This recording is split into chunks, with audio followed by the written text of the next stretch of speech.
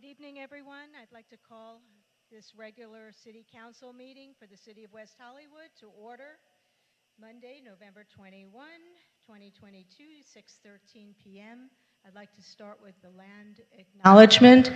We would like to begin by acknowledging that the land on which we gather and that is currently known as the City of West Hollywood is the occupied, unceded, seized territory of the Gabrielino Tongva and Gabrielino Kizh peoples. Okay, who would like to do the Pledge of Allegiance? Would Mr. Horvath, would you like to come up and do the Pledge of Allegiance for us, to lead us? Are you sure? Oh, come on, we'll help you.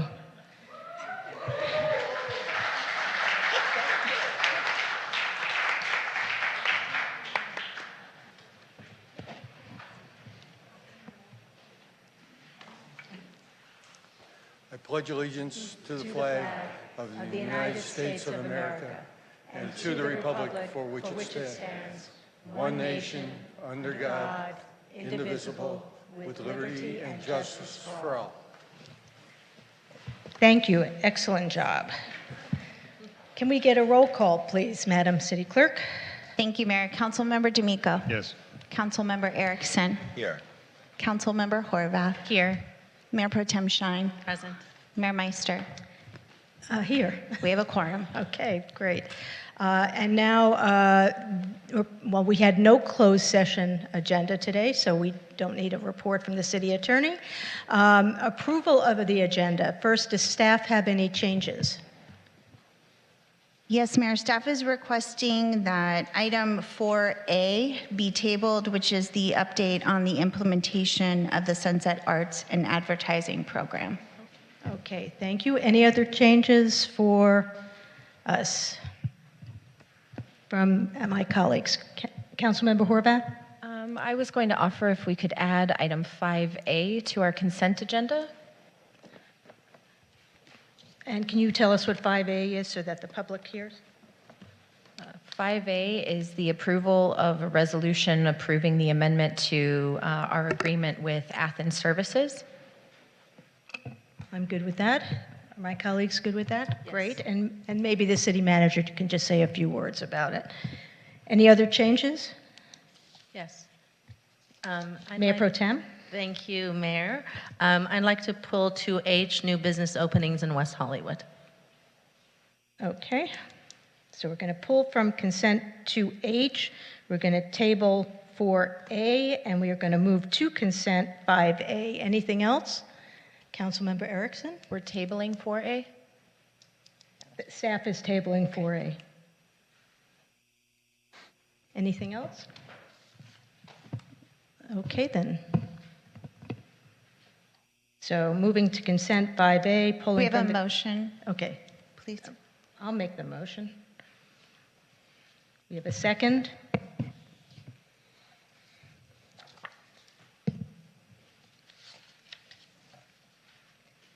Oh, we didn't get one. I'll just write it in. It's an Mayor aye. Pro Tem Schein is an aye for approval of the agenda. Okay. Thank you. And now we have adjournment motions. Who would like to start? Councilmember Horvath? Thank you, Mayor. I'd like to adjourn tonight in memory of West Hollywood's own Ed Levin, who was born October 22nd, 1952, in the city of Schenectady, New York. Recently, he celebrated his 70th birthday. He was a professional architect for 49 years, based here in West Hollywood. He earned his bachelor's degree from Cornell and master's degree from Harvard University and taught at the faculty at Carnegie Mellon University and at Harvard University. Early in his career, he formed a partnership, Levin Morris, with his late wife, Ellen, and relocated to LA in 1981, eventually making his way to West Hollywood. He worked for several years with Barton Myers and Associates in Los Angeles, where he met his current business partner, Jorge Nariño. After many years working together, he and Jorge partnered together these past 8 years, forming Levin Nariño Architects. Ed's extensive knowledge of art, architecture, music, history, philosophy, law, housing policy, politics, vintage cars, and innumerable other subjects was remarkable. He was even once a contestant on Jeopardy! A passionate collector and aficionado of classic cars, including his beloved 1970 Lancia Fulvia HF. I'm sorry if I mispronounced that. He was very civic-minded. One of Ed's favorite hobbies was to read federal and California Supreme Court decisions, a surprise to no one in this room. His firm is known locally for his architectural work, including Chiconi's restaurant and a number of residential and mixed-use buildings in West Hollywood, Beverly Hills, and Los Angeles. He served on many task forces and advisory groups and was a leading voice in helping to develop West Hollywood's Green Building Ordinance. He regularly wrote memos to local and state officials, helping to craft housing policy and code that was at once fair, thoughtful, and logical. Ed was an incredibly principled person and strove for excellence in all that he did. His adherence to his principles commanded the respect of others always, even when they might have disagreed with him. He served the city for at least 17 years as a commissioner on West Hollywood's Historic Preservation Commission and helped guide efforts to survey the city's historic past. Ed also served for several years on the Beverly Hills Architectural Review Board. He had a passion for historic structures and lived in Leland Bryant's 1928 Romanesque villa, a Spanish colonial-style apartment building on North Harper Avenue. A small firm practitioner, Ed also made time to serve for the past 2 decades on the West Hollywood Chamber of Commerce's Government Affairs Committee. Ed was the sole caretaker of his late wife, Ellen, for the last 20 years of their marriage until her passing in 2019. After Ellen passed, Ed had a new lease on life and soon met his forever life partner and fiancée, Roberta Tabor. They immediately clicked, soon began splitting time between her home in Hermosa Beach and Ed's in West Hollywood. They joined their households, introducing their 4 cats to one another, traveling across the country to spend time with their families, and making plans for their future together, which included retirement, travel, and relocating to Hermosa Beach. Ed regularly remarked to his friends that Roberta was the best thing that could have happened to him. The change in him when they met was palpable. His biting wit and sarcastic sense of humor was a comfort to anyone who knew him well. "How are things going, Ed?" "Oh, the usual insanity." He always remembered birthdays and special events, was never too busy to take a phone call, answer a question, or explain a complicated subject. Ed's sudden and tragic passing is the loss of a true light in this world to his friends and family and the institutions upon which our communities and society rely. He was an incredible thinker, writer, professional, friend, and partner, and he will be missed by all who knew him. Ed is survived by his fiancée, Roberta, his mother, Virginia Levin, and his business partner, Jorge Norino. May we all strive to live our lives with the standards that Ed had, to be selfless, to be of service, to be excellent, and to be kind. Thank you, Mayor.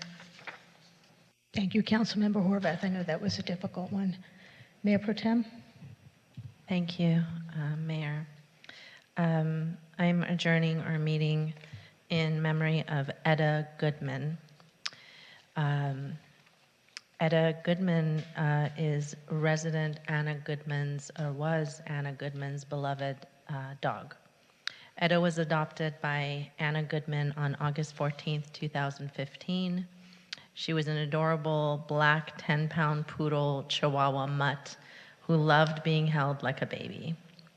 Etta lit up the lives of so many in our community, as Anna often brought her to countless parties, the WeHo Dog Park, and gatherings around WeHo. Etta actually participated in our Pet Week costume contest that we had last year. She didn't care for other dogs much, but lived for the love and affection from all humans. She was a mascot for Jewish Queer International and often visited Blade's hair salon to see Patty and Robert.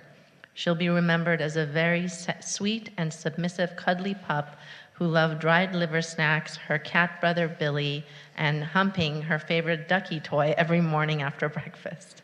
May her memory be a blessing. Thank you. Councilmember Erickson. Thank you, Mayor. I would like to adjourn in memory of Thomas Grogan. He was the father of Thomas Grogan III. He was very beloved by his son and his family, and he passed away recently. Thank you so much. Thank you. Councilmember D'Amico? Okay. I'd like to adjourn in memory of Vana Contessa, who passed away recently. She was the mother of Paul Contessa, a City of West Hollywood employee. Vana was an artist and interior designer, a mother of 5 children, grandmother to 10 grandchildren, and 4 great-grandchildren. For those that knew her, she was a true friend. Our sincere condolences go out to Paul and his family during this difficult time. I'd also like to adjourn in memory of Joe Evans. Joe Evans passed away recently. He was the manager of the Harper House, Mother Lode Bar, and Numbers Bar, formerly known as the Back Door. He was like family to many people in our West Hollywood community and will be greatly missed. We're all going to adjourn tonight. As you know, on Saturday, November 19th, 5 people were killed and 25 others were injured by a 22-year-old gunman at an LGBTQ nightclub, Club Q, in Colorado Springs, Colorado. The gunfire came on the eve of Transgender Day of Remembrance, an annual observance to commemorate the transgender people who have lost their lives because of anti-transgender violence. We are all horrified of the news of this shooting and the fact that the LGBT community has once again been targeted. West Hollywood continues to be a safe haven for LGBTQ people, and we are steadfast in our commitment to protect the LGBTQ community and LGBTQ rights. Our sincere condolences go out to the families, friends, and loved ones of the victims, as well as many members of the LGBTQ community who have been victims of violent attacks because of who they are. The 5 victims that were killed in Colorado Springs are Daniel Aston, 28. He was a transgender man and self-proclaimed master of silly business. Daniel moved to Colorado Springs 2 years ago and landed his first job as a bartender at Club Q. He loved the work and would often perform at the venue. Daniel was described as always happy and silly and lit up a room. Kelly Loving, age 40, was a transgender woman visiting Club Q from Denver. Kelly moved from Memphis to Denver earlier this year, hoping to find a community more embracing of her identity. She was described as a good person, always trying to help the next person out instead of thinking of herself.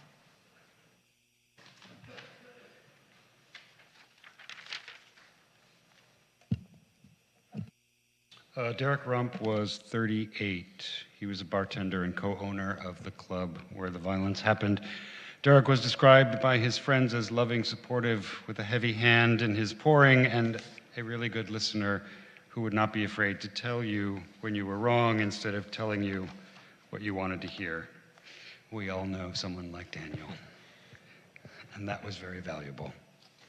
Ashley Powell, 35, was a patron at Club Q. Ashley was married to her high school sweetheart with whom she had an 11-year-old daughter.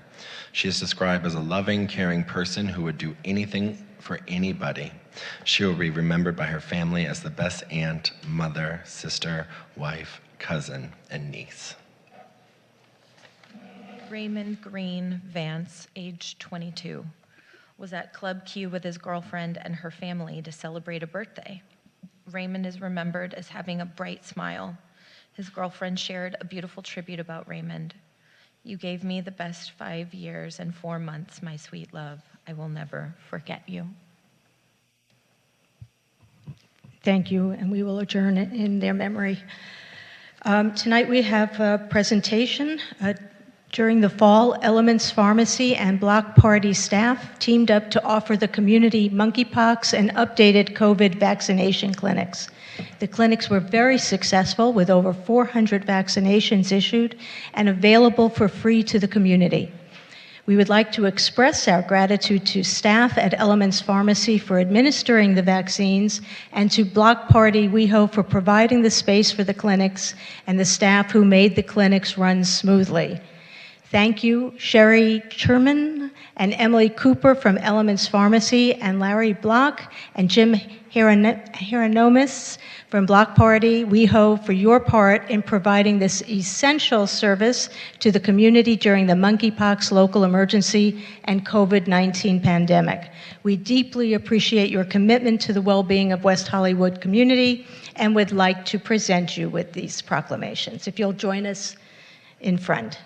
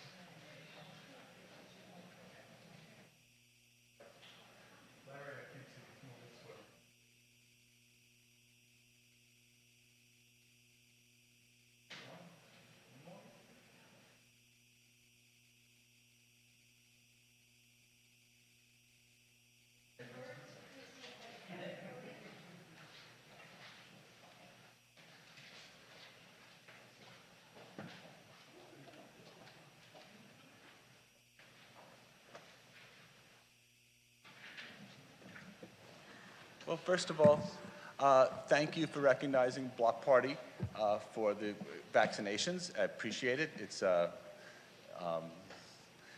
started off as a chance to their employee nurse Brian was in the store asking about vaccinating our employees, and we tried to attempt to vaccinate the entire frontline workers who needed vaccines at that time and wasn't available. So we went around to all the bars, and over 400 vaccinations were issued, and I'd like to thank Jim for watching over those crowds, and Brittany, and for all their help, and those are yours.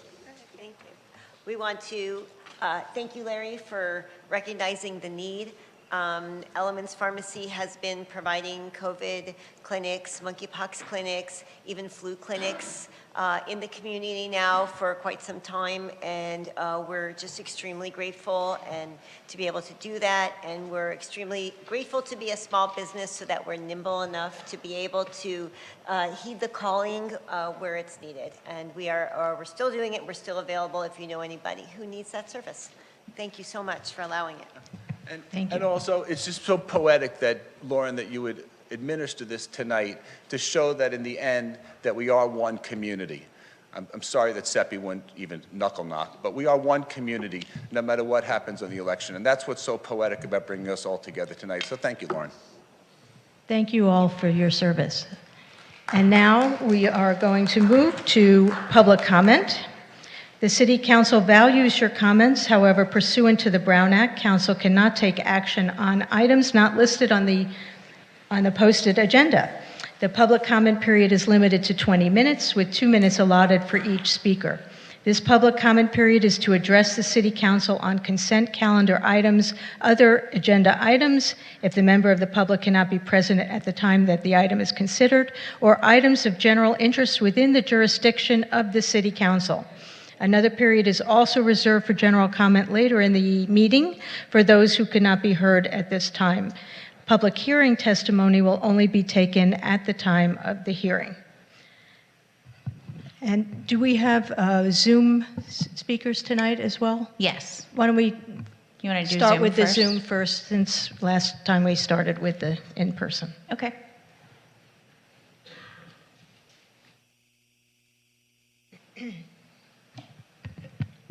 Our first speaker on Zoom tonight is Allison Christie, to be followed by Joyce Heftel. Allison, you will have 2 minutes. Please press *6 to unmute yourself.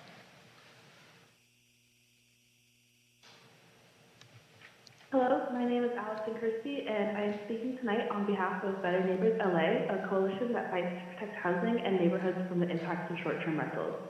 We strongly urge that you instruct the city attorney and any other relevant staff or agencies to investigate what changes can be made to the city's short-term rental ordinance in order to protect the residents of West Hollywood from this new bait-and-switch scheme that hosts use to illegally list their Los Angeles short-term rentals on Airbnb. Additionally, we urge that you explore ways to collaborate with the City of Los Angeles to support improved enforcement of their home sharing ordinance, which would likely help to alleviate this problem. Not only does this scheme remove rent-stabilized housing from the Los Angeles market, it puts in danger the residents of West Hollywood who did not ask for or consent to having strangers appear at their homes, demanding to be let into their vacation rental. KNBC's I-Team covered this issue in a recent piece, providing insight from both residents of West Hollywood and Los Angeles on the effects of these illegal short-term rental operations. We've included a link to this report in our written comments. Over the course of the past half of the year, Better Neighbors LA has assisted neighbors with over a dozen illegal short-term rental schemes utilizing this tactic, and surely there are several more still in operation. The City of West Hollywood must take the appropriate measures in order to support and protect its residents, as well as housing in the City of Los Angeles, and hold short-term rental platforms accountable for ensuring that their hosts are operating within the boundaries of local regulations. Thank you. Thank you. Our next speaker is Joyce Heftel, to be followed by Adam Darvish. Joyce, you will have 2 minutes. Please press *6 to unmute yourself.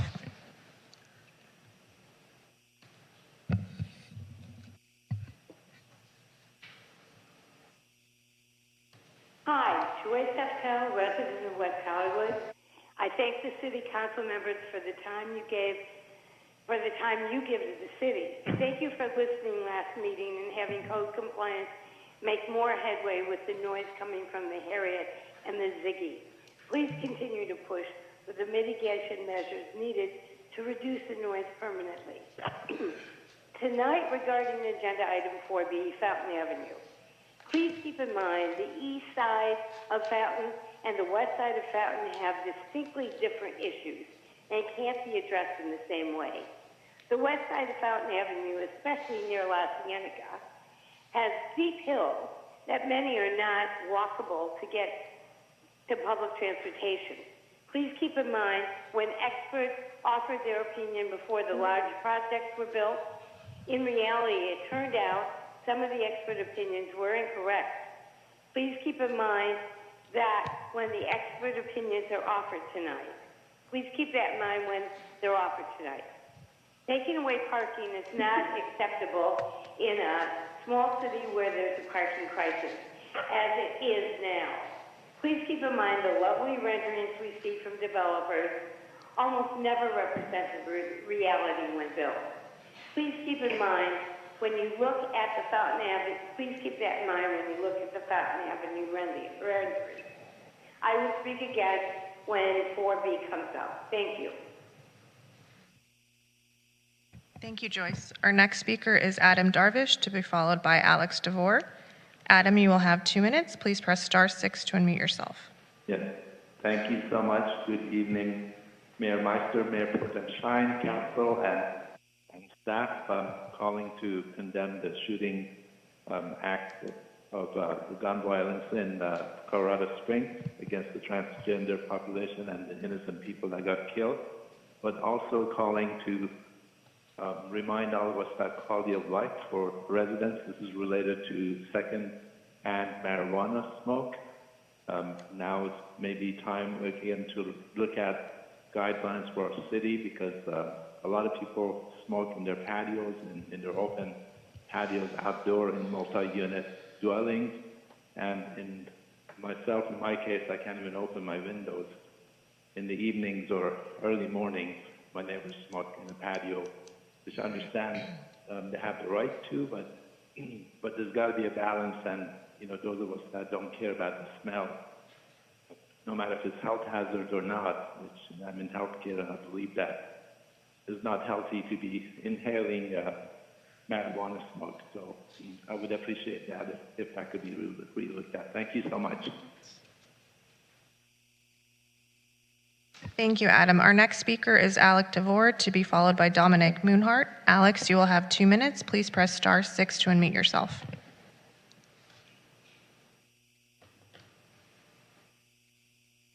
So I was wondering what West Hollywood's response to the rising amount of deaths caused by fentanyl in our community would be. In just 2020, 4,000 people died from fentanyl overdoses, which is over double the previous year. Fentanyl is known to be over 50 times stronger than heroin, and many people have consumed the drug and do not even realize it. The previous year, for the first time, deaths caused by drug overdoses was higher than lung cancer. This is attributed to fentanyl, which recorded 5,722 deaths according to the California Department of Vital Statistics. For perspective, in 2021, deaths caused by automotive accidents were around 4,258 and homicides at 2,548. 2 months ago, the 7th LAUSD teenager overdosed from a pill that was laced with fentanyl at Bernstein High School, and she was only 15 years old. I was wanting to know how West Hollywood curb this epidemic.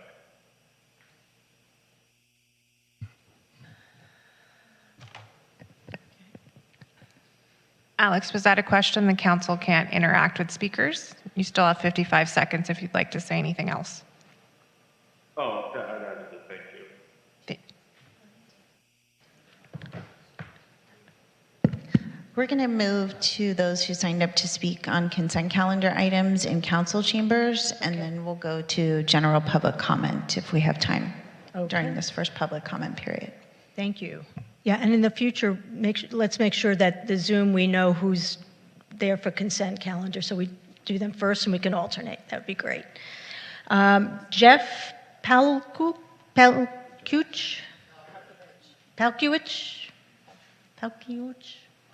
Jeff, come on up. First, I'd like to say congratulations to Councilwoman Horvath. We're very proud of you, and we hope you keep answering our emails as promptly as you always have. So I'm here to speak on, I believe it's agenda item 2T. At first, I would like to thank Councilman Erickson, who has been helping me with this problem since before Easter, going back to March. And I would like to thank Mayor Pro Tem, is that the right term? Shine, for helping push this along. I live in an 8-unit building on Formosa, and a host on Airbnb, formerly named Demetria, now named Hollywood, is listing 16 properties as my address. Almost daily, since before Easter, we have people at our door, in our driveway, harassing us. I've driven a blind woman to one of the actual addresses because she got dropped off by an Airbnb and couldn't read her phone to see where she was going. I called Airbnb for help, and they said, just don't answer the door. It's like, I have to take the garbage out. I have to walk the dog. You go to the gym, you go to work. There's someone in the yard yelling, saying, where's my Airbnb? And they rent a house, townhomes, apartment. This is putting the residents of West Hollywood in danger. Airbnb is useless at helping anyone. The city of LA, from what I can understand, I believe that they have a tax. West Hollywood doesn't have the tax. So many of these hosts are using West Hollywood addresses to get away paying fees to the city of LA. We need the city attorney, we need the city council, people to enforce these rules so Airbnb is not putting the residents of West Hollywood in danger. I'm from New Jersey. There's gonna be a problem at some point when someone else is from New York or New Jersey. It might be over the Jets and the Giants, but something bad is gonna happen. And I hope that you guys, Mayor Pro Tem Shine, John Erickson, can keep pushing this forward, get Airbnb to stop these illegal people using our addresses, because it is a constant harassment. Thank you very much. Thank you, Jeff. David Reed, to be followed by Michael King. I think this was actually supposed to be David Nash, and I think someone, yeah. Okay. David Nash. Good evening, Mayor Meister and council members. First, I'd like to speak on the consent calendar item regarding World AIDS Day on December 1st. I will not be out marching as I live with HIV/AIDS every day, but I think the people in the service agencies who have served so long and tirelessly deserve special thanks and acknowledgement, in particular APLA. They have been there in so many ways and are still working hard and effectively to serve the HIV community.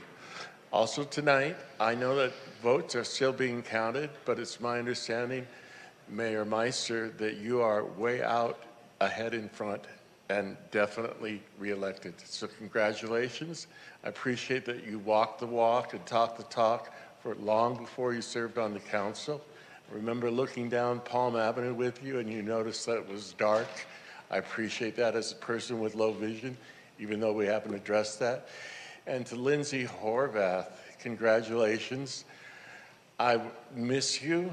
I miss you stopping by my door, delivering food. I miss Winston. I so appreciate that you took me and another senior citizen to get our COVID vaccinations, even though we were unsuccessful. You made that effort. And as the gentleman said before, I hope you'll still so promptly respond to our emails. And thank both of you ladies for serving on the council. I appreciate your service and I appreciate being your friend. Thank you very much. Thank you, David. Michael King to be followed by Rick Watts.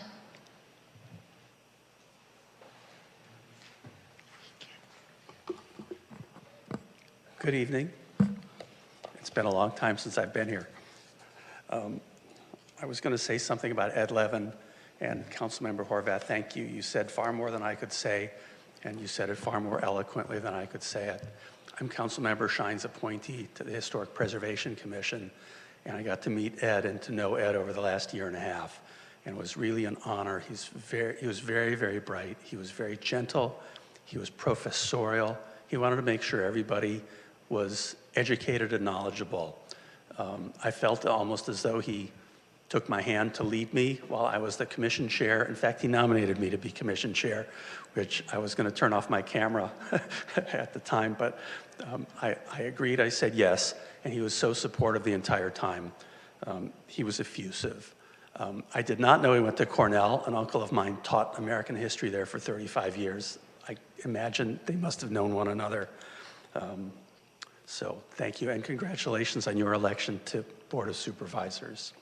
I wanted to say also, although we're still awaiting final results for the elections, some results are clear and some aren't. The tally will be revealed soon. Everyone has voted and everyone has spoken, and I offer my congratulations to everyone, whether they win their seats or whether they just ran a great campaign. I read the agenda item about Fountain Avenue yesterday, and today I happened to drive to one end in the morning and the other end in the afternoon, and I was imagining Fountain as it might be, as it might be developing with the proposed construction. I saw about 30 identical emails. I don't know why people couldn't make them their own, and I can't imagine Fountain with far less parking. My time is up. Thank you for letting me speak. Thank you, Michael. Rick Watts to be followed by Annie Jump Vicente. Thank you, Council and Mayor. Rick Watts, City of West Hollywood. First off, again, congratulations to Mayor Meister and to Supervisor-elect Horvath on your victories. Our city has been well served by you and will continue to be served by you. This is how democracy works, and I'd also like to give best wishes to whoever ends up winning the other two seats, which are still yet to be determined. I'd like to ask also that we add to adjournment in memoriam Becky Lincoln, who is a longtime resident of the facility over at Sierra Bonita. Becky has struggled with diabetes her entire life and passed recently. She was a longtime resident of this city and a valued friend to many people. Of note, none other than the Duke and Duchess of York visited her, bringing meals on behalf of Project Angel Food during the worst of COVID. I would also like mention item 2D on consent, the extension of virtual meetings for certain boards and commissions, and voice my support for that. I'm glad that it is in consent. Certain boards are, the membership of boards and commissions are disproportionately affected by that. In fact, a couple of our members are at risk, unique risk of COVID infection still, so I appreciate that being extended. The smoking ordinance that is about to go into effect needs work in terms of publicizing it. There are a lot of way too many people and businesses that don't know about it. Thank you.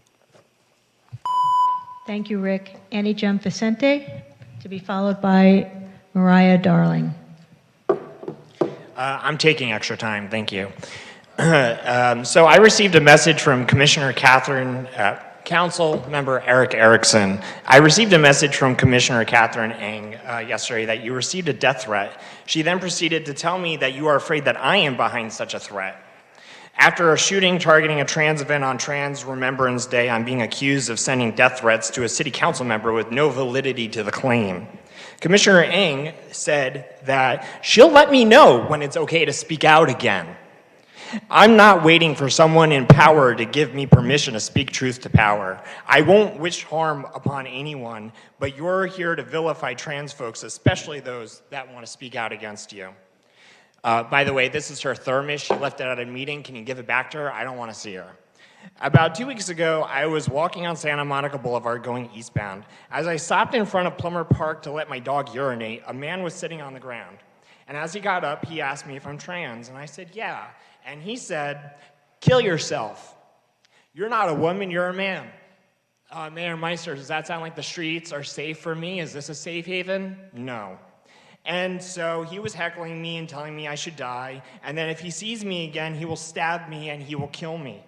I told him, hey, sure, if I'm going to commit suicide, I might as well take us both out. He said I'm an abomination in the eyes of the Lord and continued to tell me to die. About 1 minute into this altercation, block by block, rode by on their bicycle. That man and myself tried to wave down the ambassador. That man said that I was harassing him by following him, so he needed help. If I didn't have my dog with me, he would have stabbed me, and I might not be around right now. And I know that would make some of you very happy. Meanwhile, block by block might not have even stopped for my dead body. They rode right past me in a loud, they passed right past me in a loud altercation on the sidewalk. I don't understand why you think I should ever respect the sheriffs and block by block, or call them in case of emergency when they ignore people in trouble. Why are you funding them? Block by Block has been paid to shuffle around homeless people and to escort the rich. That is it. You know it, and I know it. And as you can see, I'm angry. As you can see, I respect all of you as much as you respect me. Not at all. If you respected me at all, if you respected other people like me, you would make these streets safer for people like me, but you don't. Boston Hospital provides gender-affirming care for children that are in need,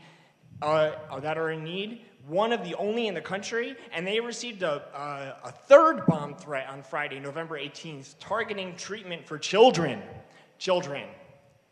With all the bomb threats and mass shootings, do you really think they have that having a sheriff, a deputy gang member, at this point a glorified bouncer with a gun, is going to prevent a mass shooting from happening?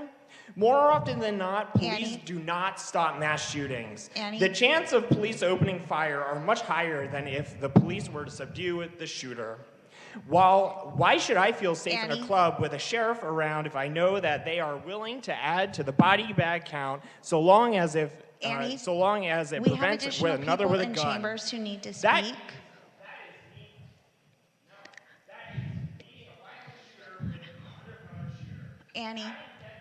Annie, thank you. Mariah Darling, please. Thank you, Annie. All right, Annie.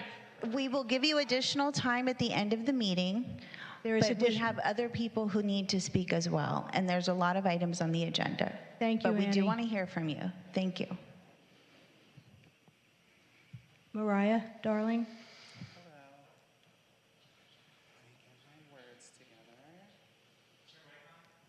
Hello. First of all, I just want to empathize with Annie. I don't think a lot of you understand what it's like to constantly be in fear. I'm a very strong person, and as of lately, I have gotten in positions where I feel like I can't leave the house because my anxiety is like overwhelming. And I often wonder, when is someone going to shoot me or attack me or strangle me?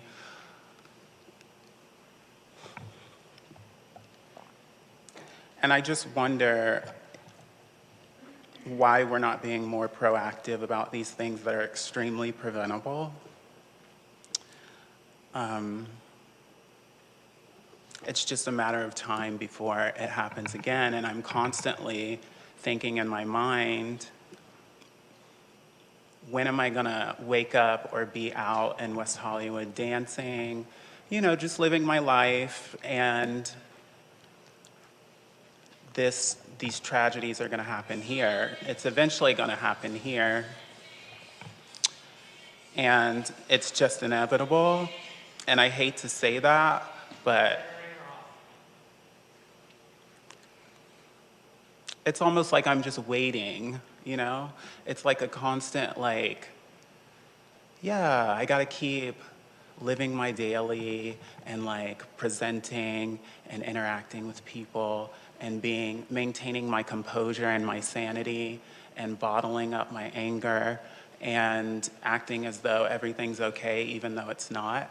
And I just don't know how. I applaud all of you for functioning as though everything is okay.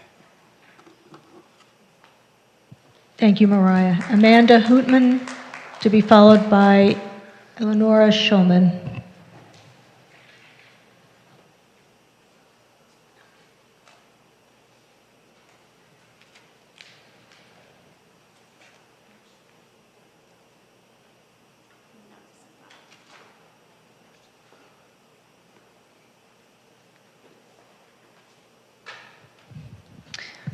Ms. Hootman wishes to speak on item 3A, so we'll move to Eleonora Schulman. Thank you.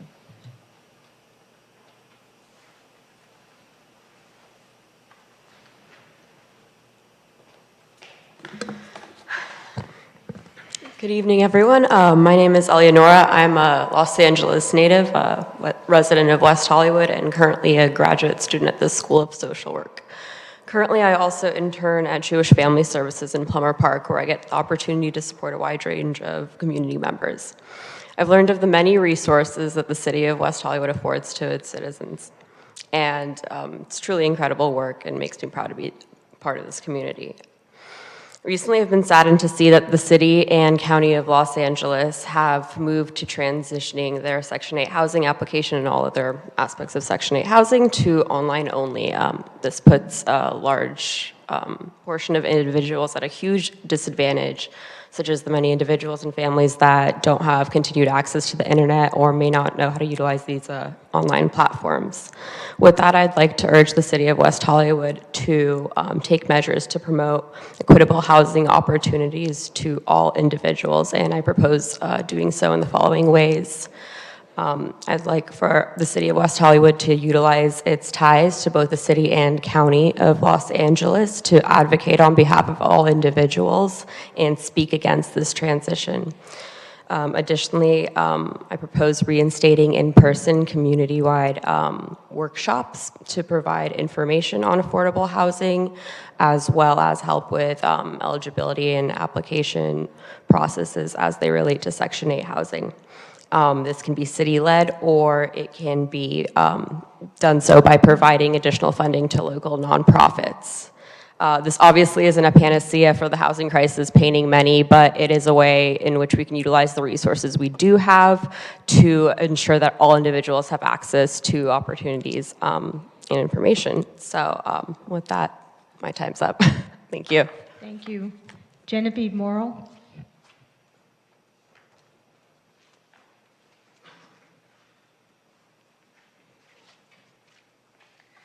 Thank you. Good evening, Mayor and council members. Good to see you in person.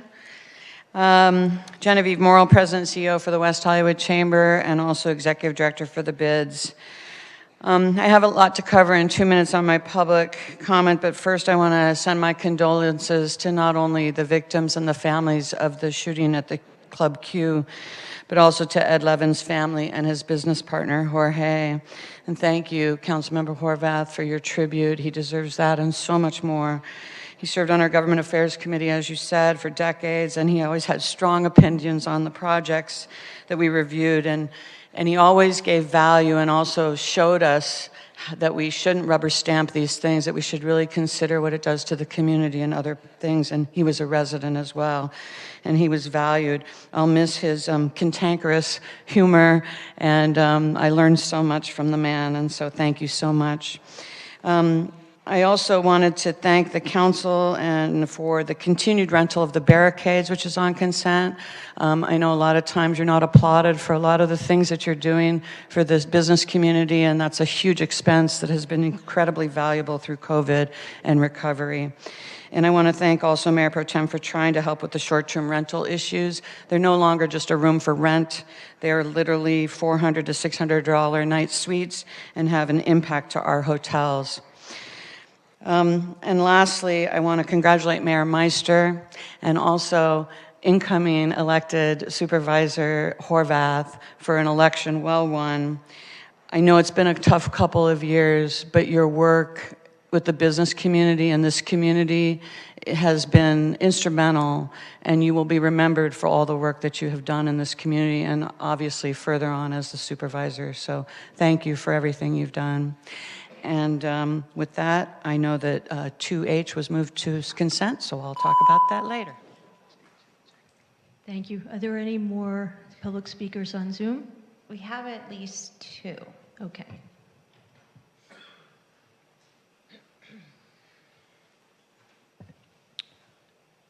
Dominic Moonhart, you'll have 2 minutes. Please press *6 to unmute yourself.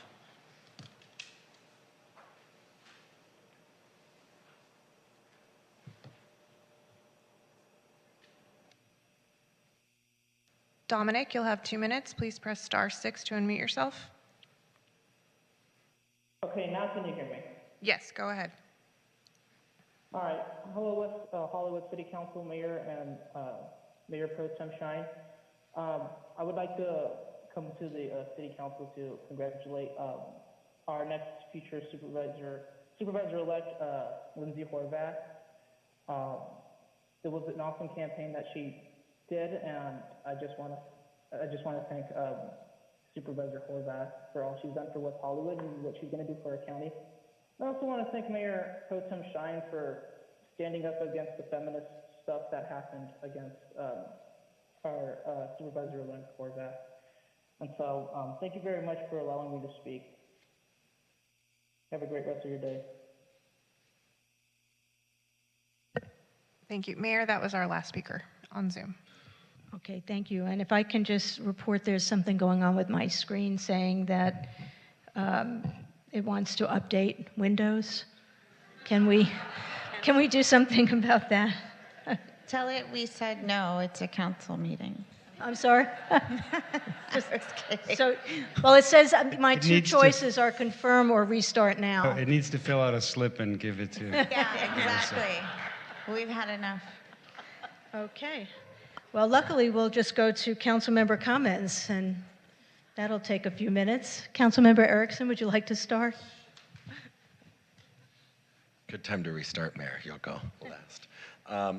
Thank you so much to all the members of the public that spoke. I want to talk about the meetings I attended. I attended the Contract Cities Legislative Committee, Veterans Day event, Saturday in the Park event, the annual coronation 53 of the Imperial Court, and congrats to Queen Karina Samala and Emperor Eugene Maesky on an amazing event. I was very shocked to be crowned an honorary emperor, and wearing them are is a whole other thing. They're very heavy. But thank you to all of the work that that group does. I attended the Los Angeles County 3rd District Consolidated Oversight Board, the WeHo Reads event. I was able to stop by the end of the Pumler Park open house, the Contract Cities Board of Directors meeting. I was able to swear in new Women Advisory Board member Olivia Lane, as well as the T-Door event last night, and the vigil outside of Rocco's. Thank you to all that came. And then I represented the city at the Unique Women's Coalition on Saturday for their 25th anniversary event, and then made it halfway across town in record speed for the Garris fashion show event at the PDC, which was elegant and everything that it always is. So congratulations to all of them. On items on consent, I want to thank staff for 2Q, the MLK 2023 event. That's always an amazing event and looking forward to participating. I want to thank my colleagues for 2R on the council, the PrEP and PEP item, bringing that into compliance. There was a bill called SB 1194 that was passed in 2019 that made it so that all pharmacies could distribute PrEP and PEP without a prescription. And when I was getting on PrEP, I discovered back then that none of them were doing it, and they are actually required to by the state law, and so we actually have to work on a fix for this, because what's supposed to be a tool to help us with better access to preventing HIV and the spread of AIDS wasn't actually being implemented at the statewide level. And so I'm really thankful to the work that Hernan Molina is doing and others to help try to do a quick legislative fix to require pharmacies, which there are actually a lot in the city of West Hollywood, to do this, to help with all that we can. Because if you're questioning or don't have insurance or are scared to get on it, you shouldn't have to go through a lot of hoops to do these things. And so it's really important. And as I kind of took it to another advantage because I'm a secret shopper in some ways. And so I went to every pharmacy in West Hollywood and asked if they did it, and only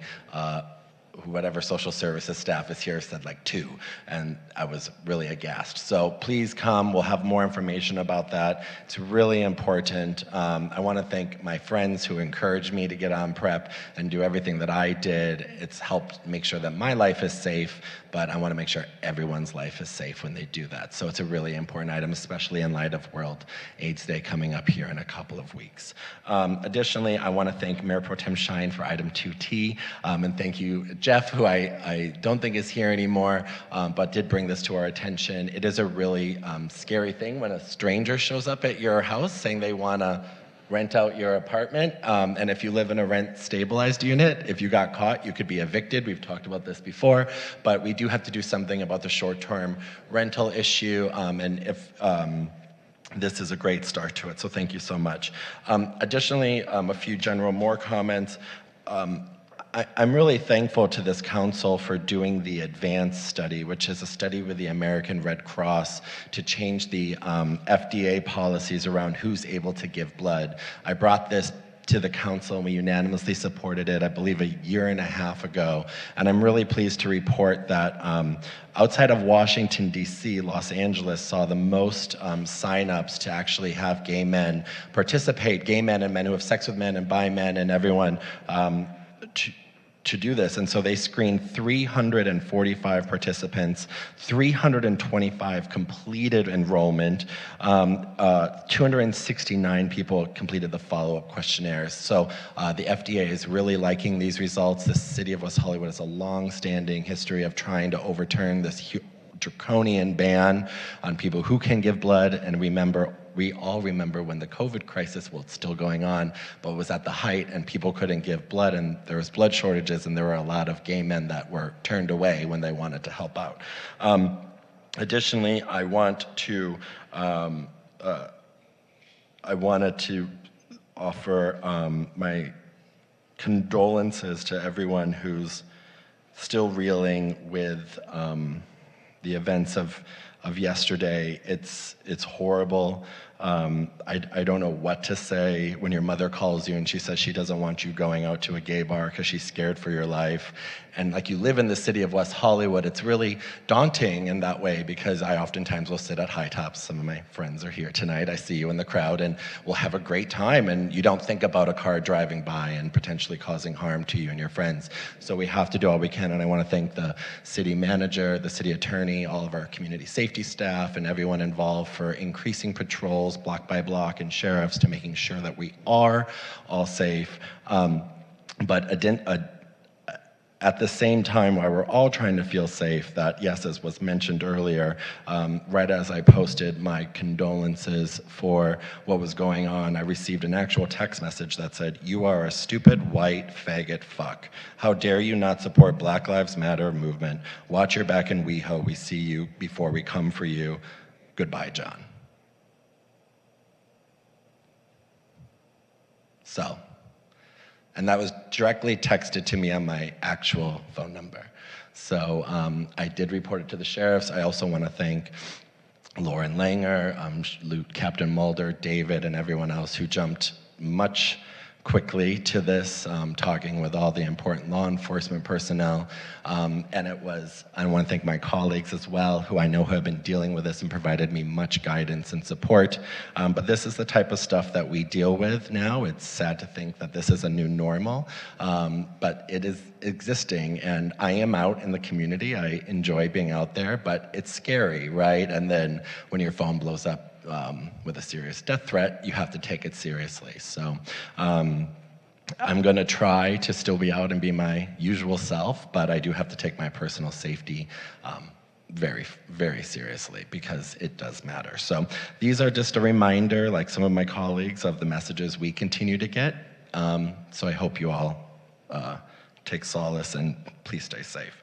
Additionally, I want to end on a high note, and that is congratulating Mayor-elect, soon to be stamped with whatever they do at the county. But one thing they do at the county, I'm sure, will be swearing in our new County Board of Supervisors, Lindsay Horvath. It's no shock to many of you. I'm quite fond of my colleague and dear friend, Lindsay Horvath, but to have someone like her sitting in this role is going to be life-changing for everyone in this city, from services to transportation to everything. The power of the County Board of Supervisors in Los Angeles is one of the most powerful bodies in the Western Hemisphere, but is also one of the most powerful bodies in the United States. And if there's anyone I know that's up to the job, in a really quick timeline, it is her. And I will have much more to say about her later. But additionally, I want to offer my congrats to what I soon believe will be Councilwoman-elect Chelsea Byers, who I know is here in the background. And then where I know we are still waiting on a couple of results. Tomorrow from 4 to 5, like many of us, it's going to be a really interesting time, because no one really knows what's going on anymore, and I don't really want to know anymore at this point. So thank you so much, Mayor, and congratulations again, my two colleagues. Thank you, Councilmember Erickson. Councilmember D'Amico. Thank you, Mayor. I just wanted to talk about a couple of items. The first one is, I know we moved the Athens Services trash item to the consent calendar, and of course, I'm glad we did, and I'm a supporter of Athens, and I think more importantly, for those who haven't looked deeply into the newest set of state regulations around trash removal and recycling and diversion, our city continues to excel at diverting trash from the landfills, and the state has almost caught up to us, but we continue to be even more successful than the state's requirement. But those kinds of moves are expensive, but they also mean that we pollute less and less and take better and better care of our environment. And I know our longstanding relationship with Athens Services will hopefully continue, I would assume, for at least 15 more years and a day, because I believe we have a 15-year cancellation policy. But I do think that they have and will continue to provide amazing and excellent service. I wanted to talk about item 2S, which I put on our agenda, which is regarding the Ellis Act and the city not Ellising, and by Ellising, those of you who know, that means removing without cause, but with payment, tenants from properties that the city owns. And currently, it's true, the city does not own any properties with residential tenants, but I think the city has had a fairly aggressive property acquisition plan, and we've taken advantage of, and perhaps in the future will, additional properties that are residential. And this is the 20th anniversary of the time the city did use the Ellis Act to remove tenants from a city-owned property. And it just occurred to me that perhaps we are far enough away from that moment in which the city, this city council, voted to remove tenants from its own property, that we could make a statement that said we would never do that again. And one of those tenants, Allegra Allison, is a friend of mine, and I spoke to her this evening and apologized that we had removed her from her housing. And the housing that we removed her from continues to sit empty, although it is a city park around that housing. But I think that the bigger question is, are we going to be a government that says do what we say but not what we do, or are we going to be a government that says we will follow the same rules that you do? And so with this item, we now become a city that follows the very same rules that we are hoping to make state law. And then finally, I wanted to say to Maria Darling, I was quite moved by what you had to say, of course, and I am not smart enough to know what you might need and what might make an actual difference.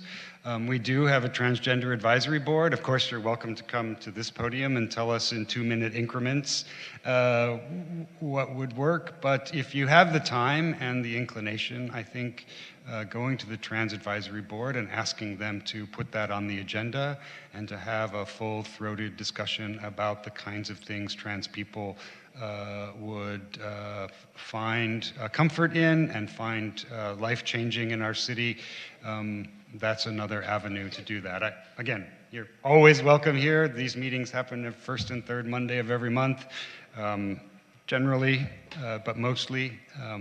But you haven't gone unheard, and I think there are ways that we continue to make adjustments in how we do business here and how we help people.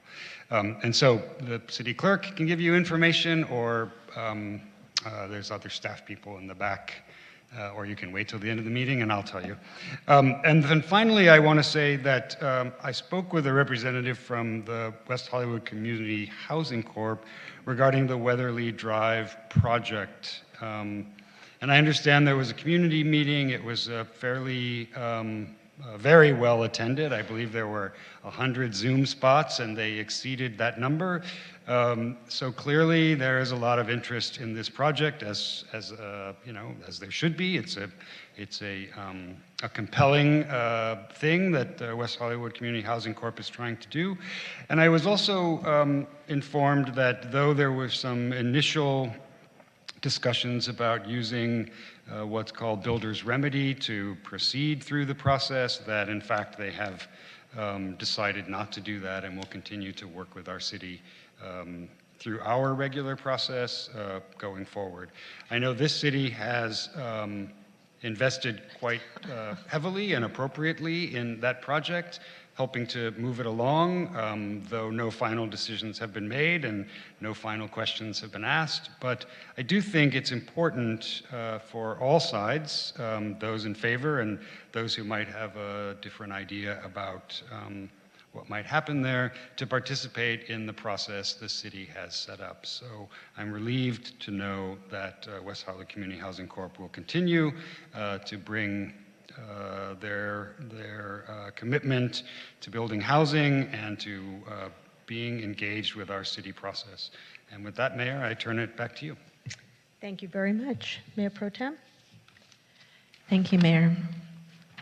I was going to address this in my report later of the events I've attended, but given Annie Jump Vicente and Maria Darling's comments today, I attended TDOR yesterday, and 70 names were spoken of transgender people who were murdered or committed suicide this past year. 70.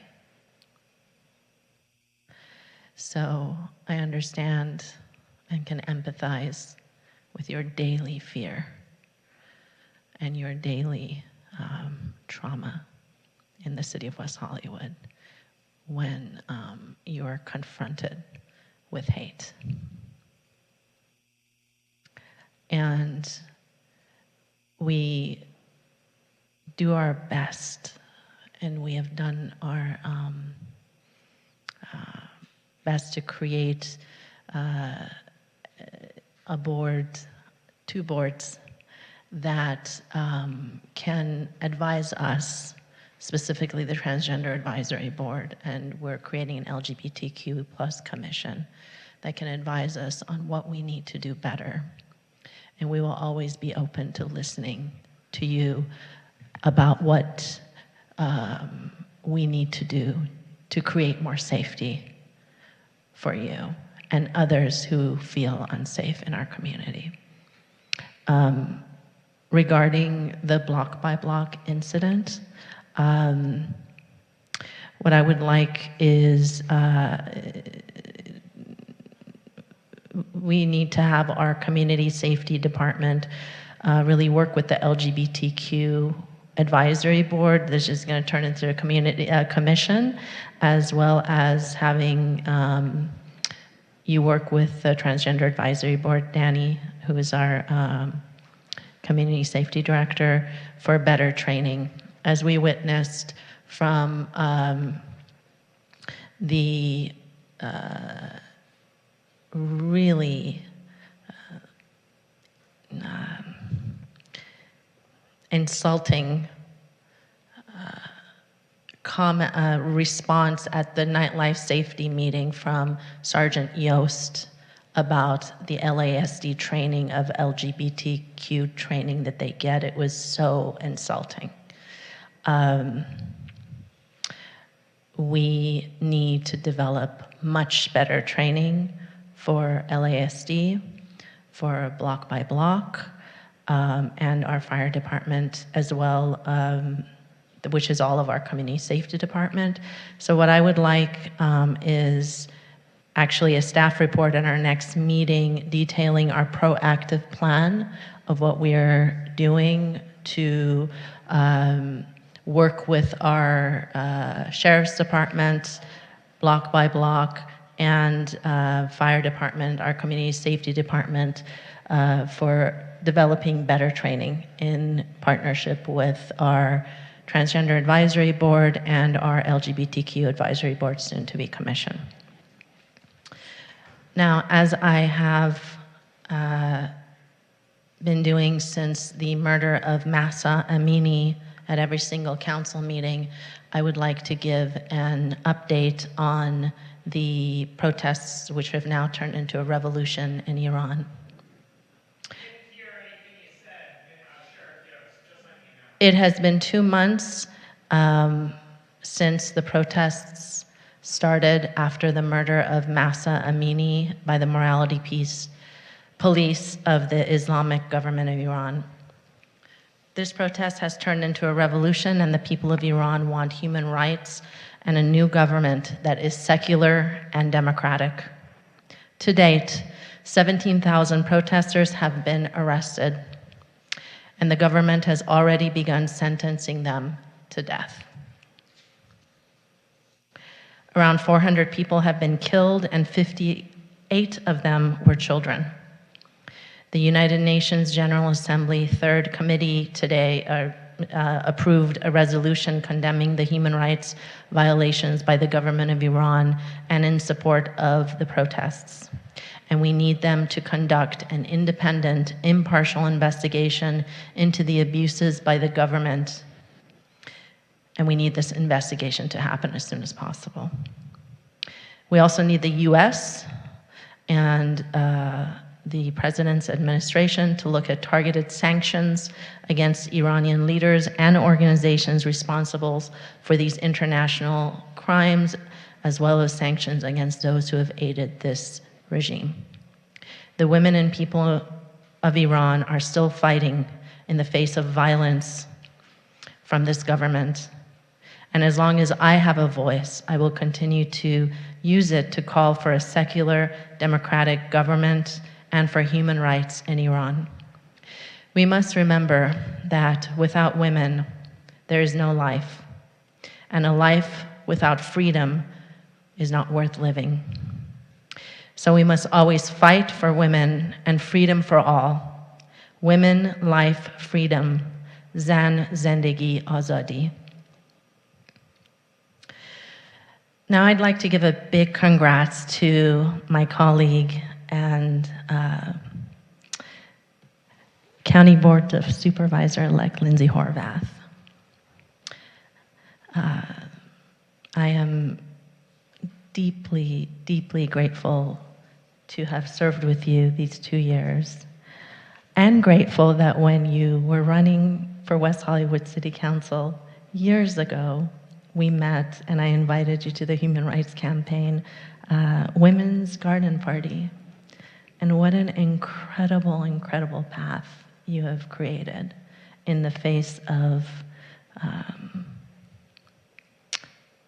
the challenges of being in office as a woman, which include a lot of misogyny. And you have stood by your values that are so strong, even when you were the only one standing up for the Black community and the Black LGBTQ community. And even during this election, when you stood by your social justice values and the values that really have bonded us.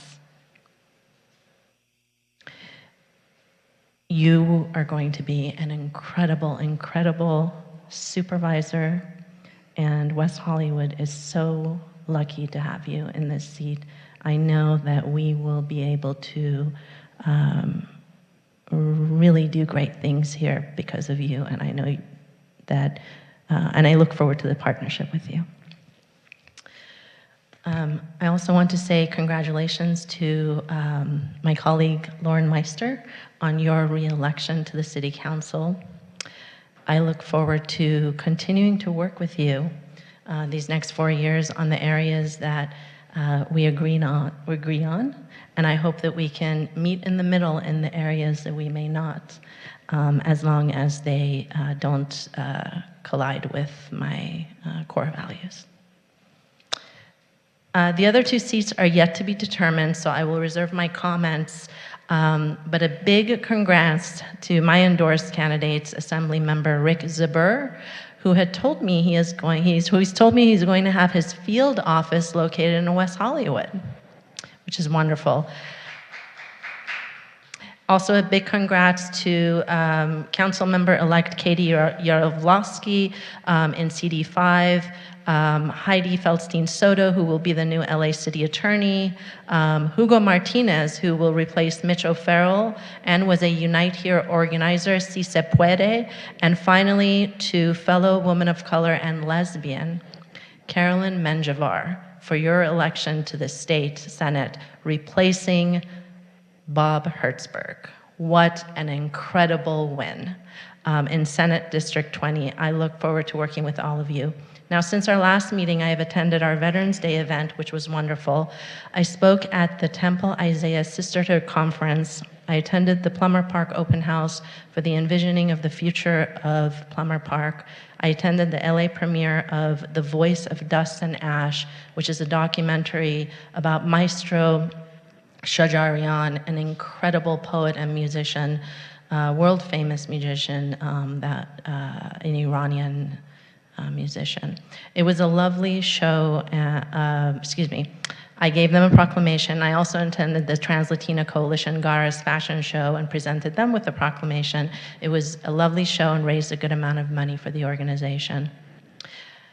I attended and spoke at our vigil last night for the victims of Club Q that were senselessly murdered. And I do want to say that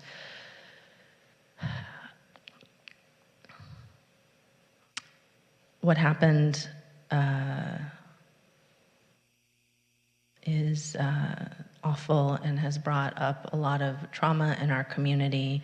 And I was so happy with our city stepping up. I called our city manager in the morning and to make sure that our community safety department was going to be increasing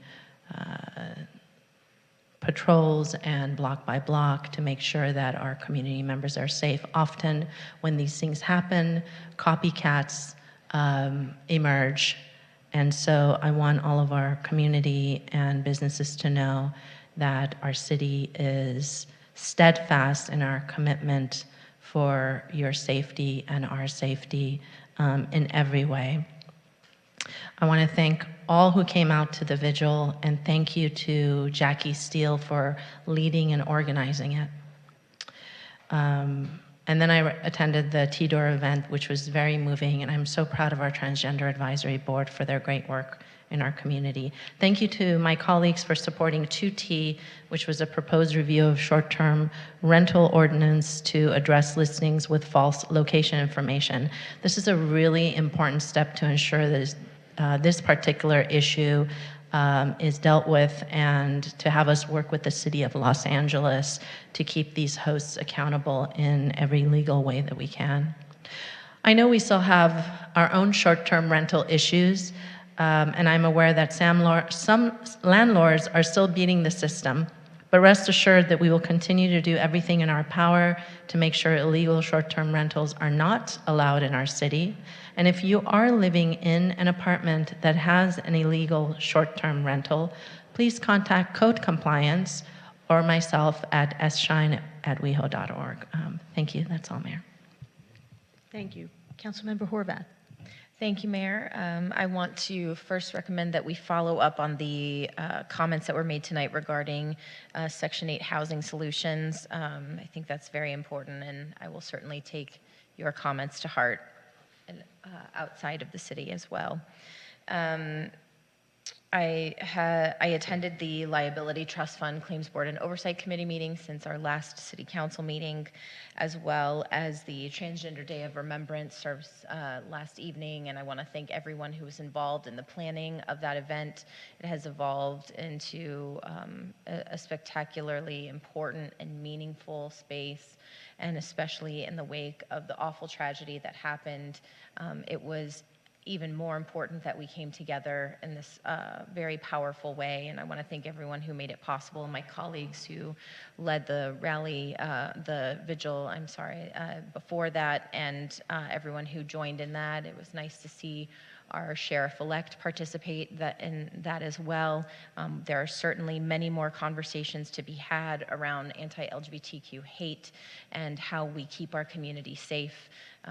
Making sure that we provide people with services and connect people. It's not enough to put something in a pamphlet or on a website page if people don't know how to access those services. And so making sure that we are out in the community offering those services is how we are going to keep people safe. And I thank you for the people who came and shared their experience here tonight to remind us of how important it is that we meet people where they are with these services and support. I want to congratulate Commissioner Stacey Jones and her husband, Brett Spencer, on their recent marriage, and wish them all the best in their success. I also want to congratulate our mayor in her reelection. We know that it was a decisive victory, which means your leadership is very much appreciated in our community, very meaningful, a lasting impact on our city. And I hope you take that to heart and you feel it in your bones because that's how it was delivered with the votes. And we thank you for your leadership and your service. I also want to congratulate Commissioner Chelsea Byers, who I believe will hold a position. She recently made history with Commissioner Barbara Meltzer with the first female chair and vice chair combo at the Human Services Commission, and I have no doubt that her legacy will continue in her leadership in West Hollywood. And I also want to congratulate everyone who, of course, who ran, but I want to especially congratulate perhaps Councilmember-elect John Heilman. His leadership is clearly still appreciated here in the community. His lasting impact on our community will always be felt, as well as Commissioner Zakiya Wright, whomever of the two of you turn out to be in that third seat. We thank you for the service that you have already given to our community, the service that you will give in the future, and I am sure that everyone who ran in this recent election, when you run for office, you see the community a little bit differently, and I'm sure that you each will be offering your services, your leadership, and your commitment and passion to the city in a very meaningful way, and I thank you for running because it makes our community better. Thank all of you who participated in this election. I'm incredibly grateful for the comments that were made here tonight, and most importantly, for the experience that I've gained and the opportunity to serve here in West Hollywood. I will be sworn in on December 5th at 12 p.m. at the Hall of Administration downtown, and I hope as many people in the community who would like to join me are there with me. This is not my victory. This is our victory, our values, our community, and the only way we will see success is if we all work together, and I am incredibly grateful for your support. I will speak more about that later, not tonight. My final remarks, I'll be giving that evening at our next city council meeting. Our city graciously welcomed me back to offer closing remarks and acknowledge my appointed officials. And so I'm incredibly grateful to be able to do that. Despite not being up on the dais, we'll have a vacancy. There was discussion of whether there needed to be an appointment for 2 weeks, but I think we know how this community feels about that. And I just want to say thank you for all of the love and care that you have shown in this community. I also want to especially acknowledge John Leonard, who will be having his last official meeting here as West Hollywood staff. He will be taking his talents downtown to the Hall of Administration, she said gratefully, and I hope that is yet another symbol of how important the city of West Hollywood has been to me and will continue to be to me in my service to ensure that we have people in our community who know how to serve in the way that our community has served our residents and all of our stakeholders. So thank you, John, and thank you to our entire city, and I look forward to seeing you on the 5th. Wait, you're stealing John? What? Okay.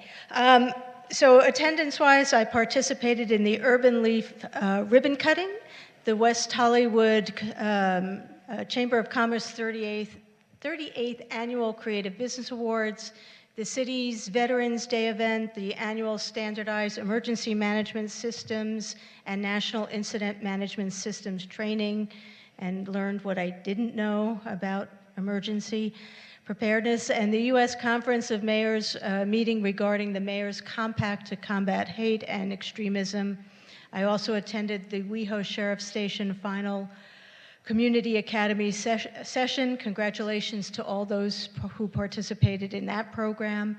I would recommend that program and the CERT training for anyone interested in community safety in the city of West Hollywood. Friday, I attended the Westside Urban Forum's panel on the Builder's Remedy.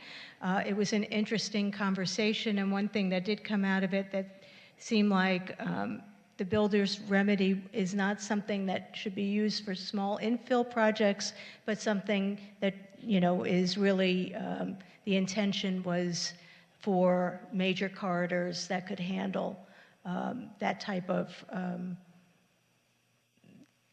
of density and height. Last night, I attended the candlelight vigil in solidarity with Colorado Springs Club Q and our LGBTQ community. And like the Pulse nightclub mass shooting in Orlando, which I was mayor at the time as well, and it occurred on the day of our Pride Parade. It's just a terrible reminder of why the city must remain vigilant when it comes to LGBTQ rights, visibility, and safety, and why we must continue to push our federal legislators for gun reform, and why, as a city, we must continue to work with law enforcement and our businesses, especially our LGBTQ businesses, to be resilient, which means regular training and emergency preparedness and preparedness for, unfortunately, for incidents like that. I also attended the Transgender Day of Remembrance ceremony, which is always a sad and solemn event, but one that promotes awareness and understanding and healing and also resilience. This year's event was incredibly well done, as my colleagues have also mentioned, and I just wanted to thank the Transgender Advisory Board and our wonderful staff for their work on this program. I want to congratulate my colleague, County Supervisor-elect Lindsay Horvath, on her big win for County Supervisor. We've had our ups and downs over the years, but we both survived. So I think that's a statement in itself. So I wish you much luck, and I'm sure you're going to do great there. So congratulations.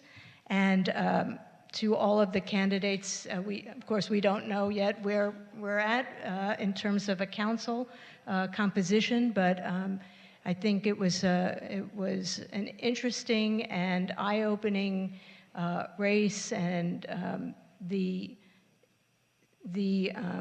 participation of the community, and to have all of you involved in this campaign was really terrific. So thank you, and all I can say is just stay there. Stay out there, because I lost in 2003, I lost in 2005, but I never went away. And when the stars were aligned and it was time, I was able to get elected. So congratulations to all of you for hanging in there. And now at this point, we will go to the city manager's report. Thank you, Mayor. Good evening, Mayor, Mayor Pro Tem, and council members. I wanted to provide a few updates, and I have to find the first one. Well, you know what, I did forget to mention one thing on the consent calendar. Actually, just a couple of things, totally forgot to. I just wanted to say that I am supportive of item 2G, which is the memorandum of understanding with our employees. I just wanted to say, though, that we need to watch the telework portion and just make sure that our community members feel like they are getting the service that they're accustomed to, and that we do have something perhaps in the agreement that just allows us to review that part of the contract if necessary, if we find that the telework, whatever the proportions are not working for our city. Then I just also wanted to mention on 2H, the agreement for services regarding Metro Crenshaw North funding. When I participated in the Los Angeles Regional Roundtable on infrastructure investments, I did bring up 2 West Hollywood priorities, one of them being the Crenshaw Line Northern Extension. And so it would be great if staff could follow up on this ask with the California's Infrastructure Advisors Office. And that's led by former Los Angeles City Mayor Antonio Villaraigosa. And I had some announcements too. I'm sorry. I got so excited by talking about the elections. December 1st is World AIDS Day, and the city will be hosting the Paul Andrew Stark Warrior Awards. The city will also be promoting AIDS Watch. Thank you, David Reed, for your work on this very important component of World AIDS Day. We also have neighborhood conversations. Let's talk about an artist residency program. The city invites arts organizations, individual artists, arts and creative businesses, and neighbors committed to West Hollywood's artistic and cultural vitality to participate in a community conversation about an artist residency program at Laurel House, located at 1343 Laurel Avenue. The city is hosting 2 in-person sessions.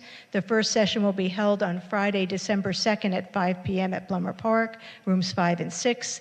The second session will be held on Saturday, December 3rd at 3 p.m. at Laurel House.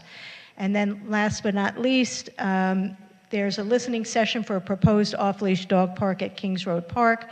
The city's Public Facilities Commission's ad hoc subcommittee is holding a listening session to hear input on a proposed off-leash dog park at Kings Road Park and invites community members, neighbors, and property owners to attend. The listening session will be held on Saturday, December 3rd at 10 a.m. at Kings Road Park, located at 1000 North Kings Road.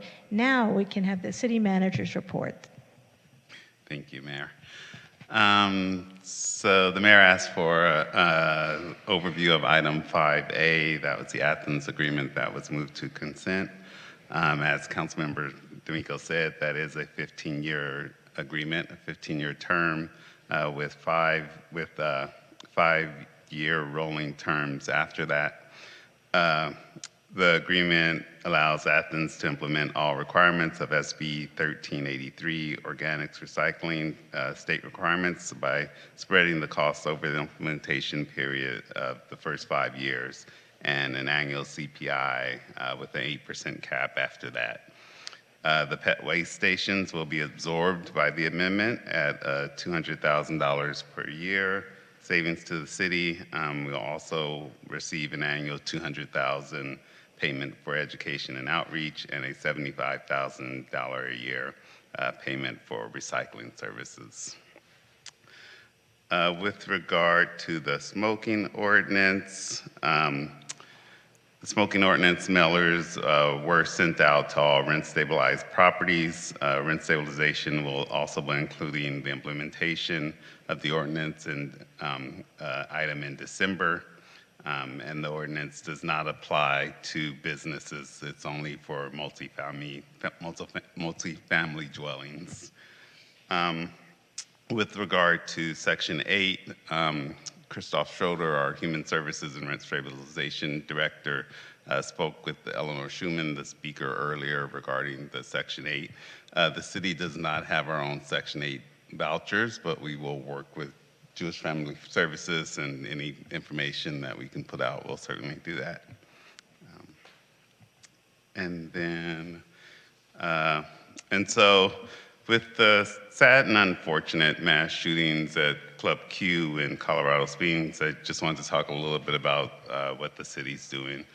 So we have expanded our patrols with deployment of the West Hollywood Sheriff Station and the city's block-by-block security ambassadors program within the Rainbow District and citywide.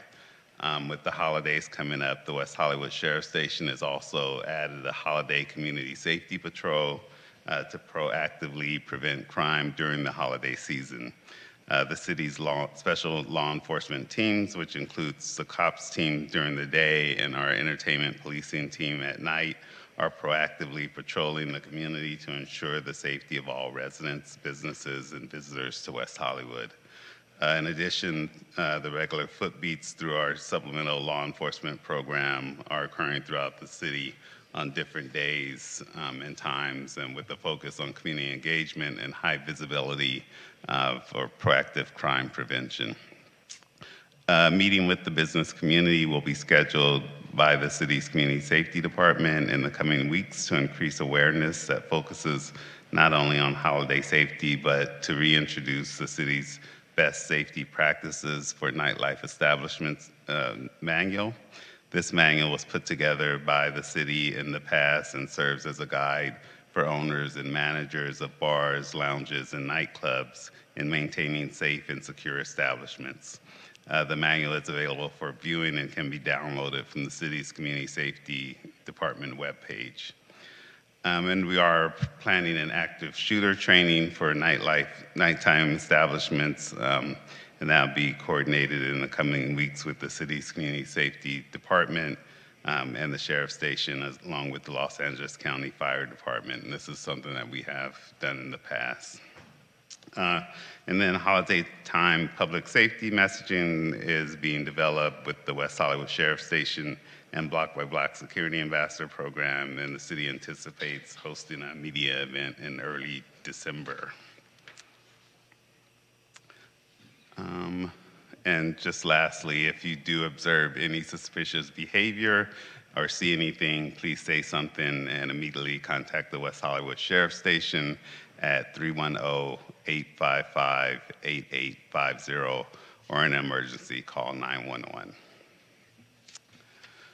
Then I also just wanted to announce the city will be celebrating West Hollywood Day on Tuesday, November 29th.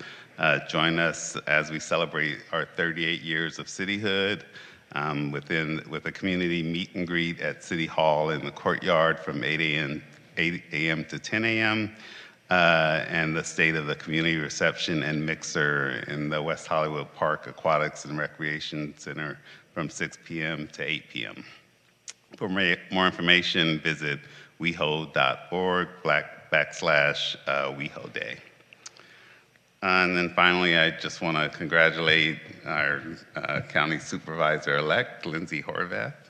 It's been a pleasure working with you, and I'm sure we will continue to work with you in your new role. I just hope you don't steal any more of our good employees.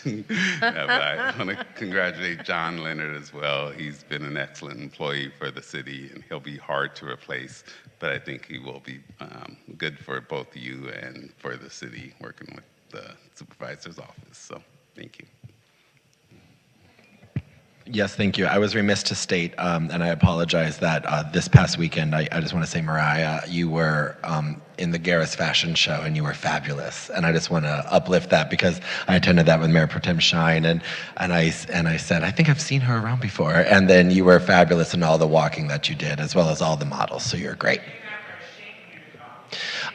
I came after I was attending the Unique Women's Coalition event, which is a trans-led organization where I was presenting a proclamation, and then made it all the way across town on a Saturday night to make sure I was there for my friend Bambi Salcedo, who I did the staff item for with Mayor Pro Tem Shine, to ensure that those finances were taken care of so it could be at the PDC. So yes, I showed up late while attending 2 events at the same time. You should check your facts. Okay, all right. So can we also add Bonnie to the adjournments? Bonnie Lincoln, okay. We will now look at the fiscal impact of our consent calendar with the addition of item 5A and the removal of item 2H. Thank you, Mayor. The fiscal impact on tonight's consent calendar with the removal of item 2H and the addition of item 5A is $1,211,009 in expenditures, $26,583 in revenues, and $960 in waived fees. I do want to additionally state that with the Athens contracts being moved to consent, there are various costs as well as revenues to the city, which will be accurately reflected in the meeting minutes that are officially approved at the next meeting. And I think the adjournment was Becky Lincoln. Becky, thank you. And also, since item 5A was moved, there was an ordinance as part of that item, and I'm going to read the title of that ordinance into the record. So it's an ordinance of the City of West Hollywood amending portions of Title II, Article 15 of the West Hollywood Municipal Code relating to solid waste. And with now, there's a motion on the floor. I think our city manager wants to say a few things. Okay. Yeah, I just wanted to mention Mayor Pro Tem Shine asked that we bring an item back on training for the Sheriff's Department and block by block. And we'll do that not at the next meeting, but the following meeting when we plan to have a robust public safety discussion and our public safety update and talk about nighttime safety. Thank you. And just for the to make sure the record is clear, Board Member Watts, thank you for asking for the adjournment for Becky. I just want to say that at our last meeting, I did adjourn in her memory as well. Thank you, Mayor Pro Tem. Okay, and now we have a fiscal impact on consent calendar to approve. And that motion passes 5-0.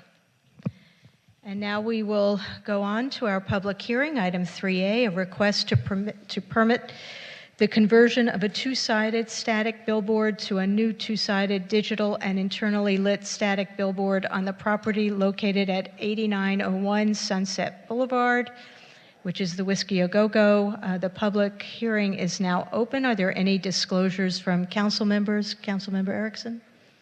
Yes, I spoke with the applicant about the items contained in the staff report and drove by the location. Thank you. Councilmember D'Amico? Councilmember Horvath? I met with the applicant. Mayor Pro Tem? I also met with the applicant. Okay, and I spoke with the applicant on the phone. And, okay. Madam City Clerk, how is this hearing noticed? As required by law. Okay, and will the staff representative please introduce yourself for one last time and present the staff report? Thank you, Mayor. I'm John Leonard. I'm the Director of Economic Development. Here with me is John Kehoe, the Director of Planning and Development Services. Before you tonight is a public hearing for a billboard located at 8901 Sunset Boulevard, which is the Whiskey A Go-Go. This billboard is replacing a existing two-sided static board that is located on the roof of the Whiskey A Go-Go with a 1,000 square foot digital board and 500 square foot static board. Tonight we are asking for your approval of a development agreement, zoning map amendment to go along with the development agreement, a sign permit, and a negative declaration. Next slide, please. Just a little bit of brief information about the Sunset Boulevard off-site signage policy. The policy was an amendment to the Sunset Specific Plan and was approved by the City Council on March 18th, 2019. As a part of that, a Design Excellence Review Committee of 7 external members was created to review all of the applications that we received for new billboards or replacement billboards on the Sunset Strip to score each submittal, and then those submittals reaching a certain threshold would be allowed to proceed in the process. So as mentioned, those top scoring applicants would receive a concept award and then would move through the normal city process of submitting an application, working with staff on design revisions, and ultimately going before different bodies, including the Planning Commission and the City Council. Those proposals were required to meet a number of principles, including excellent design, innovation, compatibility with the Sunset Strip, sustainability, and also demonstrate economic development and community benefit. Next slide, please. So the location of the sign is at the northwest corner of Sunset Boulevard and Clark Street, or San Vicente Boulevard. As I mentioned, this is a two-sided billboard with one side being 1,000 square feet, and I have some images next of these, and one side 500 square feet of static, which is internally lit. And then I would also mention that this billboard is located on a cultural resource and is within the cultural resource category for the billboard policy. What that means is that the Whiskey is a cultural resource, and the policy was especially designed for some of these cultural resources. Some of these are really important locations on the Sunset Strip, and the policy envisioned providing new billboards and digital billboards for those assets to provide additional revenue for them so that they can continue to maintain the current use and the current building. And so certainly the Whiskey A Go-Go is one of those cultural resources, and that is why this billboard is coming forward. Next slide, please.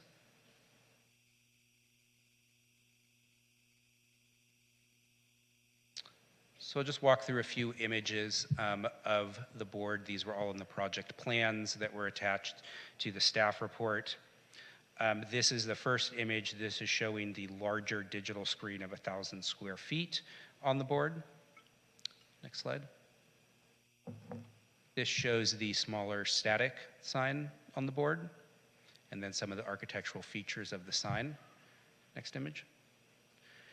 And this is a good image that shows some of the materials that will be used on the sign, also the view from the street level, looking up at the sign, as if you were crossing the street next to the whiskey.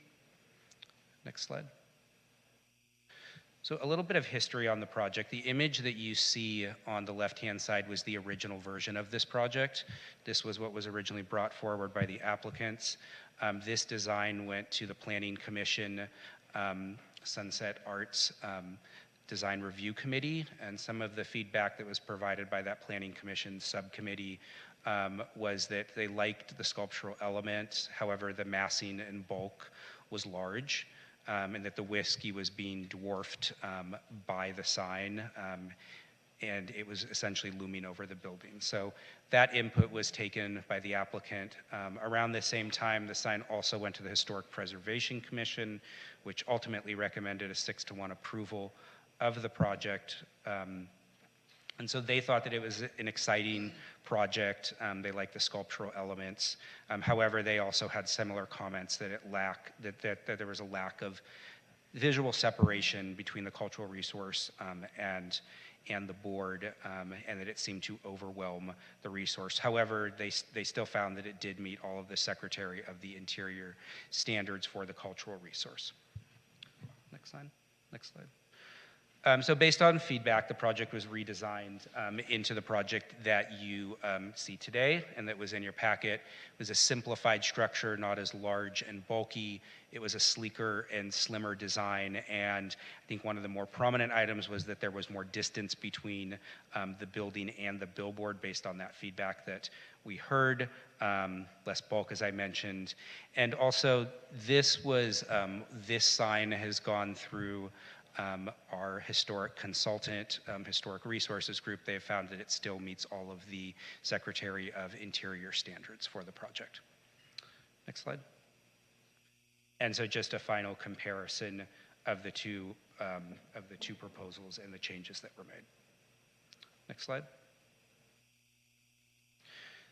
I already went through this, but the prior actions were that they were selected as a top scoring applicant. They went to the Planning Commission, Sunset Arts and Advertising Subcommittee, where feedback was provided, went to Historic Preservation Commission, where feedback was provided, and the project was determined to meet Secretary of Interior standards.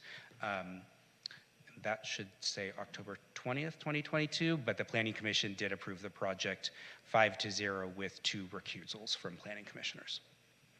Next slide. So I've shown this slide before with other billboards, but I wanted to show it again. It's all of the different operational controls and standards, particularly related to lighting.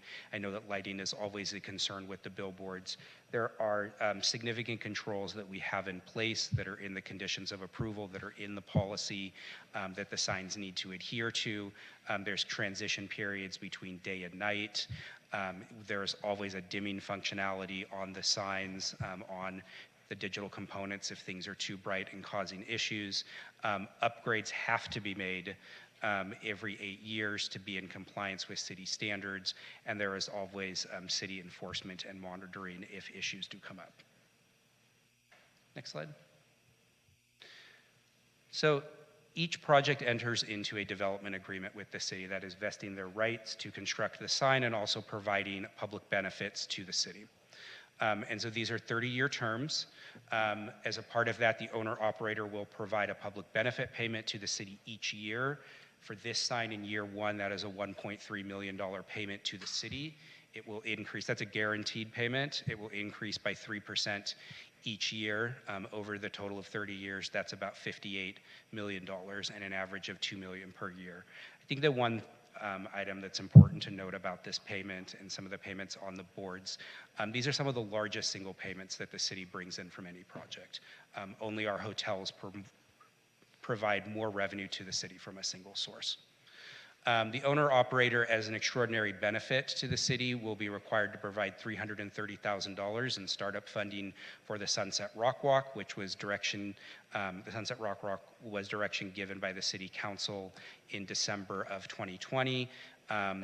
The applicant will be paying for the planning of this and setting this up, and then there will also be implementation funds. As with all boards, 17.5% of the time on the board will be allocated to the city for city content. That is primarily city art content.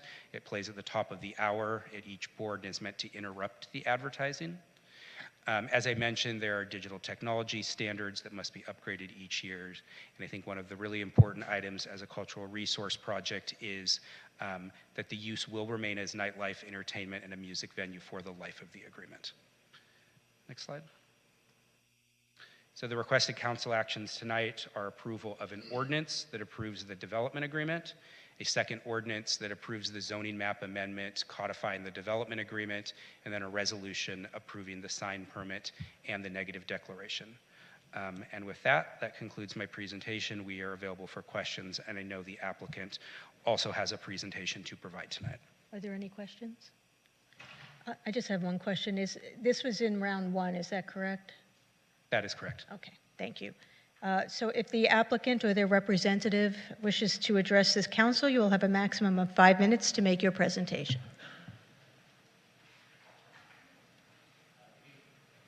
Oh.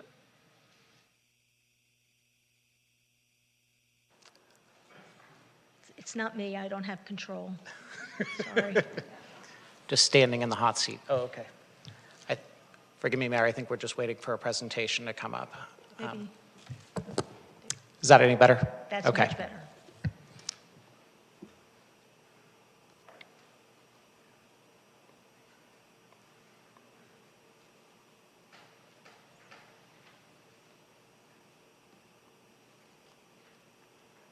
Sorry, I did not come prepared with jokes. Okay, but there we go. So good evening. My name is Aaron Green. I'm the president of the Afria Consulting Group, and I really have the privilege of representing both the Magliari family and Orange Barrel Media on this application this evening. Next slide, please. As some of you may be familiar, just a little bit about the whiskey. In addition to actually being the Whiskey A Go-Go, it was originally built in 1930. It became the Whiskey A Go-Go in 1964. Next slide, please. I could probably spend my entire presentation and then some more time just talking about the whiskey, but one fun fact that most folks don't know is that the whiskey is the only rock venue inducted into the Rock and Roll Hall of Fame. Next slide, please. As mentioned, there are 2 existing static billboards on the property, and this proposal envisions utilizing the goals outlined in the city's policy, next slide please, to convert static billboards on historic buildings into digital signage in order to create tools and incentives to help those businesses and those buildings not only sustain themselves, but thrive and benefit the city and its residents. Next slide, please. So John did a really good job covering this, so I'm going to try to move through as expeditiously as possible. But as John mentioned, this earlier design was presented to the Sunset Arts and Advertising Subcommittee as well as the Historic Preservation Commission. Next slide, please. And while both bodies recommended moving it forward, 2 overarching principles or comments came back. It felt heavy, it felt like it was sort of sitting on top of the building, and it felt like there was more mass than there needed to be. It became very much, or there was an equal emphasis on the signage as there was on the architecture of the structure itself. And we were given direction to try to re-envision that second component of it, still have the architecture of the signage structure be beautiful, but have it be secondary to the signage. Next slide, please. So what we did was we really took that feedback to heart, worked closely with staff, and I want to thank Rick Abramson, who really worked with us over the last year. We spent about a year re-envisioning some of the design. So we were inspired by the sort of art of origami and then the internal delicacy of a lantern and the perforation of a lantern to take some of the best parts of what we had, but make it better. Next slide, please. So one of the ways that we're proposing to create lightness in this structure is by having it be clad in a perforated metal, and this is kind of in a real world what it would feel like. And so there's actually visibility and perforation behind it. It creates a lightness during the day, and then in the evening, as you can see, it creates an opportunity for a dull illumination that creates a unique presence, but again, it becomes secondary to the signage. Next slide, please. So this is our revised proposal. This is the, as John had mentioned, this is the east face of the sign. It's 1,000 square feet. You can see it's significantly elevated compared to the earlier design, and the area above and below the sign face itself is much slimmer, and there are not as many extensions sort of that became more visible or were more prominent in the earlier design. Next slide, please. This is the static face of the sign on the west side, and it has several both vertical and horizontal folds within the perforated metal. I would note that both the south, well, it's really the east and the west, but they're kind of facing south as well. These are the perforated sides of the sign, and the north is non-perforated, so that there is no light trespass to the north of the site. Next slide, please. This is looking up San Vicente. And I want to call out, if you look at the right-hand corner here, it looks like there's a fold that's sort of coming off the face, and that is actually a fold. And while it's aesthetic, it's also pragmatic, and it's designed to ensure that no light trespasses off of the board to our neighbors to the north. Next slide, please. This is an underside version of the sign if one were kind of standing at the corner of Clark and San Vicente, looking directly up. Next slide, please.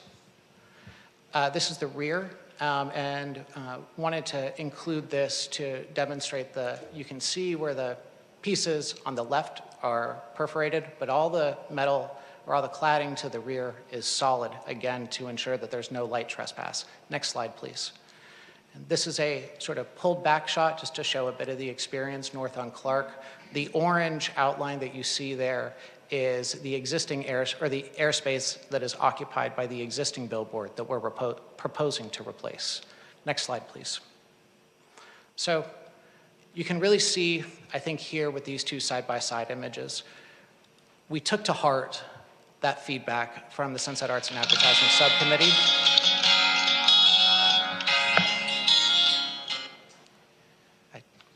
Am I being played off? No. Okay. So you can see we took to heart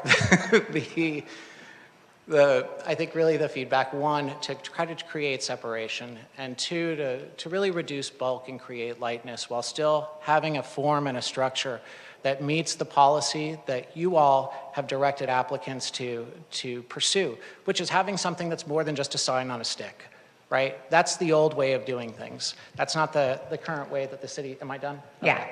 All right. That was a nice speaker timer. Oh, that was a nice play me off. Okay. Yeah, that was the Whiskey A Go-Go version. That was the Whiskey A Go-Go version. If I can quickly, just 30 seconds, which is if we could jump quickly to slide 19. I'm sorry, next slide, please. So John mentioned, but I'll briefly cover it. Not only does this include a tremendous amount of financial opportunity for the city, not only does it include like really setting the rock walk up for success, and not only does that mean a check, but that also means a commitment from the Maglieri family, not just in terms of participation, but also in terms of a repository of a tremendous archive of material that they have over the many decades that the whiskey has been in existence. And we're going to make that available not only for the Rock Walk, but also for the Sunset Arts and Advertising Program if the city wants to make specific rock history-oriented content in the future. So we are here, we're humbled and excited. This is many years in the making. We really thank you for the opportunity to present, and our team is here to answer any questions. Thank you. Do my colleagues have any questions? So I actually have a question for you. So as I disclosed, we spoke earlier today, and one of my concerns was the width of the pole, and also the surface parking lot in the back of the whiskey, which is not, it's in need of improvements, and it also faces the neighborhood. So I guess my question is, are you willing to add to the conditions to work with staff to try to reduce the width of the pole as much as is possible and also to make some improvements to the parking lot to make it more attractive for the neighborhood, including the fencing. Yes, we're amenable to both of those. For the pole, the short and the long answer is yes. The largest thing that it'll be driven by is engineering. Right now, we've got a 5-foot wide pole that's then dressed for aesthetics. Billboards typically use between a 4 and a 6-foot wide pole, depending on how tall they are. So we studied once to try to get it as small as we can, but we're going to study a second time. And even if we can make minor changes, we're going to look to make those minor changes as great as we can. And we're also happy to look at ways that we can improve the visual aesthetics of the parking lot for the neighbors to the north. Okay, thank you. So now we will receive comments from any persons in the audience who wish to speak on this matter. Each person may address the City Council for a maximum of 2 minutes. And if you haven't already, please submit your speaker slip to the City Clerk. I see we have some speakers. Daniel Alexander, to be followed by Linda Godkin.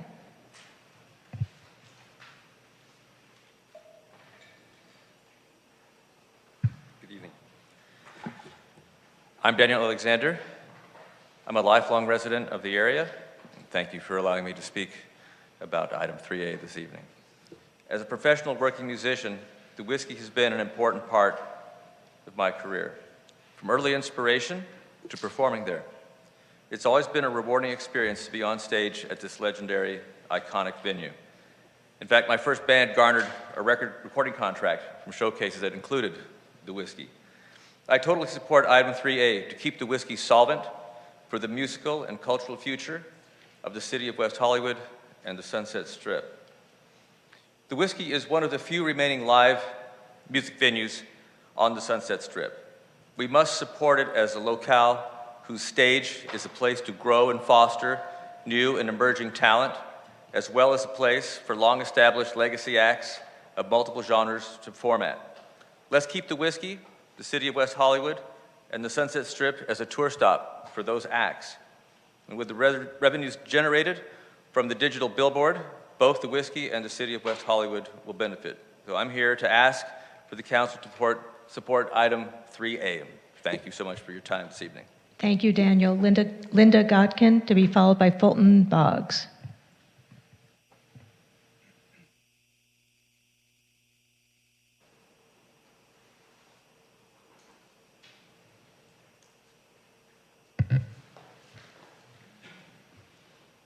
Thank you, Mayor Meister. Oh, yes, of course. You want to hear me, right? Okay.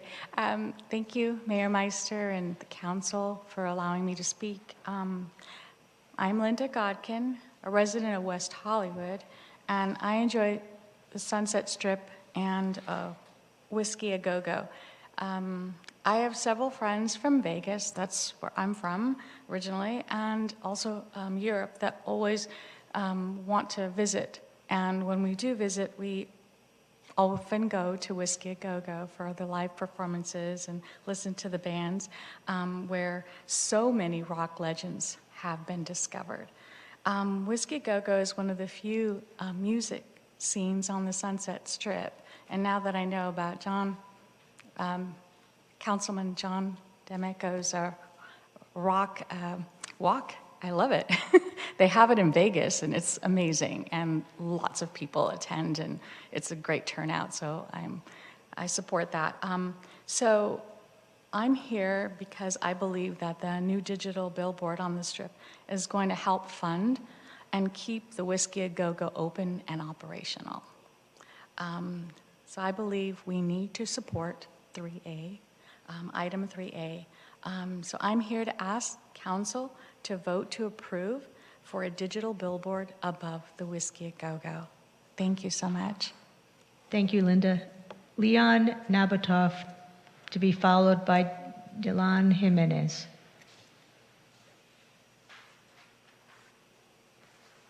Hi, I'm Leon Nabatoff. I've lived in the area for 9 years. Thank you for letting me share my thoughts on this with you tonight. In the 1950s, my cousin opened a venue at 8572 Sunset that was called the Crescendo. It was a jazz club, and Louis Armstrong, Billie Holiday, Ella Fitzgerald played there. And if you haven't heard of it, that's because it's been replaced by a retail space that is currently empty. For more than 50 years, the whiskey has been a vital part of our music heritage, and it's been an incubator for local talent and entertainment for the world. Culture and music are just such an important part of our history, and if we continue to turn a blind eye, we're going to lose all of that history. So this digital sign is a way to improve the situation in terms of revenue, to balance it with what we need to keep a building like that operating in the way that it's intended as a wonderful, fun music venue for all of us. So please consider supporting the sign tonight. Thank you. Thank you, Leon. Delon Jimenez, to be followed by Aaron Mitachik.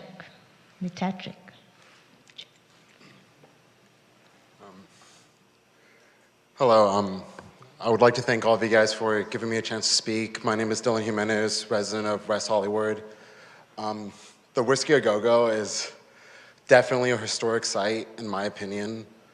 I am someone that personally believes that art in general, whether it's music or whatever forms, I believe it's a way of bringing a community together.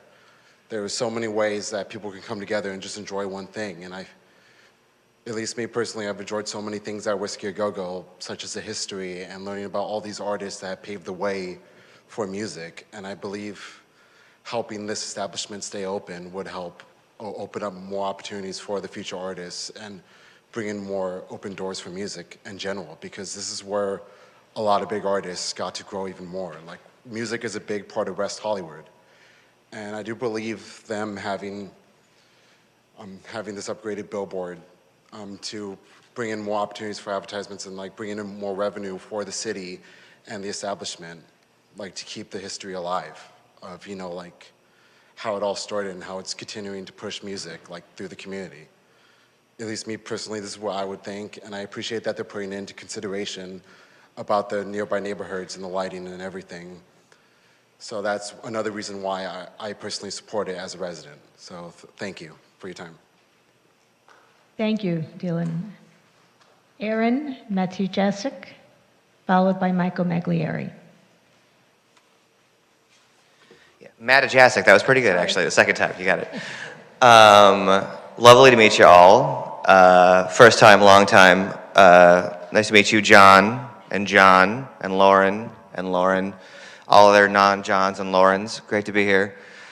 In light of some of the other things that we've talked about tonight, these two ladies, particularly a billboard seems like maybe small potatoes, but I'm also here to voice my support for this particular thing because one of the things that the pandemic kind of stole from us was some of our most important cultural and historical institutions and monuments. And I would say that any opportunity that we have, whether it be a fancy new billboard or whatever it would be in any form, to maintain revenue and maintain some of these things that mean so much to us as residents of LA, I think we have to pursue. So thank you so much for your time. Appreciate it, everybody. Thank you, Aaron. Michael Maglieri, to be followed by Genevieve Morrill. Good evening, members of the City Council. I'm Michael Maglieri. My family and I are longtime owners of the Whiskey A Go-Go. Thank you for considering our proposal this evening. Starting with my grandfather, Mario Maglieri, we have made a multi-generational commitment to maintaining and preserving the legacy of the Whiskey A Go-Go on Sunset. This proposal means a tremendous amount to us. The replacement of our existing billboards with a new static and new digital billboard will provide us with needed resources to restore and preserve Whiskey A Go-Go for decades to come. West Hollywood has been home for whiskey since before cityhood. We are excited that not only will this sign help keep our doors open, but also ensure the city has the resources it needs to maintain vital community services. My family is very excited for the Rock Walk that is being funded through our development agreement. Finding new ways to engage locals and tourists on the Strip and the indelible mark of our city has left on music culture is a perfect example of what we stand for. Thank you for your consideration. Thank you, Michael. Genevieve Morrill, to be followed by Bill McBride. Thank you. Good evening, Mayor, Council members. Genevieve Morrill, President, CEO of the West Hollywood Chamber of Commerce, and also Executive Director of the Sunset Strip Business Improvement District. And everything Michael just said, I ditto. The Chamber started working with our billboard members in the city at the beginning of the process to develop the Sunset Strip billboard policy, I think over 7 years ago, maybe. And not only was this exciting, but it was also going to bring back the exciting billboards that we had, like the Marlboro Man, but maybe this time he's smoking cannabis, I don't know. And one of the great incentives was that historic venues could declare themselves historic, to be able to get a digital billboard that would help support the historic property. And there is no larger legacy stakeholder than the Maglieri family, whose properties are not just historic, but legendary. And I have to say that economic development had talked to me at one time years ago before COVID that it is very challenging and nobody will really build the type of concert venues that we used to have up on the Strip. They're just not viable anymore. And so to be able to provide this opportunity is really rare. And it's something that we're so grateful the city has made available to these venues to be able to preserve these historic sites and make it better spectacular. And who to better make it spectacular aesthetically and also integrate functionality into the landscape, but Orange Barrel Media, who is also a recent Creative Business Award winner. So we hope you approve this project. Thank you. Thank you, Genevieve. Bill McBride, to be followed by Steve Martin.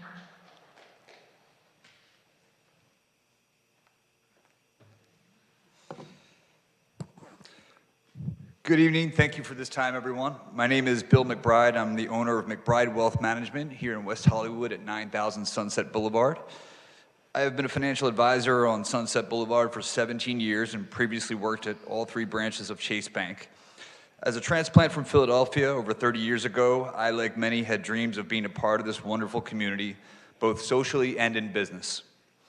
In a stroke of good fortune, I met Mario Maglieri, the owner of the Whiskey and the Rainbow, many years ago. Since then, I've become a trusted advisor for the Maglieri family in their businesses and financial endeavors. The magic and the allure of Sunset Boulevard, I think we can all agree, is largely due, in part, to the lighting that has made it a nighttime destination for international tourism. As the city and Sunset Boulevard have evolved over the years, it has been a challenge to keep the historic venues like the Whiskey preserved while still being an integral part of the modern skyline. The billboard atop the Whiskey has long stood as a beacon for music lovers across the globe, and as we as the city upgrade to the digital age, I believe the digitization of this billboard is a key component in keeping up with the modernization of the Sunset Strip. In summary, I support Agenda Item 3.A, and I hope the Council will strongly consider the positive impact of allowing this historic landmark the upgrade of digital billboards that are congruent with the rest of the Strip. It is essential to show the uniformity of the community and allow us to keep up with competing tourist destinations. Thank you for your time. Thank you, Bill. Steve Martin, to be followed by Annie Jump Vicente. Steve Martin, West Hollywood. This is a really bold statement on the Sunset Strip. And what's really important is that this really brings the Maglieris into the 4th generation in their commitment to West Hollywood and commitment to the Sunset Strip. I just can't imagine that Mario Maglieri just could not be prouder of this particular moment. I mean, this is a partnership that's going to allow a historic music venue to continue on for the next 30 years and help generate the tourist dollars that we depend on. And the development agreement's no chump change either, so I want to thank staff for negotiating that. Also, I think that we should thank Rick Abramson, who's really helped with the design on this. I think we can really, how do I want to put it? I think Rick has been one of the best investments you as a council have made in staff in many, many, many years. But getting back to this, I saw the Plimsolls, I saw X up in the 80s here at the Whiskey A Go-Go. This place really means so much to Southern California, means so much to the Strip. And this partnership with the Mogliaris is really important to the city, and I'm really glad that it's coming out to have such a positive result. So thank you all very much. Thank you, Steve. Annie Gianfacente to be followed by Victor Omolchenko.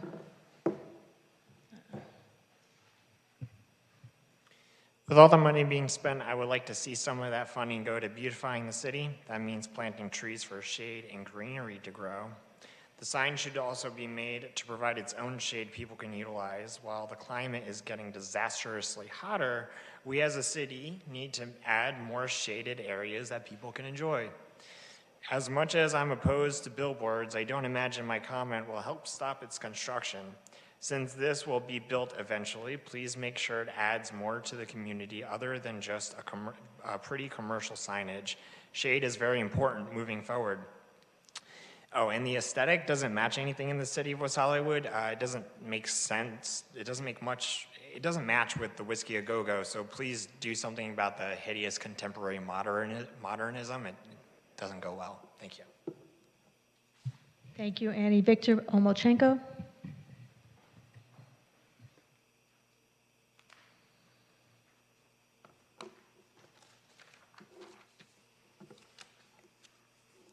Good evening, everyone. Victor Omolchenko, longtime West Hollywood resident, and I'm speaking as an individual board member of the West Hollywood Preservation Alliance.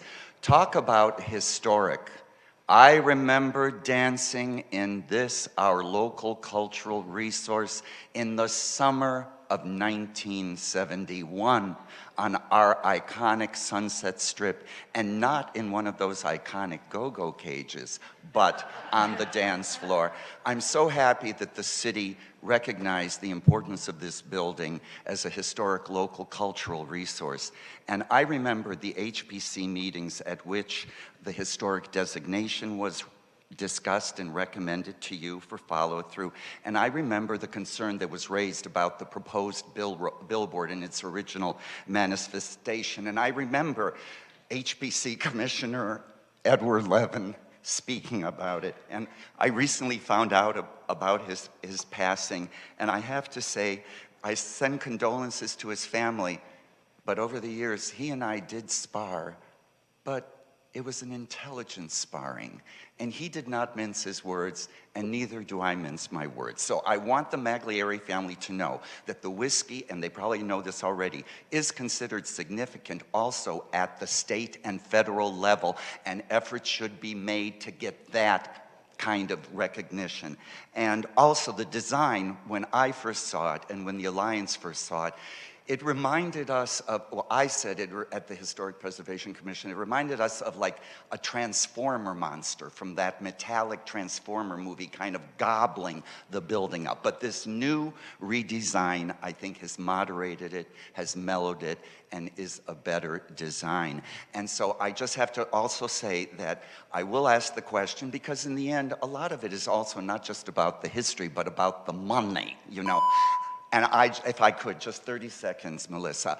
I like seeing that the city is going to get over a 30-year period, the $61 million. But to put it into context for ourselves, that's $1.3 million a year over 30 years, and it's also $300,000 for the Sunset Walk. But I'm just curious, in our system, the economy and that, how much does Orange Barrel Media, how much are they going to make over a 30-year period? And I just want you, as our city council, to be sure that you are getting a full, good amount in this development agreement. So thank you very much. Thank you, Victor. Now we'll hear from Zoom. Yes, Mayor.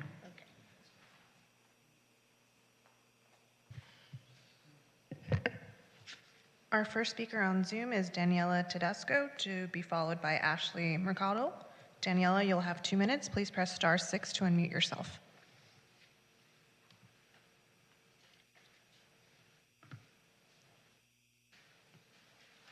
Daniela, go ahead.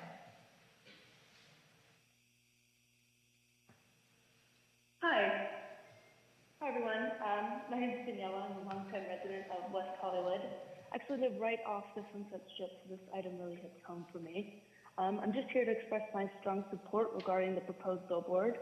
First of all, I would like to thank the developers for their commitment to advocating for us residents to make the quality of life, to make sure our quality of life is protected.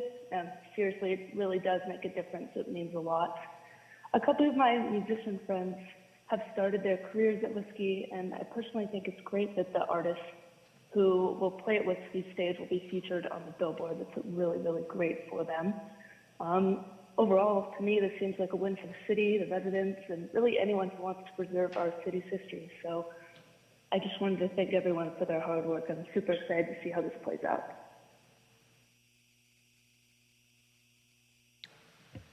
Thank you, Daniela. Our next speaker is Ashley Mercado, to be followed by Eduardo Arredondo. Ashley, you'll have 2 minutes. Please press *6 to unmute yourself. Hello, good evening, Council. My name is Ashley, and I'm a long-term resident of West Hollywood. I live off of the Sunset Strip, and I wanted to call in and express my full support as a resident of West Hollywood on this billboard project. I'm not too sure how everyone is on their Whiskey Go-Go trivia, but Whiskey Go-Go has been around for such a long time, leaving a footprint in the rock and roll industry, and especially here on Sunset Strip. The income that would be generated from this billboard will help to preserve whiskey for decades. This will also help to preserve a piece of the city's history and future. I firmly believe with the new billboard project, it will promote the city's public arts programming, which is a win not just for the city, but the residents like myself. I believe the new design looks great, and it's definitely better than what it is right now. I'm in full support of this project and request that the City Council is also in full support of Whiskey Go-Go's billboard project. Please approve item 3A. Thank you. Thank you, Ashley. Our next speaker is Eduardo Arredondo, to be followed by Katie Harvey. Eduardo, you'll have 2 minutes. Please press *6 to unmute yourself. Hi, hello, my name is Eduardo. I just want to thank the mayor and city council for having us here and listening to us. I too am a long-term resident here in the city. I live off of North La Palma, and I just really want to express my strong support for the approval of this billboard. I really think it has a really great design. It has residents in mind, it has community in mind, and most importantly, it's helping out a local business that has been around for so long. It's a legend, it's a staple of our community, and the many artists that have walked through that place is really significant and means a lot to each and every one of us. That is why I am here expressing my full support for the approval of this billboard. I would like to ask the council to please approve of this item 3A. It would really benefit us all. Thank you so much. Thank you, Eduardo. Our next speaker is Katie Harvey, to be followed by Susan S. Katie, you'll have 2 minutes. Please press *6 to unmute yourself. Hi, my name is Katie Harvey. I have worked and lived in the community of WeHo for many years. I actually bartended at the Whiskey years ago, and I have also been privileged to play and sing there several times. And obviously, we all know how special and historic the Whiskey Go-Go is in our community. And I think the income generated from this billboard will help preserve the whiskey for years. And the new design looks fantastic to boot. Definitely a major improvement from what is there now. So I request that the City Council join me in supporting the whiskey and please approve item 3A. That's all. Thanks, guys. Thank you, Katie. Our final speaker on Zoom on this item is Susan S. Susan, you will have 2 minutes. Please press *6 to unmute yourself. Hi, my name is Susan Markheim, and I've been in the entertainment business actually in the music business for more years than I'd like to mention, but I actually got my start at the Whiskey Go-Go. And the Magliari family and Elmer Valentine will always be in my heart, and it's because of them, people like myself have a career, including, and they broke so many acts, that club alone, The Doors, Led Zeppelin, Van Halen, The Byrds, Chicago, Marvin Gaye, Four Tops, all those places, and the future of music needs the Whiskey Go-Go. So I beg you to support this. And I love the walk that you're proposing as well. This is the world famous Whiskey A Go-Go, and we have to keep it here in West Hollywood alive and well. So thank you. Thank you, Susan. Mayor, that was our last speaker. Okay, thank you very much. All right, does the applicant or the representative wish to make any further comments? You have a maximum of 2 minutes for rebuttal. You don't. Okay, you're waiving that right to rebuttal. Okay. Do any members of council have any questions of staff or the applicant or wish to make any comments before I close the public hearing? No? I have a question. Are we going to be checking for reflective glare? Because I know that that's come up in other billboard projects that we've been hearing about. And I know we talk about glare, but we haven't really discussed reflective glare. Yes, any issue that comes up, we would look at that and resolve that issue and make sure that it stops occurring. Okay, thank you. Okay, Mayor Pro Tem Shine. Oh, I'm going to close the public hearing then. Council deliberation. Mayor Pro Tem Shine, did you want to, or should I give this to Council Member D'Amico? Go ahead. And my speaker is off. I just want to say I am so happy with this new design. That Transformer Pac-Man looking design was not very enticing. I love the Walk of Fame. The Rock and Roll Walk of Fame. What an excellent idea. I had mentioned this to Aaron. I think it would be incredible to really study, perhaps, and work with staff and with the consultant, something very creative in the sidewalk, maybe a digital Walk of Fame of sorts, if that's possible. Something that would draw people from all over to the Walk of Fame. I guess I probably should have asked this during of staff. Was there a condition to make the Orange Barrel Media sign 8, is it 8 feet? Versus the lettering 8 instead of 10? Yes, that was a part of the Planning Commission. Okay, just verifying that. Other than that, I'm looking forward to hearing from my colleagues, but I'm willing to support this. So, thank you, Councilmember D'Amico. Thank you, Mayor. I just wanted to say to those that thanked me for the rock walk, that was not me. That was John Erickson and Lindsay Horvath. And then there's also a much more famous, super cool John D'Amico who lives in West Hollywood who actually runs the rock walk. That's not me.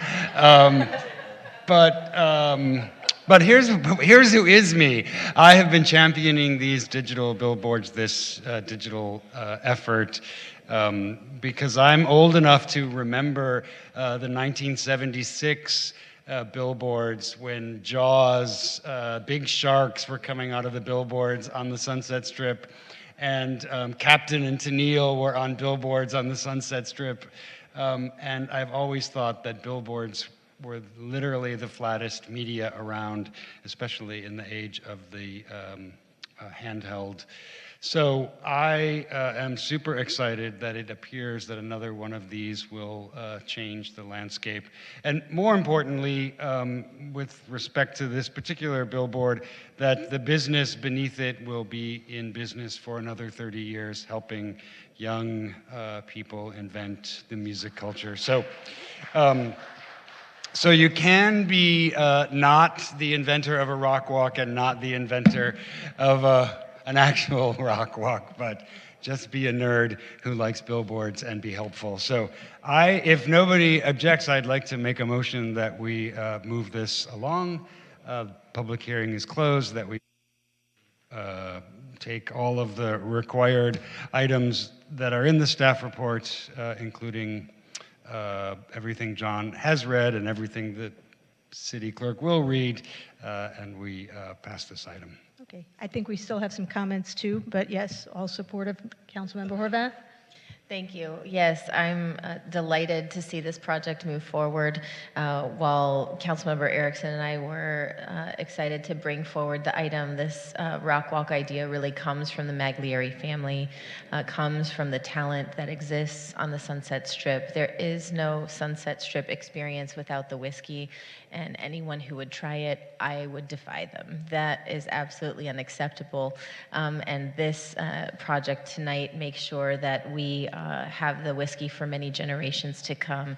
It is an extraordinary venue. I very much enjoy it on many occasions, and I'm excited to know that more acts will be coming there. It will continue to be part of the culture that the rest of the world consumes. Is that how it goes, Councilmember D'Amico? And I'm really grateful that the Maglieri family has invested in our community in the ways that you have.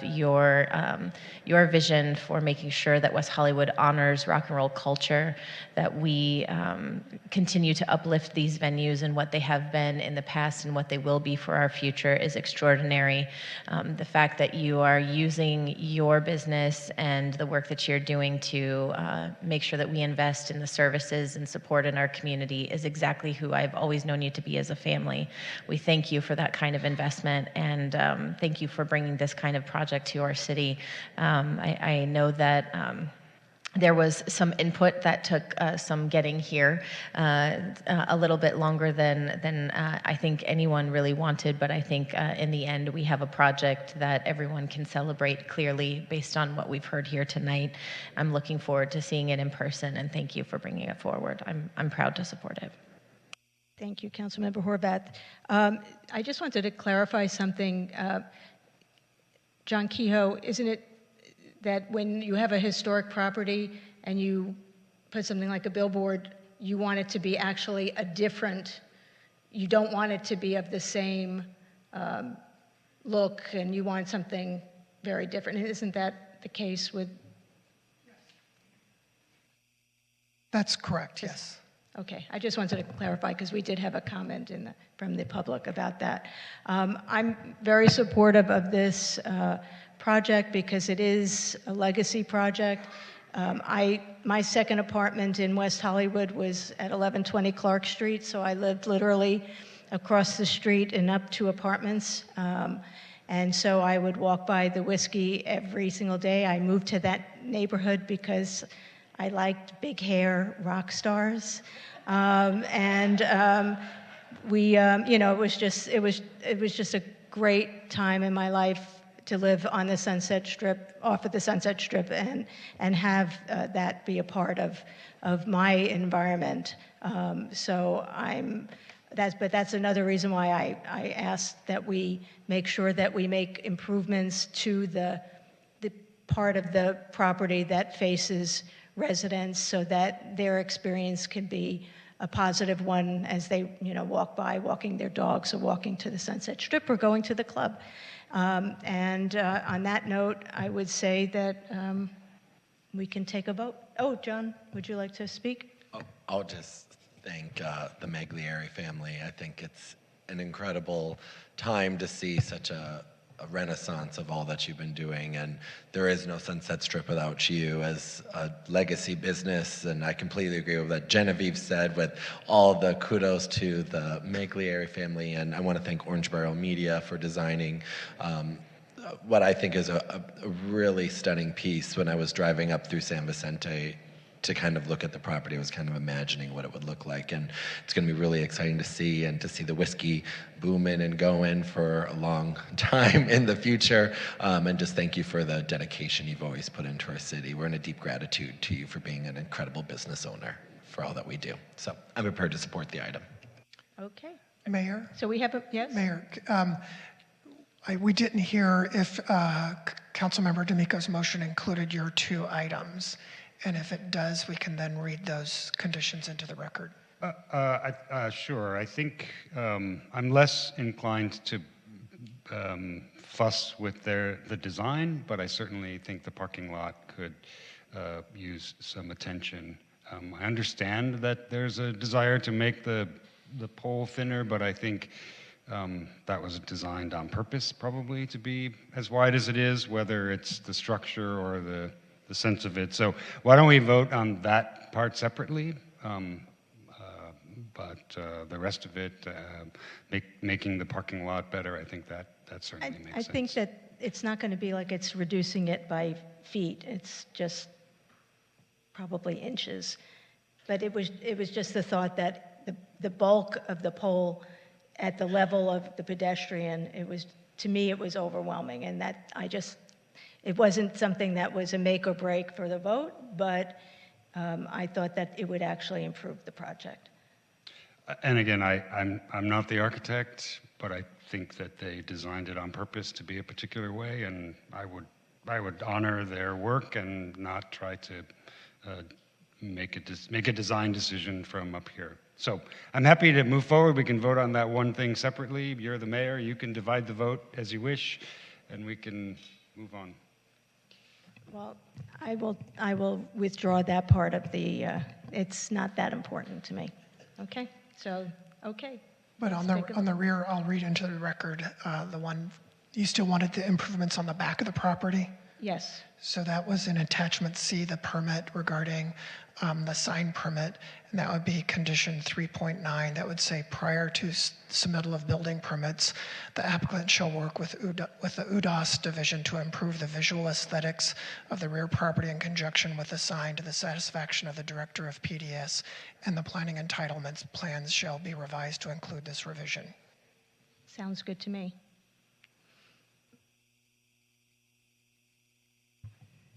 Motion passes 5-0. We're going to take a break now. We'll be back here at 9:05.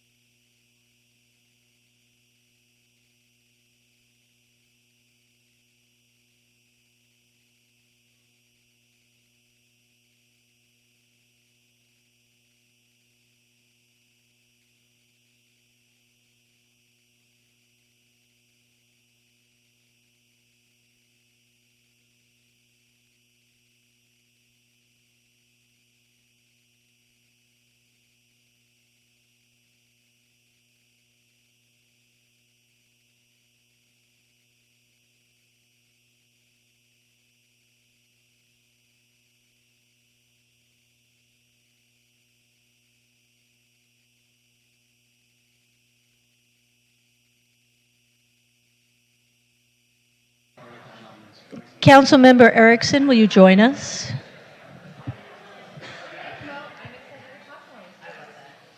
It's like back at the airport, you're being called on the internet. Please report to me. Okay.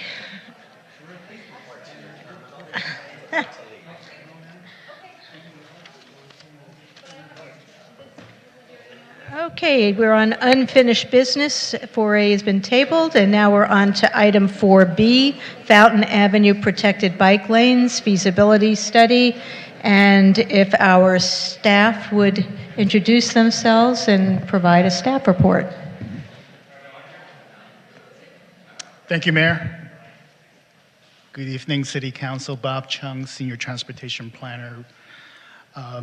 With me tonight is Natalie Sheba of Fear and Pierce, our consultant, and also Matt Benjamin from Fear and Pierce.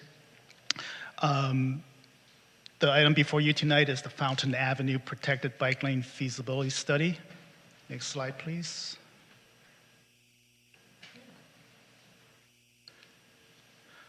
In March of last year, the City Council directed staff to conduct a feasibility study for protected bike lanes on Fountain Avenue. Tonight, staff is pleased to bring you the findings of that study. Tonight's action that's requested is for the City Council to select a preferred alternative and direct staff to prepare construction plans, return with cost estimates, and a timeline for implementation. Next slide, please. Fountain Avenue currently runs between La Cienega and La Brea within our city. It's about a 1.9-mile corridor. The right-of-way varies between 40 and 60 feet. It is this variation that also causes a lot of inconsistency while you're driving on the corridor. Currently, Fountain has shared travel lanes, which means that there are share roads for bicycles and also vehicles sharing the same space. Also, approximately 80% of the sidewalks along this corridor are substandard based on ADA standards.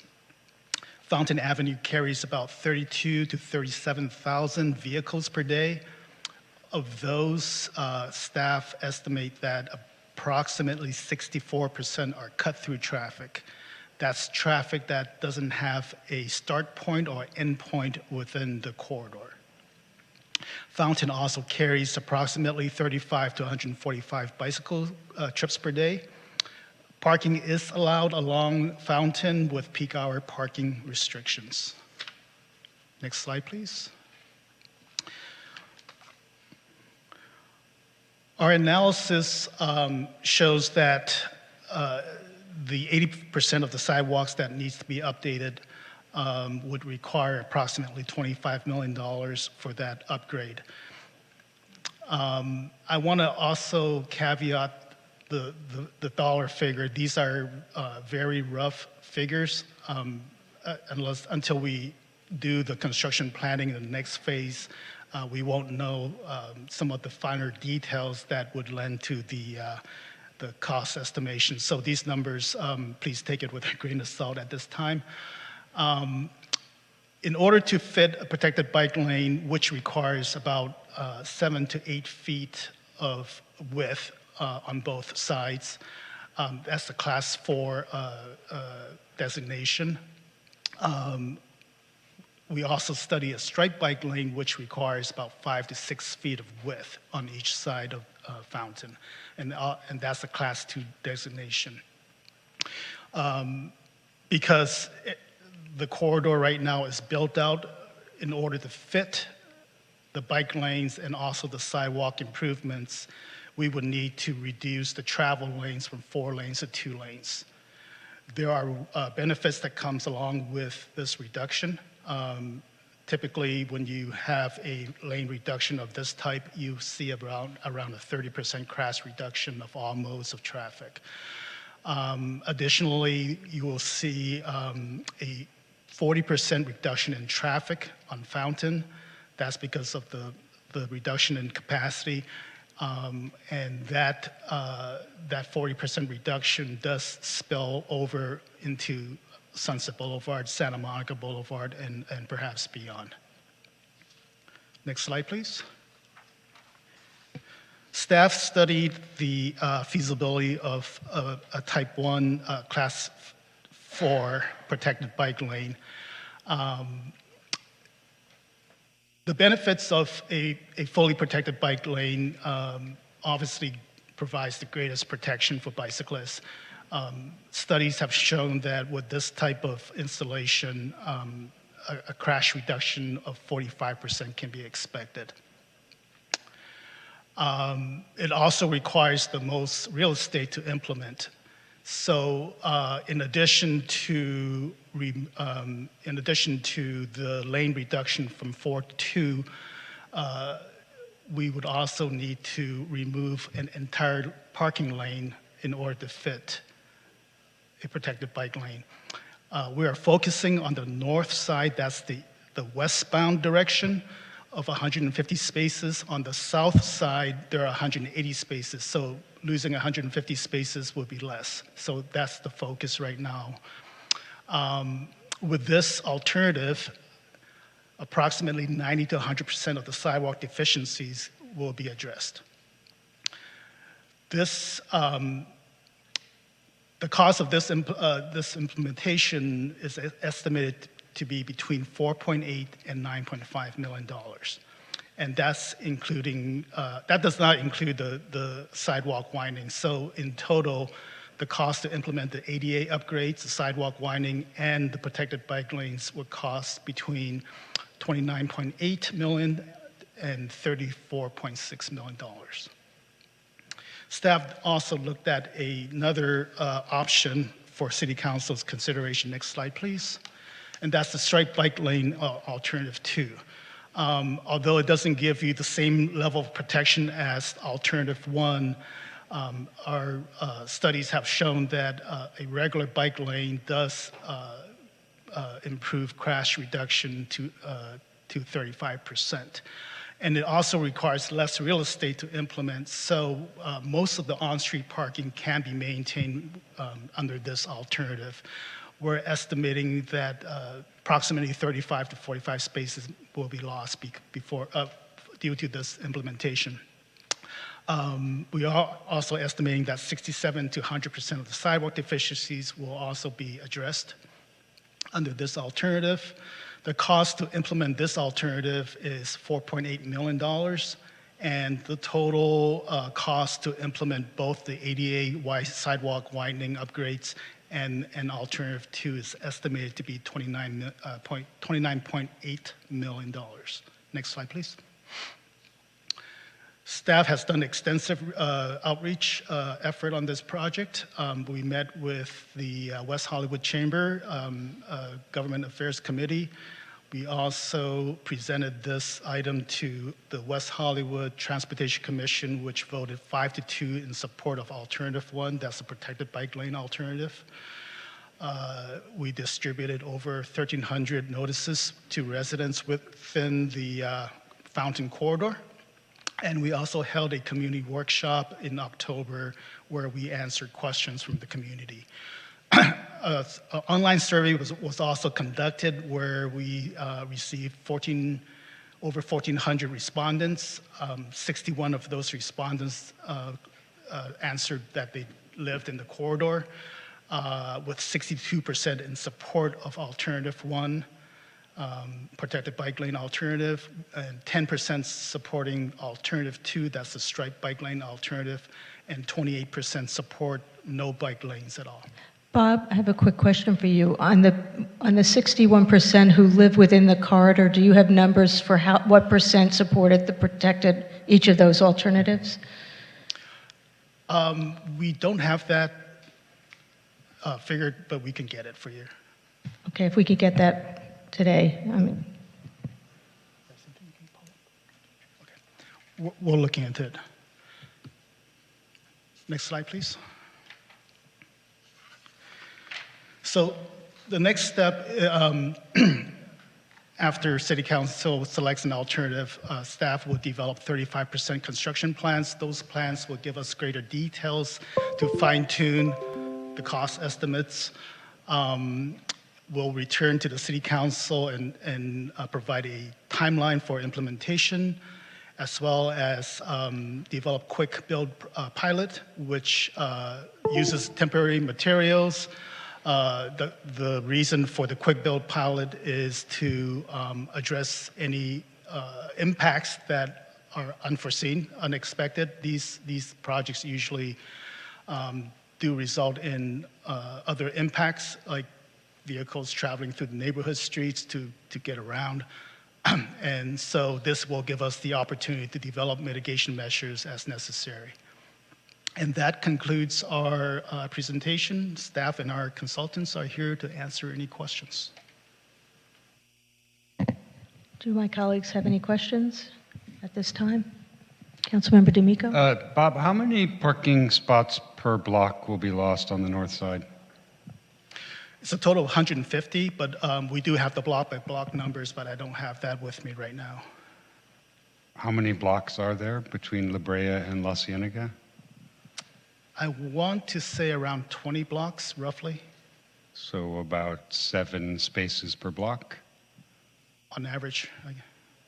Because I think it's important that residents understand that 150 parking spots are not being removed from, within 1/8 of a mile of where they live. There might be 6 or 7 removed. So I think we need to understand that, so maybe you can get that for us. Yeah, and we did do some parking surveys. We just got some numbers back today, actually, and what the numbers are suggesting is that there might be capacity on the south side to absorb some of the loss of parking. So we're looking into that. Okay, and then the second thing is, what is the theoretical extent of these bike lanes from just east of La Brea to where?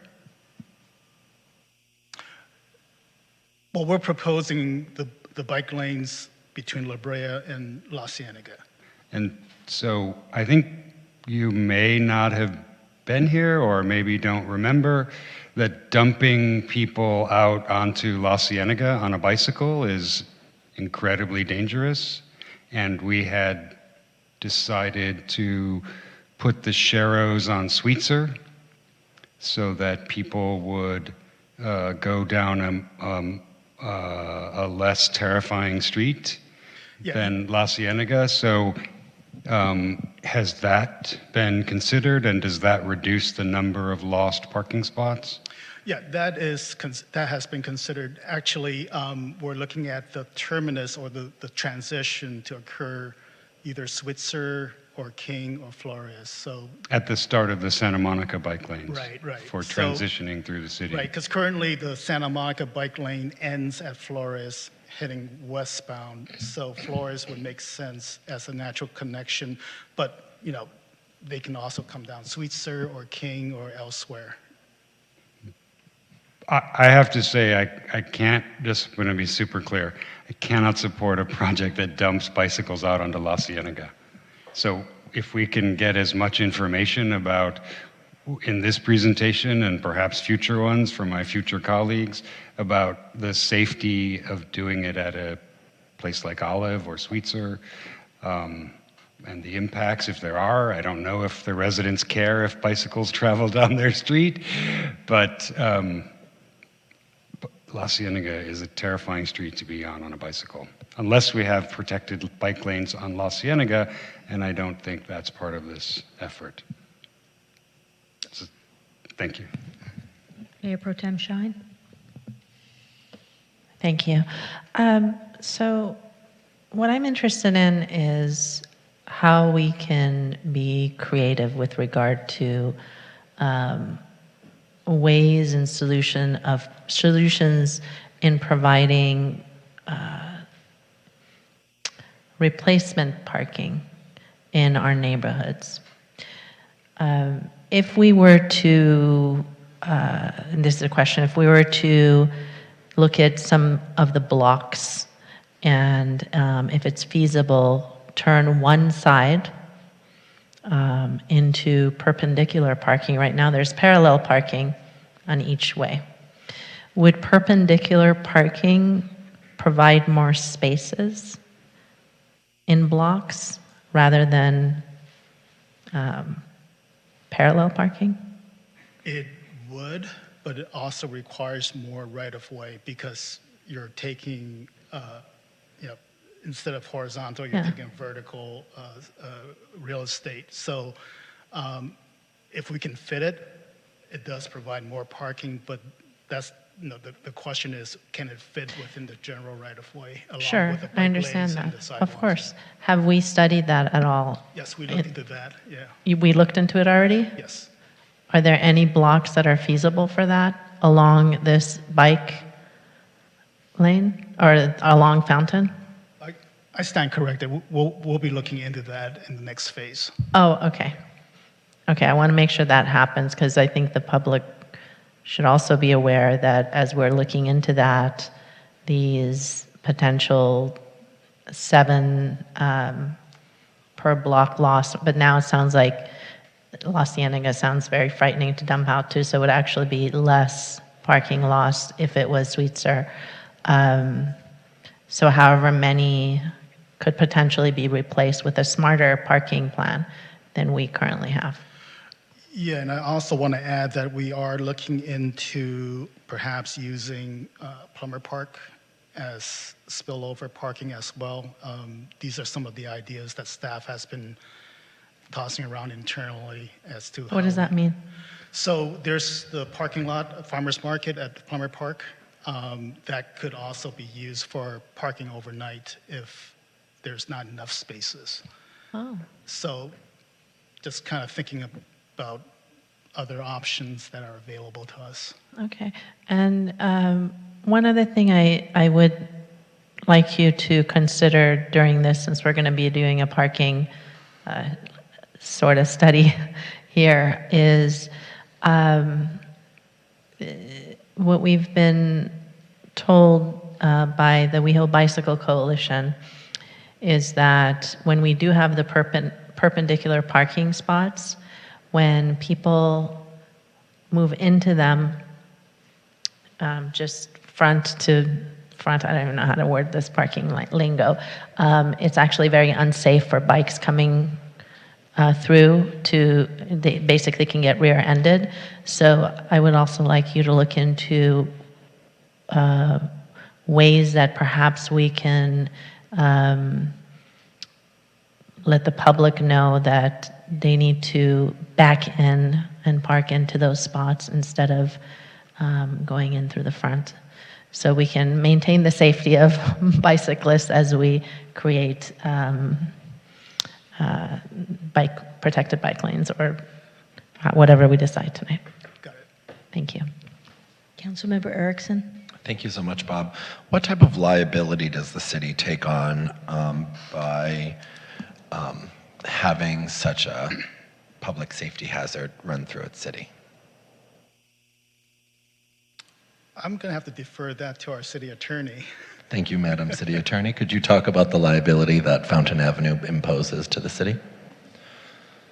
I think that's a difficult thing to discuss during So- a public meeting. It's very, liability is always very fact I'll make it specific. If someone is, so we've put this on the record multiple times, for example, in the past, I know this isn't the first time this item's come to the council, but because of that, if someone were to sue the city for an accident, maybe a pedestrian walking across Fountain or being struck, and their attorney was smart enough to identify those records, the city poses a liability at risk. Yes, we have insurance, but there's still a chance, right? Again, determining liability for a lawsuit is a very, very fact-specific thing. Let's do sidewalks just for fun times. So the sidewalks are now in a document saying that they are 80% deficient. Someone trips on a sidewalk in West Hollywood. We take no action tonight, maybe in a year or two, but we could have improved it. They could sue the city, correct? People can always bring a lawsuit against the city. We can't stop them from doing that. And what would be considered in reviewing the lawsuit would be whether there was a dangerous condition and what had been done to, who knew about it and what had been done to rectify it. But it's always very factual. So if we have the facts tonight, some of which I'll talk about how dangerous Fountain is to residents, car drivers, and everyone, that would be on the record and people would have that available to them, correct? Because it's in our packets, we're seeing all this stuff right now. There is information available, and it's, Okay. I don't know exactly what it says or what information you're talking about, so. Yeah, no worries. Well, we'll talk about it in my comments. My second question to you, Bob, is at the Transportation Commission, I know it was a 5-2 vote, I believe. Where did that come from? Was there a mobility task force group made up of experts that brought a lot of suggestions kind of up towards you and then to the Transportation Commission?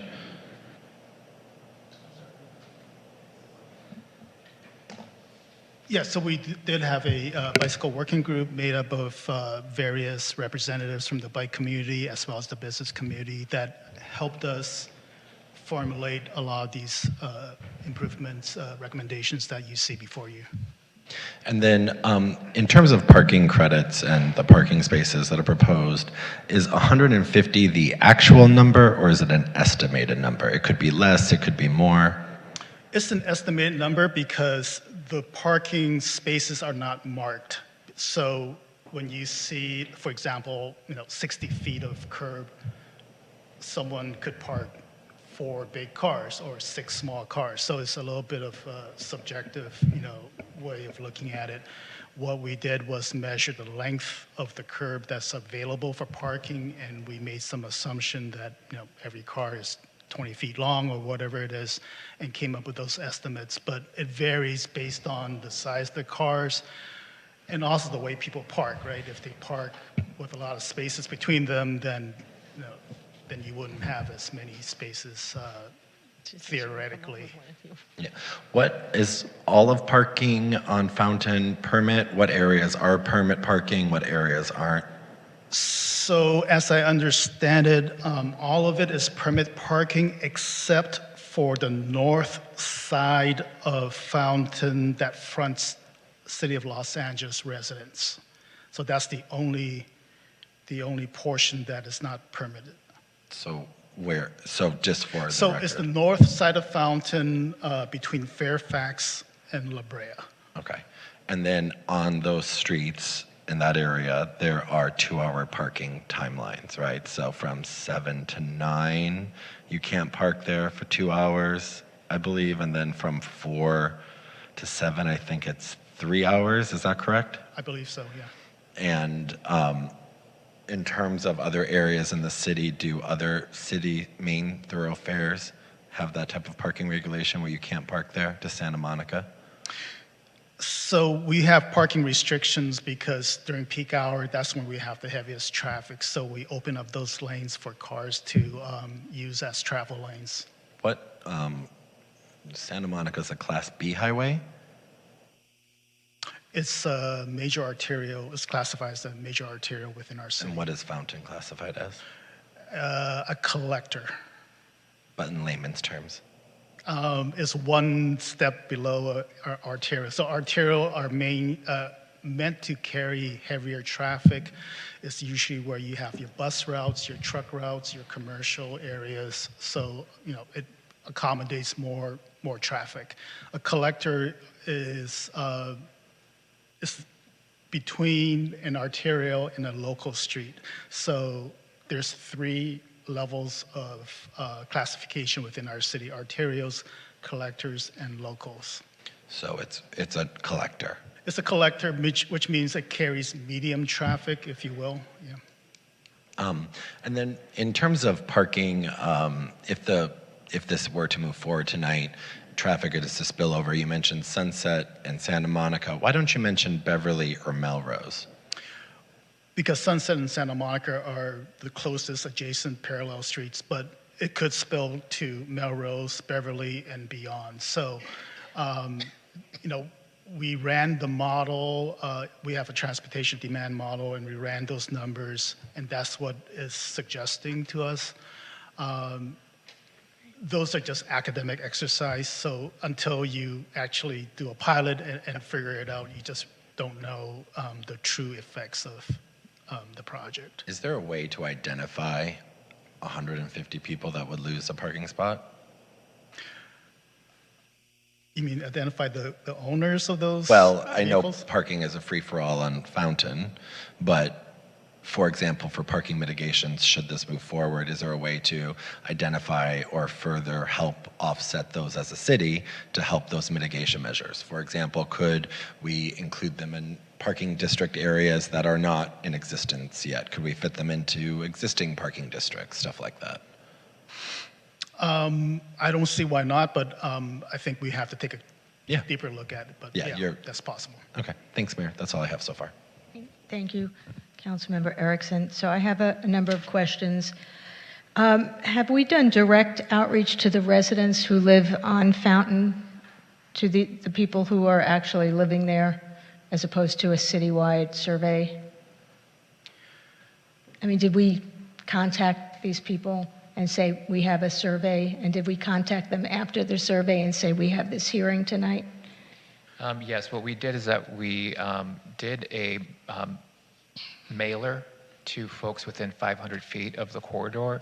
So that included, I think it was probably 4,000 or so residents that were contacted, both in the city of West Hollywood and the city of LA.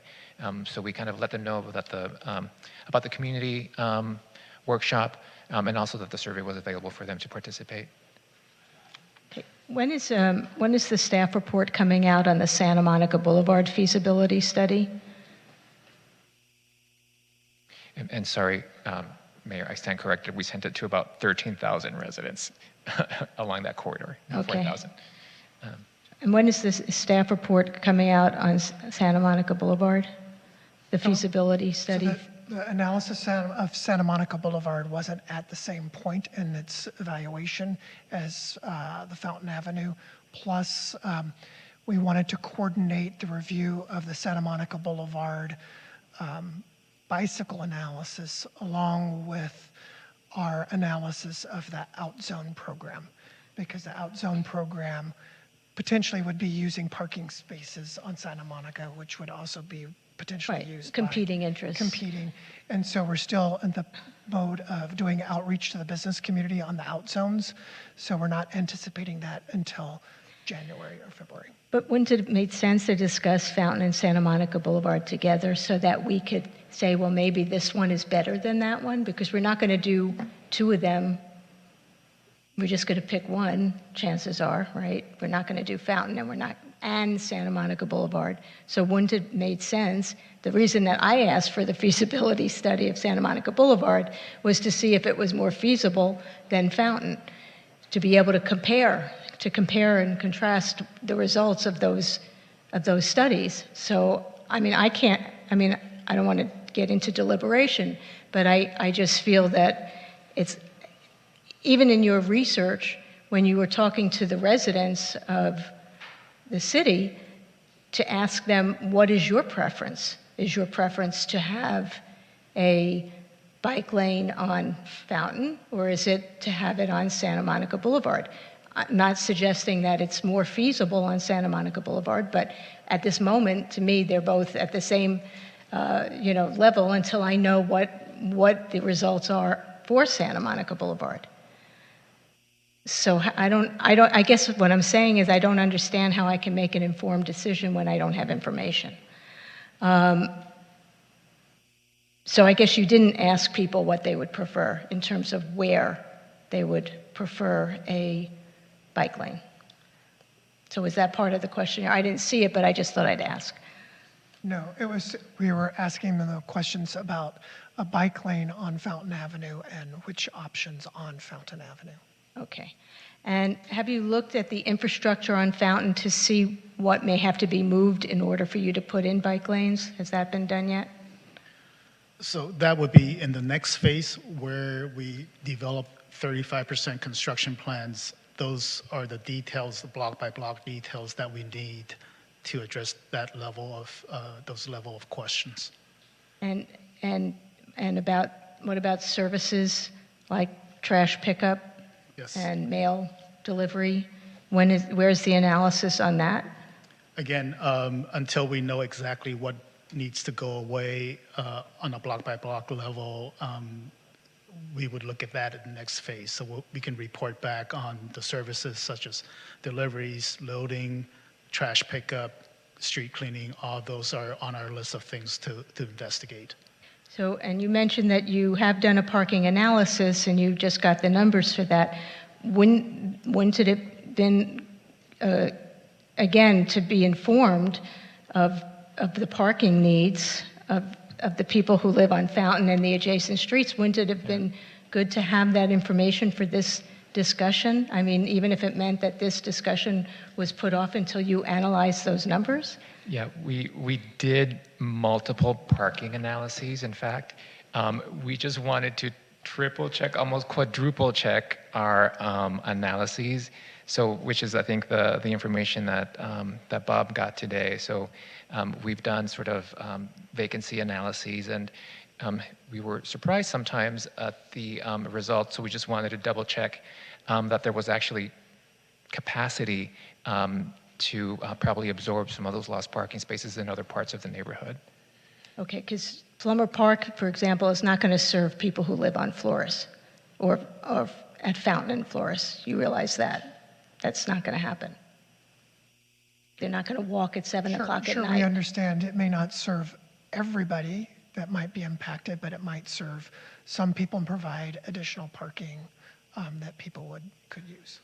Okay, and then you said that some traffic will move to other corridors like Sunset and Santa Monica Boulevard. So what about the traffic that's remaining on Fountain? Do we know, do we have a traffic analysis in terms of, you know, we used to look at things in terms of intersections and how long people were waiting at lights and however it was that we used to do these things before vehicle miles driven. So what is the traffic analysis show as far as the traffic flow on Fountain with the 2 lanes, assuming that a certain percentage of people will move? Great question. We did some model runs, and that's where we got the 40% reduction in traffic. The problem is that these are academic exercise. What we find with these type of projects is, unless you put it in the ground, such as a pilot, is really hard to predict those impacts and what they would be. Part of it is because we're dealing with human behavior, you know, so those are hard to predict. So that's why we're recommending that a pilot be done so that those issues could be looked at. We can do it before and after, and we'll know exactly what those impacts are, what the delays are, delays to Santa Monica and Sunset, and more importantly, look at potential neighborhood traffic intrusion. If they can't stay on Fountain, they may take other routes that we can't predict yet. So that's really the main reason why we're advocating for a pilot, is to iron out those wrinkles and see what exactly those impacts would be so we can address them. And has there been any discussion with the City of Los Angeles DOT about extending the bike lanes, them putting bike lanes on Fountain in the City of Los Angeles, or their preference in terms of Fountain versus Willoughby or Fountain versus Santa Monica Boulevard? We have engaged DOT Hollywood Division. They are supportive of this project. They don't have any plans to extend the bike lanes further east into their city, but they are supportive. They are concerned about the parking, but other than that, they are supportive of our efforts. Yeah. If I can add, that I think when we had our discussions with City of LA Council Office, they did mention that you know, they like the idea of the transition between the east of La Brea kind of Fountain corridor being a single lane in both directions, that there's so much sort of confusion and road angst when you then kind of either converge to a 4-lane or go from a 4-lane to a 2-lane at that particular intersection. So they thought that sort of having that same, removing that transition from 2 to 4 lanes from 4 to 2 was actually an easier transition for just all modes of travel. So they thought that was, in theory, a good idea for motorists that would potentially reduce some of the accidents in that intersection as well. Because it's 2 lanes east of La Brea? La Brea, correct. Okay, in the city of Los Angeles. Okay. Right. And then I have more, but I'll just ask this one. Was the consultant made aware of the new projects that have recently been approved in the city of West Hollywood, like the project at Fountain and Fairfax?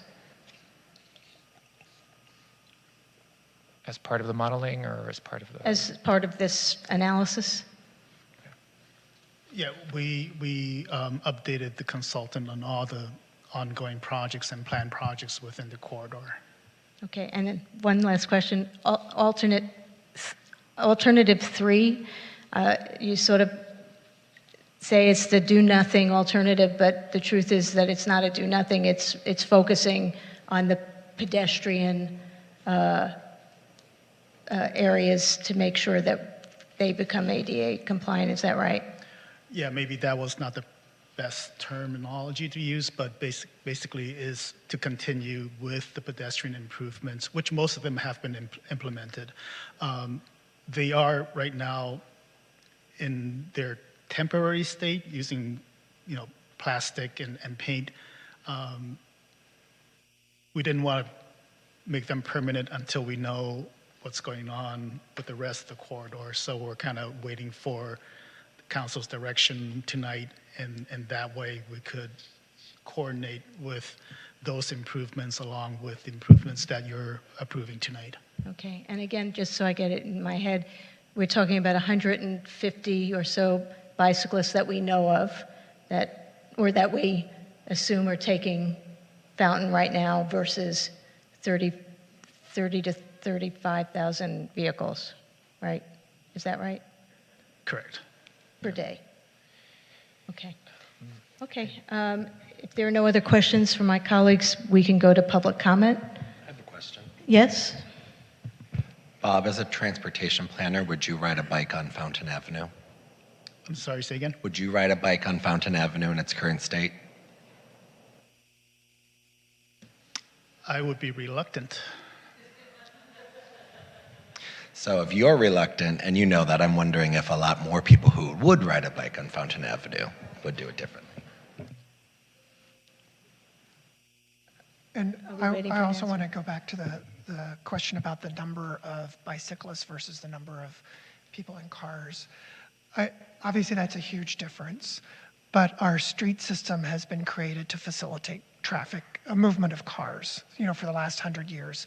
That's how our streets have been designed. And so, of course, the streets are used by lots and lots of people and lots in cars because that's how they've been designed. And so we are, as part of our commitment to climate change issues and reducing traffic congestion and car wrecks and that type of thing, we want to try to get to a system where we try to move ourselves away from cars as we can. It's not going to be immediate, of course, but we need to start building that infrastructure that helps move some people from cars to bicycles, and so we can start increasing the number of riders on bikes. That's one of our goals. Right. And if I could just add a little bit more to that as well, I think besides just the amount of traffic that maybe will be impacted, I think there's also an issue about equity and the type of resources that we provide to folks who drive automobiles, which is not everybody in our community. Not everybody in our community can afford a car to drive to and from their destination. So adding sort of another dimension to the way that folks can get to and from their destinations, I think is also a consideration. There's also considerations with regards to health and being able to provide people options to bike and walk in a safe environment that maybe is not an option for folks who live in a sort of impacted corridors such as Fountain. And then there's just, sort of our, one of our goals to provide enhanced, multimodality in the city. That, one of our, important streets in the city can provide for access for all types of mobility, that we don't provide access to just, majorly just one form of transportation. One of the sort of interesting images that I have in my head is that we are dedicating 40 to 60 feet of roadway to the movement of automobiles and dedicated to automobiles. Well, at the same time, we're only dedicating 3 to 4 feet of sidewalk on each of those thoroughfares. So you take 50 to 60 feet of roadway for cars and only about 4 to max maybe 10 feet of that total roadway for pedestrians and other modes of transportation. It's sort of really unequal in the way that we provide infrastructure access to those different modes. So, yeah, but there are also things like buses, and we're bringing the subway to the city. So I guess my another question, and I think you may have asked this, is when people were asked what modes of transportation they would prefer to take, and I'm sure that you had multiple choice and had car, bus, subway, bicycle, what were the top 2 or 3 to get to work or to get to the grocery store, wherever they need to go? So we did have that question in our survey, and folks could reply multiple, so those who walk or roll on Fountain, 57%. Those who bike, scooter on Fountain, 42%. Those who drive on Fountain, 79.6%. And those who park on Fountain, 20%. Okay, and again, I go back to, I wish I had those responses based on residents versus non-residents. Mayor, Councilmember D'Amico? Thank you. So I guess I was going to maybe bring this up later, but since I think you actually made a fairly interesting set of assertions, I guess I wanted to ask, in the pass-through traffic, it's passing through, but we know at the eastern end it's a 2-lane residential street, and at the western end that pass-through dead ends, so all of that traffic moves to Santa Monica or Sunset, not just 40% of it or some number. So we're actually not affecting the traffic. We're just placing it in a different part of our city, right? Theoretically, possibly. So there's either a disconnect in the actual number of, percentage that's really passed through, or when it passes through, it adjusts itself to a 2-lane road going east with stop signs and, and yes, I understand Betty Davis said the only way to get to Hollywood is Fountain, but she's long dead, and this is the 21st century. So I think that it's important for us to, understand the context of that street, that it is an anomaly, it is completely an anomaly, that it is an underutilized resource of this city that we have let fester, as sort of a kind of a love letter to the past, to 1956. And I think I just really want to highlight the fact that there's one business on Fountain between La Cienega and Detroit. One business. So it is not a commercial thoroughfare. It has developed into one. We have let it turn into that, but nobody is rushing down Fountain to get to the grocery store at Crescent Heights or to get to the their gym at Sweetser. It's all residential, and it's actually people have to live with that traffic. And I think we did the same thing on Rosewood. We removed the traffic from Rosewood because residents were complaining. Rosewood in West Hollywood West, by the way, that residents were complaining that we were running traffic down their street. And so I think in some way we need to reverse engineer this idea. And I just want to thank you, Francisco, because I think, we stop seeing what we only ever see, as a, what do? Well, we need to see what we can do, and that, yes, there might be some traffic displacement, but maybe that displacement, happens 3 blocks further west or 3 blocks further east, because traveling east, all that traffic, somehow the light changes and people go somewhere. So I've always read that, 67% of traffic is passed through, but I never really believed it on Fountain because Fountain ends in 2 very specific ways. If I could share some insight, our friends at Fair and Pierce did a what they call big data study. So that's taking cell phone data and tracing the origin and destination of trips on Fountain. And what we found is that there are a significant number of trips that are coming over from the valley over the pass and using Fountain, Willoughby, Santa Monica as zigzag. They're doing this to go south, not necessarily east. Some are doing that, but a large percentage are southbound. So they're using these streets to get around Fairfax and Crescent Heights, where it's usually crowded. So that's something that we found out to be an interesting fact. So your point that, yeah, it ends at La Brea to 2 lanes, but they're also making their way down south to Mid-Wilshire and beyond. Mayor Pro Tem? Yes, great. So I know that this was protected bike lane feasibility study. Have you looked into how our scooter riders will have more safety and be protected by this as well at all, since we allow scooters in our city now? Yeah, definitely. They'll be sharing that bike lane, so they'll be fully protected, just as bicyclists would.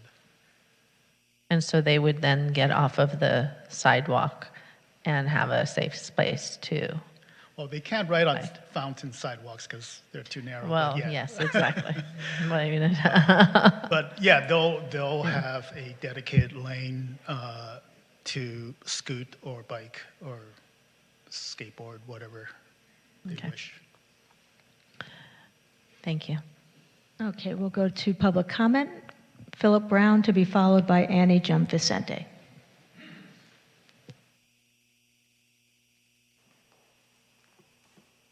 I've enjoyed this conversation immensely because I've invented a new boulevard system that is blocked by their use of bicycles on Fountain. And I agree very much so that the displacement of 2 lanes of traffic from Fountain onto Sunset and Santa Monica Boulevard just adds to the congestion on those streets. And it's diving down already as far as quickness. My system is called a flow boulevard. It has 2 kinds of traffic.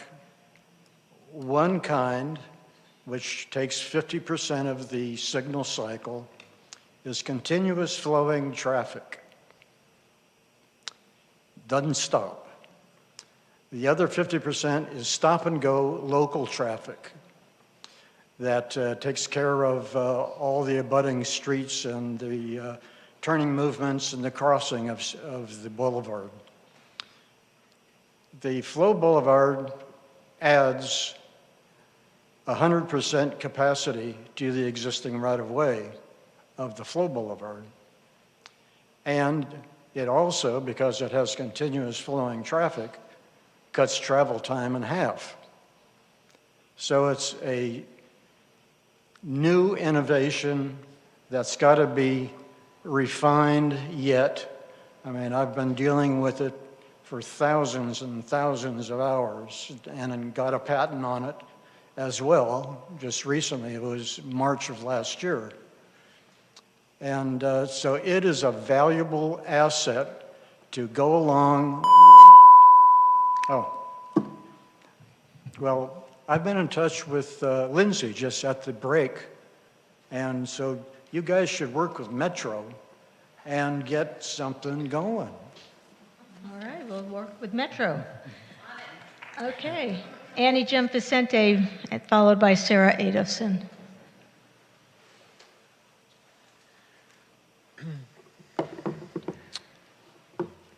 To answer your question, Councilmember Erickson, I would absolutely be a bicyclist on Fountain, and I would expect drivers to respect bicyclists, but you know they don't. Some questions I have for you, if you can answer them after. Can you explain induced demand to the crowd? I would also like to know what the current speed limit is on Fountain. I don't believe I heard it. And would there be any possibility to reduce the speed limit once protected bike lanes would be installed? Fountain is an artillery road of WeHo. Parking on an artillery road is already dangerous. It seems that in order to have safer parking, reducing the speed limit is important. Unfortunately for car owners, they own a vehicle that takes up approximately 120 square feet of real estate at any given time. People on foot take up about 3 square feet. Bicyclists take up about 15 square feet. Car owners need to understand that having 9 to 40 times more space than either a pedestrian or bicyclist, plus their car takes up that space when not in use. Cars not in use are obstructions for people using the road. Get rid of the most parking spots is crucial to safe streets. I would also like to ask if there is any chance of rezoning for multi-use buildings, as in a house wants to open a kitchen as a business. Is that currently allowed for Fountain Ave? Because there's no businesses really on Fountain. To save some time, I guess I'll skip some points here. But Mayor Meister, I really appreciated you stating a feasibility study on Santa Monica Boulevard, because I have been doing my own traffic study on Santa Monica Boulevard for the past few weeks. So I would definitely like to share that with you folks over there. I very much think that Santa Monica Boulevard would be the more preference street to attract people, since it's already got business, some infrastructure installed, and the lanes are wide. Thank you. Thank you, Annie. Sarah Adolphson, followed by Kevin Burton. Good evening. Thank you, Mayor Meister and council members. Congratulations to Supervisor-elect Horvath.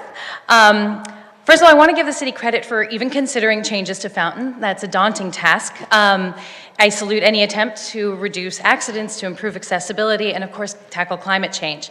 That said, as a 16-year resident of North Kings Road, I have concerns. While something should be done to that street, I do not think the presented options are the answer. I'm primarily worried about the reduction in parking. North Kings and Flores and many streets that connect to Fountain already have very limited parking spots for residents, let alone our guests. A reduction in parking on Fountain will only exacerbate that situation. I'm also concerned about the diversion of traffic. As we've talked about here, it's not going to get rid of traffic, it's just going to move it around. Whenever there's a backup on Fountain as a result of road work or an accident, cars turn down Kings, and I'm sure they turn down the side streets as well. They congest our block, they make it difficult for deliveries, they make it unsafe for pedestrians, and they make it extremely difficult for us to exit our parking garages. And finally, I want to highlight that the city's own data shows that so much of this traffic is people passing through. What that means is this is not a street just for local folks. It is a street that connects the larger region. I love this idyllic notion that suddenly people are going to be coming out and walking around. They're not.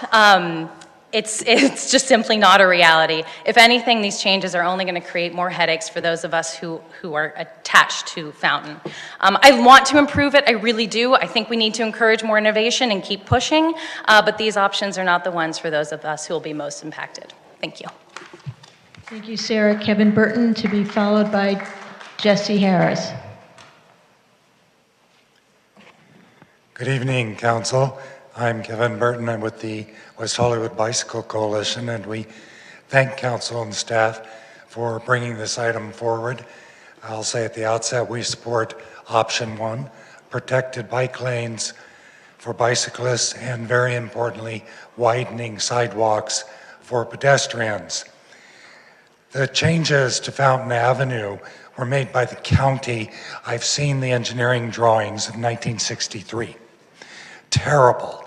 They tore out all the trees, street trees, narrowed the sidewalks, and narrowed the travel lanes. So to fit in those extra lanes from La Brea to La Cienega, that would never happen today. And although the county gets the blame for that, it's now in the city's lap what to do. And you have an opportunity to reverse that historic mistake. And option number 1 will make the road safer for all road users, including pedestrians. A couple of times I've seen people in wheelchairs, can't get by, they go out into the street, go around the obstruction, back up the next driveway. It's disgraceful. You should solve this problem. Safer for bicyclists, protected bike lanes. Also, separating the bicyclists away from the vehicles are more convenient for the drivers. They don't have to deal with all of them.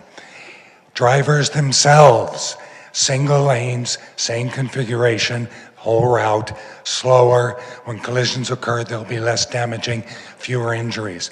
So we urge you, follow the recommendation of the Transportation Commission to support option number 1, wider sidewalks, protected bike lanes, and make this a safer, more livable route for the residents who live there and the people of West Hollywood who use that route. Thank you. Thank you, Kevin. Jesse Harris to be followed by Jesse Silver.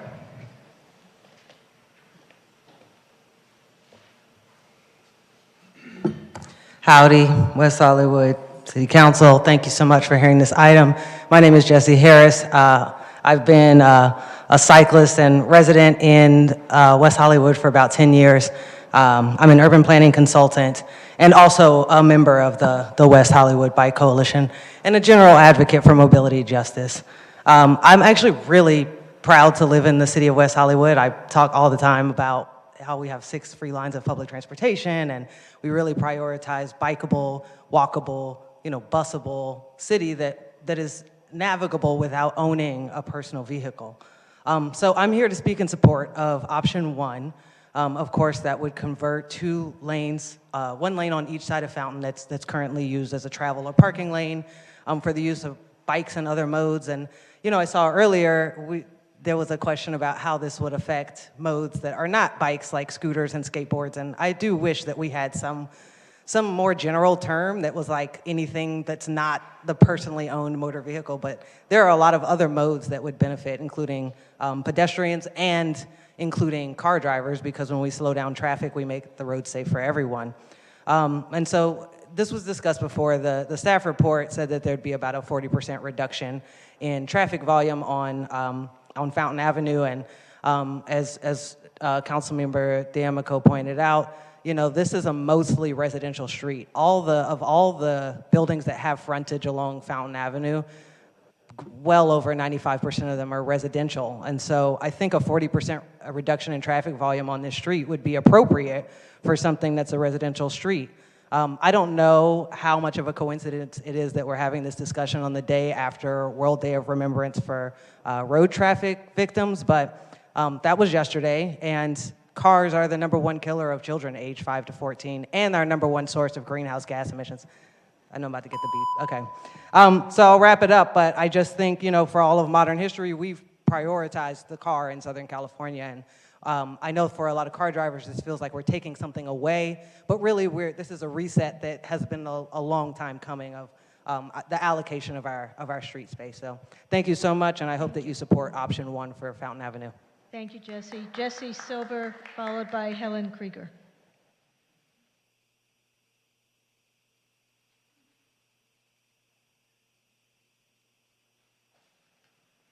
Hi there. Hi. My name is Jesse Silver. I'm in West Hollywood nearly 4 years now. And, you know, I didn't come here for this purpose, but the first time that I visited West Hollywood nearly 20 years ago was to play at the Whiskey A Go-Go. So I thought that was a really cool project, and it was a perfect example of a project that solves a problem in a creative and beautiful way and doesn't create a bunch of destruction in its wake like this project does. So there are some compelling arguments about restoring Fountain to the way it used to be, but the fact is, there are a lot of people who park on Fountain, and I'm one of them, every day. There are 16 units in my building. It's an historical building. No, not parking for everybody. 8 of us park on Fountain nearly every night. The street is full of these buildings. One of the attractions to West Hollywood, to moving to West Hollywood, was that there's sort of a covenant with the renters that we will make it easier to park than other neighborhoods in LA, okay? There's great parking enforcement, parking passes, that sort of thing. I think this project breaks that covenant. I'll tell a story. When 5 or 6 parking spots on Harper, my street, were eliminated sometime last year in order to support a construction project, the parking became a nightmare for 2 months. People were down with it. It was okay because it was going to be a new building. It would bring more parking. This doesn't have any of those mitigating factors. This has no economic benefit as far as I can tell. It is simply an ideological project, frankly. It is speculative and ideological, and I do not understand it, and I hope that we can all take a breath and find a way to make Fountain more beautiful and more functional without eliminating many people's most important thing, which is parking in front of their front door. Thank you very much. Thank you, Jesse. Helen Krieger to be followed by Adam Kroll.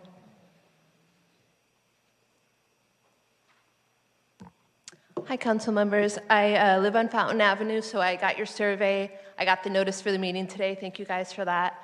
I live just off of Sweetser, and I drive, I walk, and I ride my bike on Fountain. And thank you guys so much for listening to this agenda item, because right now in its current state, Fountain is kind of a nightmare for all 3 modes of transportation. So as a driver, we've talked about how frustrating and dangerous it is going from 2 lanes to 1 unpredictably. It's also kind of an in-between street. It's sort of a neighborhood street, but people also use it as like a wannabe freeway cut-through street. They'll try to go 60 miles per hour and get mad when they can't. When I first came to Fountain Avenue several years ago, I saw 2 drivers get out of their car on Fountain and Harper, and one driver stabbed the other one to death because he wasn't going fast enough. This is like, I wish I could say that's very unusual, maybe the murder part is, but drivers get infuriated driving on Fountain Avenue because it's just not set up for anybody right now. And so that means when you live on a Fountain Avenue, you're constantly hearing screeching brakes, car horns, and ambulances. As a pedestrian, trying to walk on the sidewalks is rough because they are so narrow that when I've walked from La Cienega East, coming back to Sweetser when both of those lanes are open, I've almost gotten hit twice on the sidewalk by side view mirrors of speeding cars because it's so narrow. So we're not talking, it's not only not ADA compliant, it's not compliant for a pedestrian walking.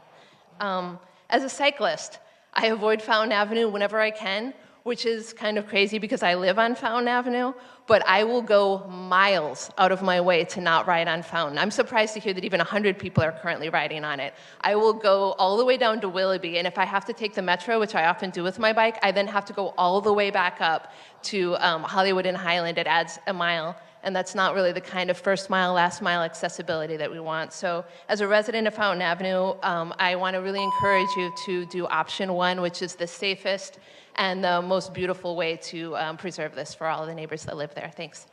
Thank you, Helen. Adam Kroll, followed by Kimberly Winnick. Hi, everyone. Good evening. My name is Adam Kroll, and I'm the chair of the Transportation Commission, but here as a resident that lives off of Fountain Avenue and would like to be able to cross the street without fear of my life. I think this project really touches on a number of different issues that affect our city. First and foremost, safety, right? I think as we've heard from a lot of people, it's really important to us to make sure people can walk down the sidewalks without fear of getting hit by a car, and make sure our sidewalks are passable for everyone. I think it's important for our bicyclists. You know, our bicyclists are just as vulnerable as pedestrians if they come into contact with a car, right? And that's why alternative 2, I want to emphasize, is not an acceptable option, trying to actually share the street with cars that currently are going 50 miles an hour, right? In terms of traffic, our city will continue to grow. Whether it's the city of West Hollywood developing or the city around us, we need to make sure that if we're thinking about like traffic mitigation, it's not just buses and subways, which are important as well, but bicycles, right? It'll dramatically impact the traffic around our city if people can actually see biking as a viable option. In terms of equity, as Councilmember D'Amico touched on, we've done a lot on the west side of the city to ensure that our residential streets are residential streets. Let's do the same thing on the east side. Let's make sure people with mobility issues, our seniors, that everyone can walk down our streets. In terms of parking, as has been mentioned previously, there's something like 15,000 residents along this street or near the street. And this would only remove some of the parking, right? So 15,000 residents. And then just in terms of like this chicken and egg issue, we gotta build it, right? We gotta be a leader as the city of West Hollywood and help ensure that the city of LA comes along with us. Thank you very much. Thank you, Adam. Kimberly Winnick, to be followed by Steve Martin.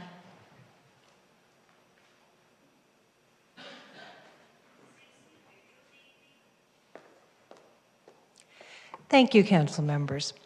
I'm a 37-year resident of West Hollywood. I'm a 27-year cyclist.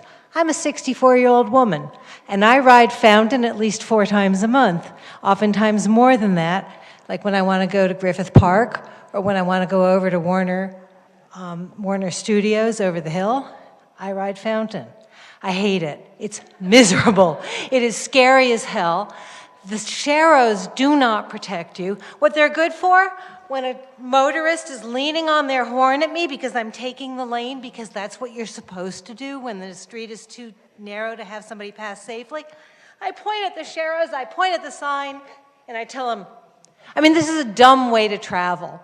We're trying to encourage people to travel safely and to minimize their carbon footprint.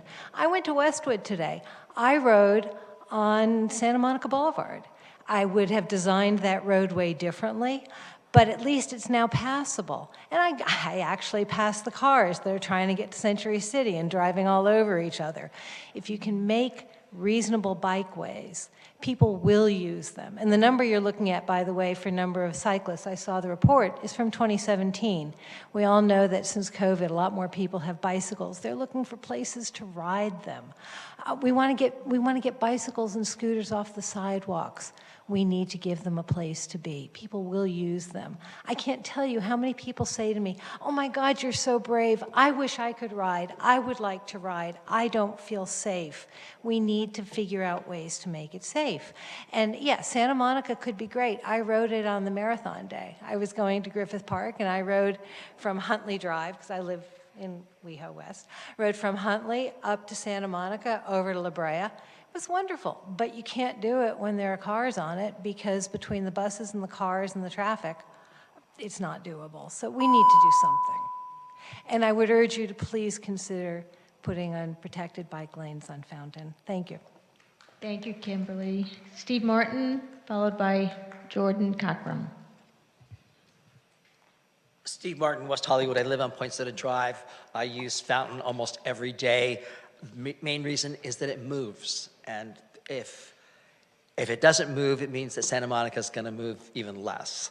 It is a problem. I mean, what Kim was describing is absolutely true. I will not ride my bike on Fountain.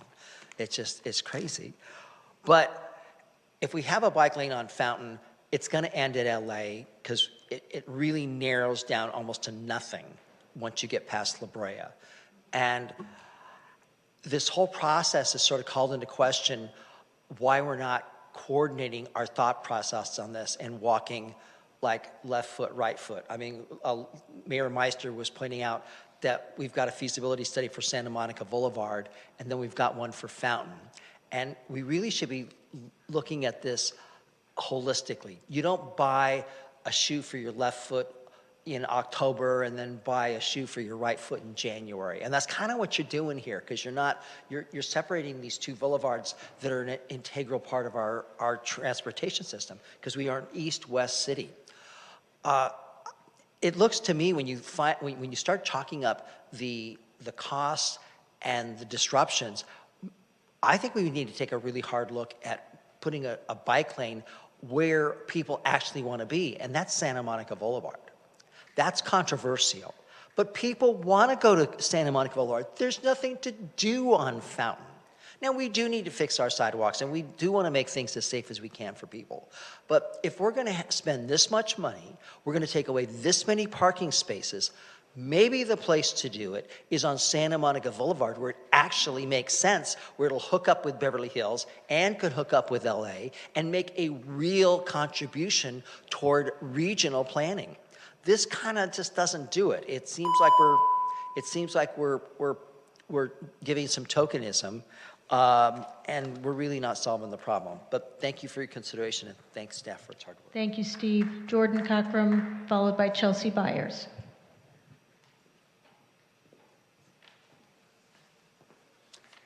Hello, good evening. My name is Jordan Cockrum, and I'm a resident of West Hollywood.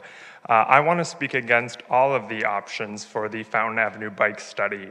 Fountain Avenue is already incredibly congested, and reducing it to one lane each direction was only going to further that congestion and force drivers to take other streets like Santa Monica or Sunset Boulevard, which will just make traffic on those streets worse. Fountain Avenue is only 1.9 square miles between La Cienega and La Brea and serves only 35 to 145 bikes per day and would cost $30 to $35 million to change. There's no option to continue bike lanes west past La Cienega, and it leads to the incredibly dangerous hills going down no matter what street you're going down if you choose to go down Sweetser or another one. And Fountain narrows so much east of La Brea that even if the city of LA wanted to continue those bike lanes, they wouldn't be able to.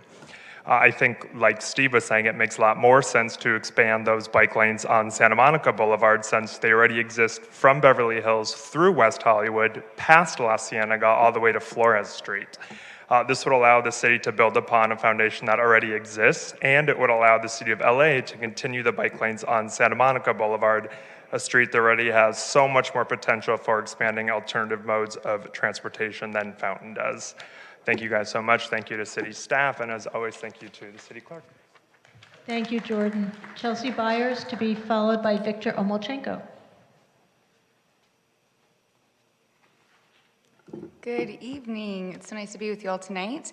My name is Chelsea Byers. I'm delighted to be here to speak in support of option 1 for Fountain. I want to start by saying thank you to staff. I really appreciate your comments about how these improvements will support our climate, health, equity, and safety goals. That's exactly how we need to think about our shared public spaces and the benefit they're meant to serve us all. With the number of traffic collisions, injuries, public and property destruction, deaths in the area, upgrades are a very high priority for public safety. And beyond making the streets safer, there are many serious issues that limit many people's ability to commute down this road outside a vehicle. Transportation is one of West Hollywood's 10 domains of livability, stating that an age-friendly community includes ways for older adults and non-drivers to get where they need to go. With 80% of Fountain not ADA compliant, wider sidewalks are an absolute must to live up to our values of being a more age-friendly city. Without making any changes to our infrastructure, data shows that more and more people are choosing bicycles anyways. Biking is a health positive option that also benefits our environment, and more people would choose to bike if they knew they could do it safely. This 1.9 mile stretch is part of a larger culture shifting moment taking place in cities around the globe. We are a city committed to addressing climate change, and tools to reduce personal vehicle use are essential to these goals.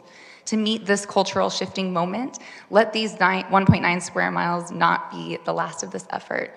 Santa Monica, Holloway, Sunset, there are plenty of other places where we should look next. I know our city is setting up a bike giveaway program, very excited about that, and we have hosted Ciclavia. I hope we can do more of those in the future. These are effective and influential programs, and doing more of this will help further this bicycle culture that is taking a hold. I also hope that we can continue to work with our business community to provide incentives for alternative forms of transportation. Thank you all so much. Option 1 is the only way. Thank you, Chelsea. Victor Omochenko, followed by Therese Whiteside.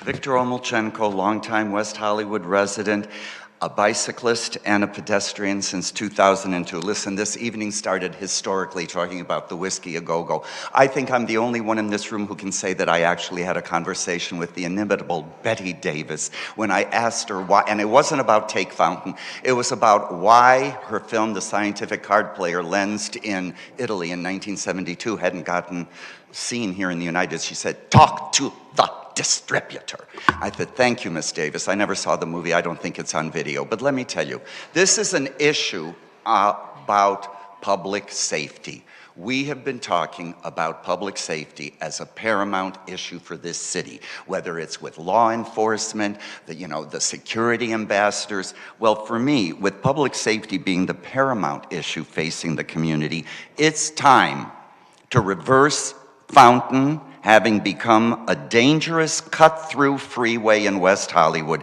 and return it to being an urban residential avenue with a big A that is safer for all, for bicyclists, calming down motorists, and for pedestrians. Look at this.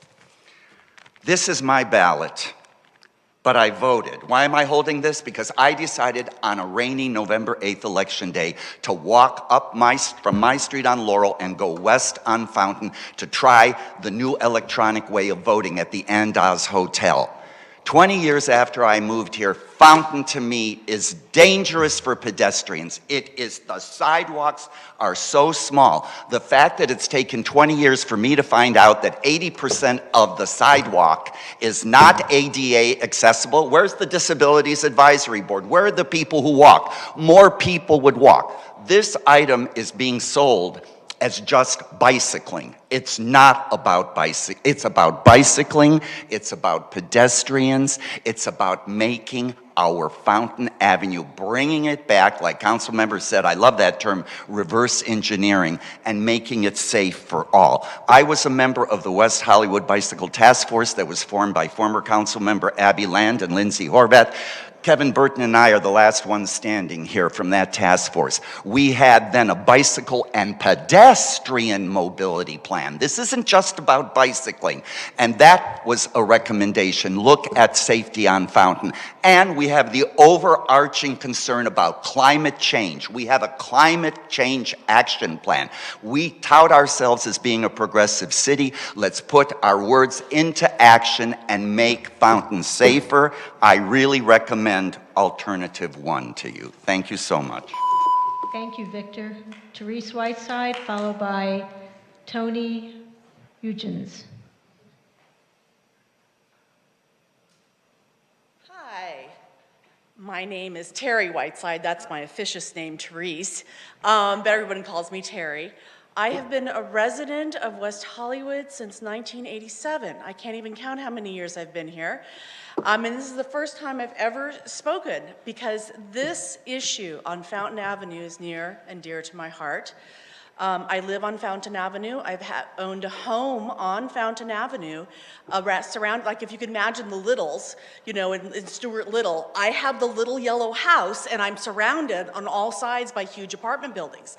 I have a little tiny house, a historic house, 110 years old, that gets rattled every day from Fountain Avenue. And we had to build a fence around it when my son, who's now an adult, was little, and it wasn't to keep people out. It was to keep him in. It was to keep the dog in. It was to keep the children in. Because if you stepped even onto the sidewalk, there was a concern that a car would jump the curb and just come right into the yard. And we've been living there for so long. I have many, many memories of doing triage in my front yard, in my driveway. We've had cars flip in front of my house. Now, I was a Girl Scout. I'm like, geeky girl. I have all my medical supplies. I am the one that comes out with the towels and tells everyone, don't give them water. Don't do that, because that's the first thing they want to do. Someone was in a car accident. No, you wait for the ambulance to arrive. You put pressure on the wounds and you make sure you don't move anybody. Or you get somebody in the street, because sometimes there's children laying in the street. I don't know how many of you have ever seen a child die on the street. I did. I did in 2005. And the scary thing about that to me is I was sitting at home, I was working at home. Sorry, the timer's gonna go off. Just know this, it's not about bicycles. Bicycles are great, I love bicycles.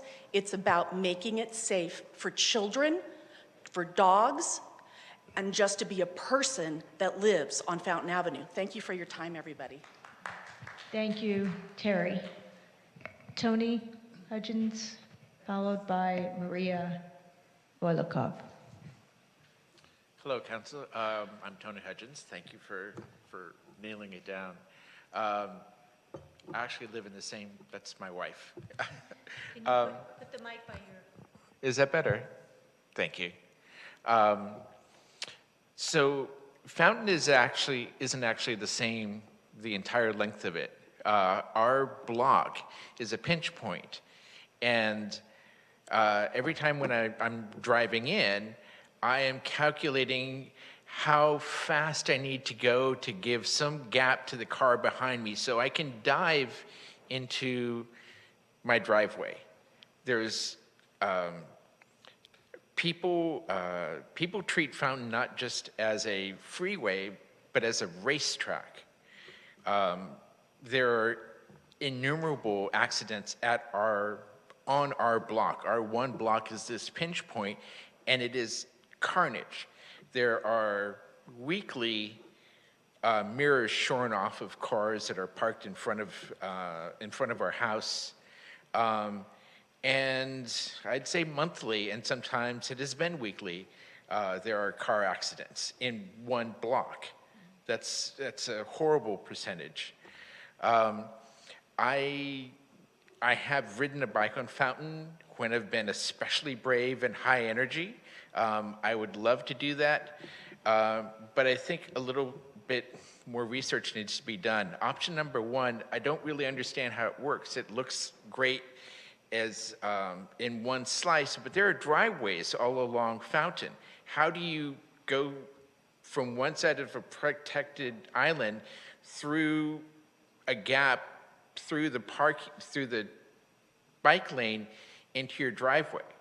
I don't understand the design.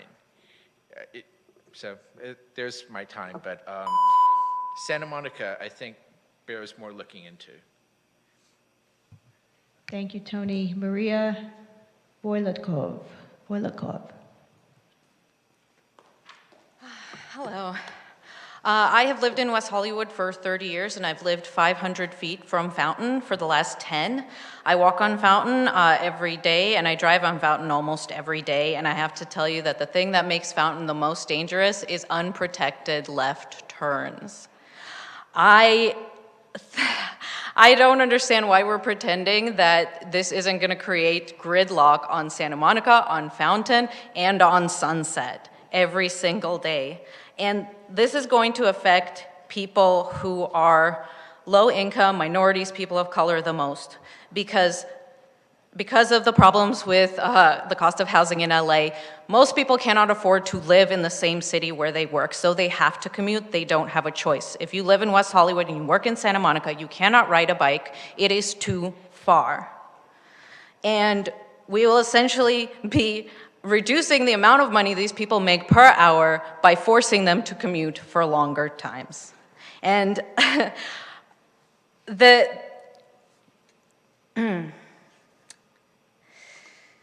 putting in bike lanes while people struggle with homelessness and evictions in our city is the most privileged and selfish thing that I can honestly think of. There are a lot of cyclists here. Cyclists are very passionate about cycling, and I admire that. I am not as passionate about commuting. I don't like it. But I think one of the things that would make cycling safer is if cyclists followed traffic laws. I constantly see them running red lights, running stop signs, not signaling, and not following traffic laws. I went to the community Zoom meeting, and I saw people asking, how is my trash going to get picked up on Fountain during this construction phase? And there was no answer, because the answer is it's not going to be. Because there's a project on Melrose that is very similar happening right now, and I work at a small business that it was in phase 1 of construction, and our trash was not picked up for months. And you would think, oh, maybe they would learn for the different phases, like that this was a problem, but it happened in every other phase along Melrose. But I'm lucky because I can actually go home after the workday's done, and I can, you know, I can leave that area, but the people who live on Fountain will not be able to. And I just, there's got to be another option. I would definitely love to make Fountain safer, but there's got to be another option that doesn't reduce Fountain to 2 lanes. Thank you. Thank you, Maria. Do we have any speakers on Zoom? We have about 15 speakers in Zoom. 15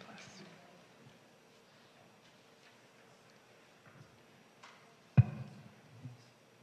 Our first speaker on Zoom this evening is Joyce Heftel, to be followed by Catherine Paputzis. Joyce, you will have 2 minutes. Please press *6 to unmute yourself.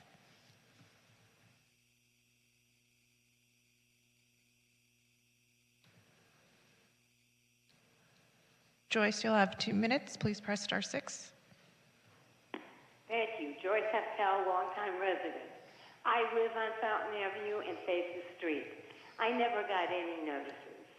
The Fountain Avenue residents have a parking crisis now.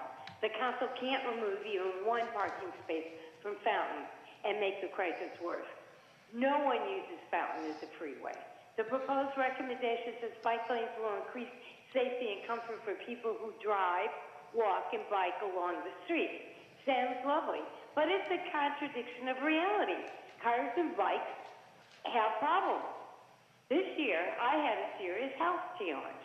At the worst time, I needed healthcare workers daily. They usually arrive at least 30 minutes late due to traffic. Take traffic lanes away on Fountain, that it'll take them much longer. But if they couldn't park on Fountain and having nowhere to park, they wouldn't have come. And I was in no shape to go outside to get PT or OT. I also needed delivery of medicine, food, which I couldn't have gotten if parking was removed on Fountain. Removing parking means no guests can visit, no trash pickup, no moving vans, no plumbers, painters, repair, construction type people, home care workers, Lyft, rideshare, no medicine, food, grocery deliveries for the people living on Fountain. Removing traffic lanes will make it less safe and take much more time to get home. Parking cannot be removed on Fountain. Traffic lanes cannot be taken away on Fountain. Traffic congestion on Santa Monica and Sunset are bad enough. The council can't make it worse. The council can't attempt to fix one problem by creating greater problems. Fix the sidewalks on Fountain and leave the parking and traffic lanes alone. Thank you. Thank you, Joyce. Our next speaker is Catherine Paputzis, to be followed by Peter Jarvis. Catherine, you'll have 2 minutes. Please press *6 to unmute yourself. Hi, this is Catherine.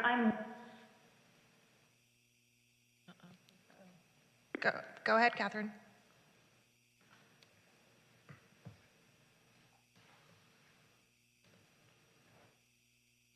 Catherine, please press *6 to unmute yourself. Hi, sorry, can you hear me? Yes, go ahead. This is Catherine. I'm with my partner, Peter, so we're going to make a joint statement together. Go ahead. We're longtime residents of West Hollywood, and we live on Fountain on the corner of Hacienda. I'm also someone who's done a lot of avid cycling throughout LA County for the last 18 years, and suffered a life-altering accident a few years ago biking in LA, so naturally I agree it could and ought to be a more bike-friendly place to live. So we're kind of coming to this who, as citizens, sort of represent the intersection of colliding interests here. We haven't received, by the way, any notices about this at all. We never got a survey. We didn't get a mailer. We learned about this during this election that just happened and found our way here. I think the main thing that we both want to say is that the existing parking situation for us and other residents, our neighbors, is extremely challenging. Catherine and I each have a car, which is a necessity for us in our separate careers. Our unit comes with one spot, so we do need street parking. There's such a scarcity of street parking by us that we frequently need to drive in circles around the block until a space opens up. And this is especially true in the evening coming home from work and on the weekends at any given time. And it's not a great impact on the environment to drive in circles. And it obviously creates traffic complications when cars, not just us, are idling or stalking slowly looking for a spot, which happens all the time. So we think that if you take away really any amount of parking on Fountain right now, it'll create an untenable situation for residents who park on the street. And we know firsthand that Fountain can be fraught for commuters and pedestrians, and certainly cyclists, and improvements are welcome, but having cycle lanes on Fountain would have such a nothing benefit to me as a cyclist compared to the huge cost and burden to us as residents who rely on street parking.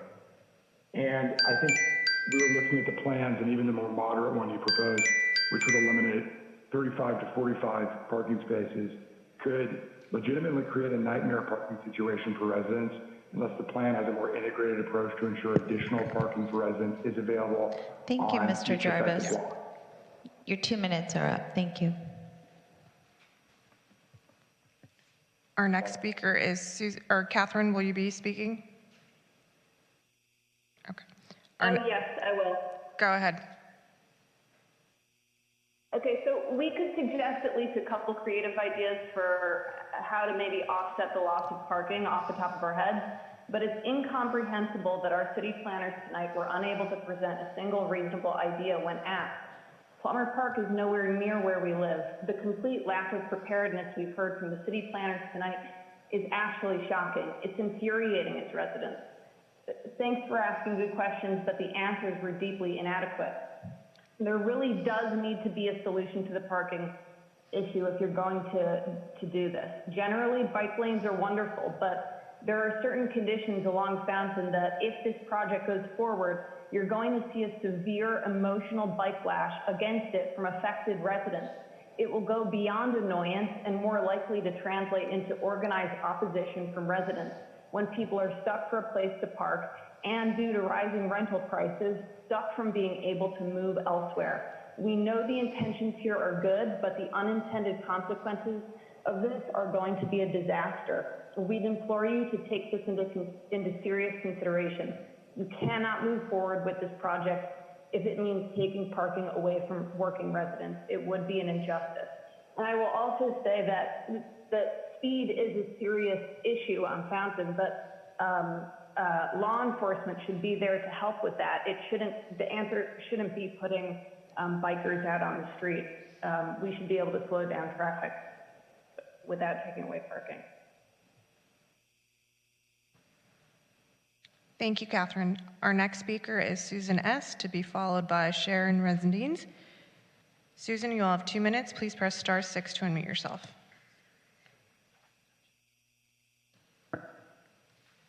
Thank you.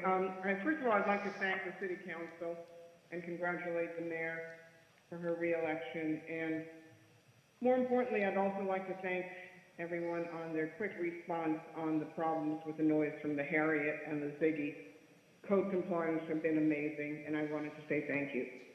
Now, not so nice. Living on Fountain Avenue, 36 years. 90 floor units that all have friends, vendors, deliveries, caregivers that need to park on Fountain Avenue. Where will they park? Removing 7 spots per block will be a disaster for us. We don't have enough as it is. We don't have enough guest parking in our building, so we have to park on Fountain Avenue, or our guests do. I'm against this plan altogether. The entire city is unsafe. This is not going to make one section more safe. In fact, you're going to drive more dangerous people that are pedestrians into our neighborhood. Please spend the $35 million on more sheriffs, fix the sidewalk, move the bike lane to Santa Monica or somewhere else. I never got the mailer. Scooters, they're also a disaster. People just leave them, dump them on the sidewalk, and you could trip over them if you're not careful. You will be losing income from parking tickets and towing. You are suggesting our guest park on Plummer Avenue Park? That's impossible. Going forward with this plan will cause major traffic on Sunset Boulevard, Santa Monica Boulevard, Holloway, and all the side streets. I beg you not to put this plan through. Not option one, not option two, not any of it. It's the worst plan I've ever heard. Thank you. Thank you, Susan. Our next speaker is Sharon Rezendiz, to be followed by Karen O'Keefe. Sharon, you'll have 2 minutes. Please press star 6 to unmute yourself.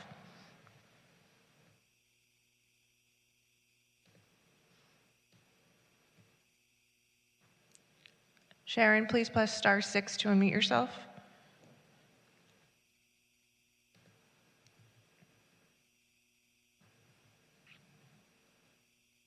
Mayor, I'm sorry, are you on Karen O'Keefe or the person before me? it was the person before you, but they're not unmuting, so go ahead. Thank you. Okay. I'm Karen O'Keefe, a West Hollywood resident and a member of the West Hollywood Bicycle Coalition. Today, you will choose whether to prioritize human lives or the convenience of motorists. I urge you to choose the former and implement protected bike lanes and ADA-compliant sidewalks on Fountain. We don't build bridges based on where people are swimming across the water. Many people want to bike but don't because they reasonably fear they'll be maimed or killed. 53% of Americans would like to bike more. 46% said they would be more likely to if they could bike and physically separated from traffic. On Fountain Avenue in the past 5 years, the Sheriff's Department has responded to 11 collisions where motorists hit bicyclists. Meanwhile, a study of a dozen cities found having protected bike lanes led to drastic declines in fatalities for all road users, on average 44%. The study found no declines with painted bike lanes. With the climate crisis, we desperately need biking, walking, and scooters to be a safer option. Half of all trips are under 3 miles, which is easy biking distance. We've seen Paris and other cities rapidly transform with huge increases in the number of people biking when streets were changed to prioritize greener transportation. You should also decouple parking so tenants can pay less rent if they don't need or want their parking spot. That will create a financial incentive for people to go car-free and allow parking spots like mine, which just sits empty, to be used by people who want more parking, without using scarce public space that could be used for the greater good. It is not an accident that roads like Fountain are designed to prioritize speed, not safety. It's a decision, and it's your decision. Thank you. Thank you, Karen. Our next speaker is Alexander Friedman, to be followed by Caro Villian. Alexander, you'll have 2 minutes. Please press star 6 to unmute yourself. Yes, hi, do you hear me okay? Yes, go ahead. Yes, hi, good evening. My name is Alexander Friedman, and I live right on the border of Hollywood and West Hollywood. So first of all, let me thank you and your staff for this meeting. I absolutely support improving Fountain Avenue, installing bike lanes, and widening the sidewalks. It's a long overdue project. Fountain Avenue is absolutely treacherous, dangerous. It's like a mini freeway, and I agree with a lot of speakers tonight, especially by someone named Victor. He said it very eloquently about the reverse engineering. I couldn't have said it better, so great job. Also, I want to say for the naysayers that I understand why people have concerns. They sound like they're facing the end of the world. However, if you look at other neighboring cities, like the city of Santa Monica, for example, they have done an absolutely amazing job with practically every secondary street having painted bike lanes, and the quality of life has improved, their safety record has improved, and guess what? No traffic nightmares there. I mean, it's like when you do this project, you realize traffic isn't actually getting much worse. So this is an absolute must for the city of West Hollywood. It's a long overdue project. It's going to create safety for all, for motorists, for cyclists, for pedestrians, and especially people with ADA access. Thank you very much. Thank you, Alexander. Our next speaker is Caro Villian, to be followed by Sharon Rezendiz. Caro, you'll have 2 minutes. Please press star 6 to unmute yourself. Hi, my name is Caro Villian. I'm speaking in favor of option 1. As someone who does not have the option to drive, which is fine with me because it sounds pretty miserable anyways, riding my bike is how I get everywhere, for many other reasons too. I use Fountain on a regular basis because it's the least dangerous way to get east and west in West Hollywood. but it's still insanely dangerous. I get into potholes all the time, and I'm a careful cyclist. And it's not just about me, it's about all of us. It's about climate change, it's about health, well-being, and just everyone's safety. And if we keep opposing this project, traffic is not going to get better. Car-centric infrastructure is not going to solve traffic. And people are going to keep getting killed, getting injured, pollution is going to get worse, people are going to remain miserable, getting stuck in traffic.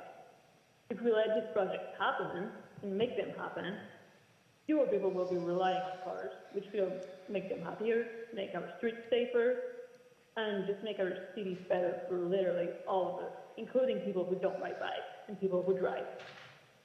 So, sorry to end this on a negative note, but to everyone who keeps opposing these safe street projects, every time someone dies on our streets, pedestrian, cyclist, anyone, their blood is on your hands. Thank you. Thank you. Our next speaker is Sharon, to be followed by Olga Lexel. Sharon, you'll have 2 minutes. Please press *6 to unmute yourself. Hello, my name is Sharon Vicendez, and I live off of Fountain Avenue. I've been here for over a decade, and I frequently use Fountain to commute, jog, and walk. In fact, I jogged from La Ciénega to La Brea this morning at around 8:20 a.m., and I'd like to comment that reconfiguring Fountain Avenue to have fewer lanes for parking and commuting will result in a neglected community with a stressful environment that won't accommodate the needs of all road users. The feasibility study focuses on positive scenarios with reassuring terms like traffic calming measures, but it fails to mention realities like topography and the steep inclines adjacent to Fountain on most streets west Fairfax. The study admits that the proposed bike lanes won't connect to other bike facilities east of La Brea, and there is no plan where the bike lanes will stop on the west side. As mentioned, the study doesn't include any information on logistics, such as left turn access, garbage collection, mail delivery, access to driveways, street sweeping, and most importantly, emergency vehicle access. It also doesn't include any environmental impact statement on the pollution created by vehicles stuck in gridlock. There hasn't been appropriate community outreach. I didn't get the mailer, but I found it on a blog, a Los Angeles bike blog, and also on Reddit, encouraging people to participate. Change is good. The traffic calming won't be a result of this project. Please consider reworking the project to avoid gridlock and move the bike lanes to areas that can connect uninterruptedly with other bike networks in LA and Beverly Hills. Thank you so much for the opportunity.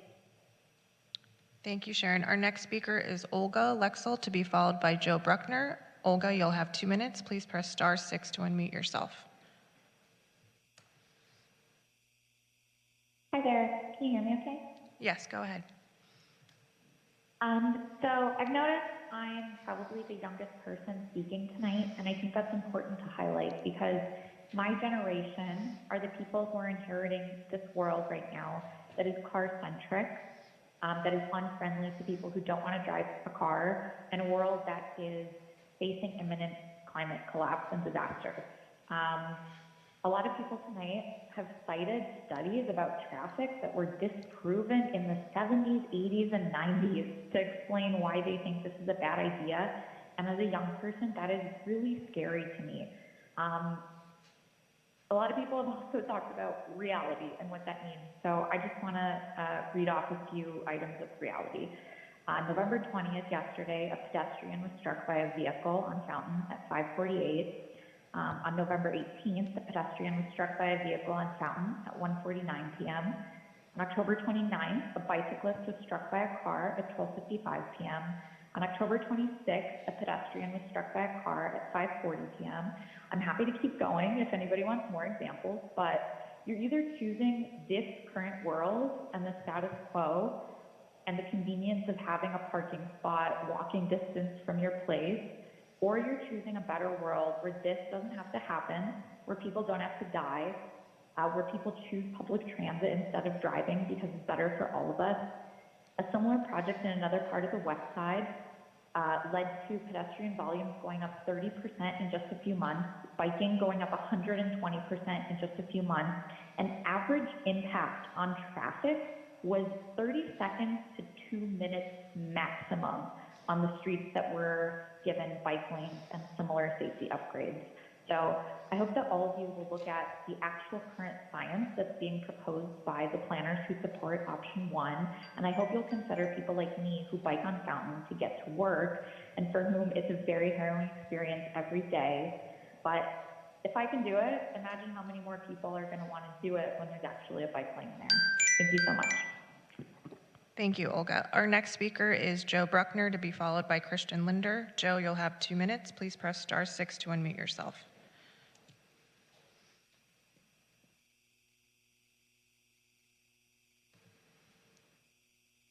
Joe, please press *6 to unmute yourself.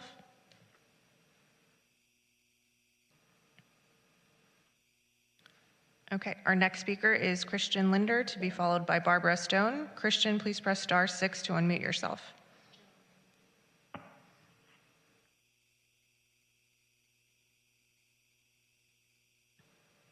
Joe, if you're unmuted, go ahead. Oh, great, fantastic. Sorry, it just told me late. So Olga said a lot of what I was going to say, but I just wanted to add to something of what she talked about. I mean, this question of preferred mode of transit, I feel is a bit silly. I mean, we're trying to incentivize better choices for individuals and for the planet with all our choices. So let's model our decision-making on combating climate change thinking, which is we should be taking an all-of-the-above approach to transit. So today we're talking specifically about walking, biking, e-bikes, scooters, individual transportation that people can use along this Fountain corridor. And I think it's really important that we recognize that it's not just about cyclists. It's not just about people in Lycra wearing helmets. It's about people wanting to be able to walk where they want to go, people being able to bike where they want to go, people using e-bikes because the hills get a little intense, sort of up towards the hills. And then the scooters as well. We talked about the scooters, but I think we're not appreciating just how important it is to address the scooter issue because they're here to stay. It's a really important thing to build that into our thinking for the future. The other thing that I wanted to address from other people is that this proposal is not about taking away a parking lane. It's about adding a transit lane for 2/3 of the day when it's currently just cars sitting there. We've talked about how this is a corridor where 2/3 of the people are pass through traffic. Well, we should be adding a transit lane so that people can get through there quicker. Everyone who says, oh, traffic's going to be hell, we're actually increasing the amount of time that Fountain is being used to transit people through so that they can get through quicker. I feel like people, are just interpreting this however they want, but we are getting people through quicker and just getting them through on bikes and scooters and e-bikes. I will say that as a driver, I personally found the clearway to be incredibly frustrating. Maybe you've all experienced this as well, which is you'll be 20, 30 minutes into the clearway time and you're still merging and unmerging with that central lane to avoid cars that do not move. That seems to happen every single time. I also want to address John Erickson's point, which is that now that Joe, thank you. Your time is up. Joe, thank you so much. Your time is up. Our next speaker is Christian Linder, to be followed by Barbara Stone. Christian, you'll have 2 minutes. Please press *6 to unmute yourself.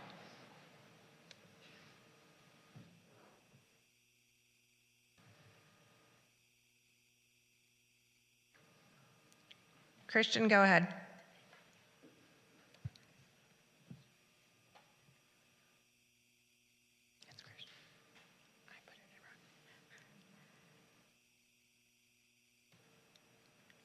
Okay, our next speaker is Barbara Stone, to be followed by Stephanie Harker. Barbara, please press *6 to unmute yourself.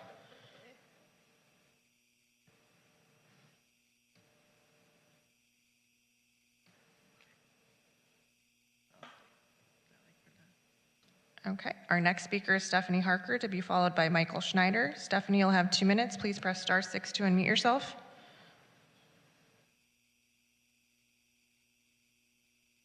Good evening, Stephanie Harker, City of West Hollywood. First, I love bike riders. I love Victor Omachenko and I love Kevin Burton. I love all other bike riders. However, the two alternatives for the Fountain Avenue bike lanes lack a certain amount of reality. We are often reminded we are a pass-through city with 30,000 cars traversing WeHo daily. So even if 1,000 people gave up their cars and began to use their bikes on a daily basis to go to and from work, to and from the grocery store, to and from the dry cleaners, etc., and somehow take their children to and from school on their bikes, we will still have 29,000 cars on Fountain. But now, bottlenecked in one lane each way. The reality of expecting the traffic of an entire removed lane of over a mile to be bumped either to Sunset to the north or to Santa Monica Boulevard to the south is short-sighted and in no way practical. All east-west streets are already over capacity. Traffic hour, which is of course now 3 to 4 hours long, these plans will only make things worse, especially for those who live on Fountain. Also, before and until the city can provide current residents with a viable alternative to parking, it would be unconscionable for the city to remove up to 150 parking spaces. This will affect the entire city. Please reject the staff's recommendations until a better plan can be developed. Repair the sidewalk, rethink the bike lanes, and, something that I've learned when listening to the other speakers tonight, people stopping in the one lane to turn into their driveway will stop all that traffic until they can turn in. So please, please, please rethink this, back to the drawing board. Thank you. Thank you, Stephanie. Our next speaker is Michael Schneider, and then we will go back to Christian Linder. Michael, you have 2 minutes. Please press *6 to unmute yourself. Thank you. As someone that bikes their children to school daily, thank you for letting me speak tonight. In the 1950s, before West Hollywood was incorporated, Fountain was a quieter, mostly residential street in between the larger Santa Monica and Sunset Boulevard. In the 1960s, LA County decided to shave the sidewalks, cut down the trees, and widen Fountain to add one vehicle traffic lane on each side, resulting in the street we have today. The street we have today has 4 main problems. Number 1, the narrow sidewalks that aren't up to ADA standards. Number 2, as a result of the design, there's a huge amount of excessive speeding by drivers. Number 3, it has no safe facilities for people on bikes. Number 4, an unacceptably high amount of crashes and traffic violence. It is time to right this historical wrong. Just 3 days ago, a pedestrian was hit on Fountain. We don't have to live like this. Are we really debating a little bit of driver convenience over human life? Protected bike lanes aren't just for cyclists. They slow down speeding cars and make the street safer for all modes of transportation. Drivers, pedestrians, and cyclists will be safer with the addition of protected bike lanes and the removal of one vehicle traffic lane on each side, restoring Fountain to the way it used to be and the way it still is in the city of LA. And for those that are concerned about parking lots, this can be largely mitigated by converting parallel parking to diagonal parking on adjacent side streets. Lastly, I just want to say it isn't a pipe dream for some people to leave their cars at home and bike around if they felt like they weren't going to die doing it. If you build it, they will come. And for everyone that bikes, that's one less car, less traffic, and less parking demand. Please support option 1, adding protected bike lanes to Fountain. This is a vote to make West Hollywood safer for all. Thank you. Thank you, Michael. Our next speaker is Christian Linder, to be followed by Alan Willian. Christian, please press *6 to unmute yourself. Hey, I'm Christian Linder, and I wanted to talk about why I support option 1 for protected lane on Fountain Avenue from a public health standpoint. So I'm a physician at the hospital. Most of the patients that get hit in West Hollywood, I will eventually see. These are grandmas crossing the street. These are children going to school. These are people riding their bike to work. It's one of the deadliest years in LA was last year, and I expected to be a deadly year again. There's absolutely no reason that in 2022 people are dying and losing their limbs trying to ride a bike to work or trying to cross the street. Just as initially was said, the studies show that a protected, separated lane is safer. Losing parking is really not as problematic as people losing their lives. You know, every other day a pedestrian dies in LA, and it's really disturbing to see, and it shouldn't happen at all. And so, you know, I think we should move ahead with a protected lane. on Fountain. It gives a good east-west route, and I don't think that traffic will get worse or that parking is going to be lost. I think there's going to be solutions, and I think everyone's brought up really good options for that. So thank you, everyone, for listening. And yeah, wanted to reiterate last night someone was hit on Fountain in Fairfax as well. Thank you, Christian. Our next speaker is Alan Willian, to be followed by Jamie Francis. Alan, you will have 2 minutes. Please press *6 to unmute yourself. Hello?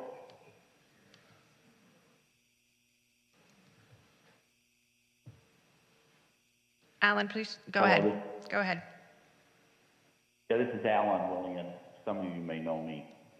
I'm an attorney. Okay, I just have a couple of things to say. First of all, I filed some papers that I emailed to you guys earlier which set forth a variety of issues. The most important of which is that the project to attempt to interfere with Fountain is illegal. It interferes with the rights of a tract that's called the Crescent Heights tract that runs from Sweetser to Fairfax down Fountain, and nothing that you can do can interfere with traffic flow on Fountain without approval of the residences within that tract. This was one of the issues in the 8150 case, as Ms. Meitzer can remember.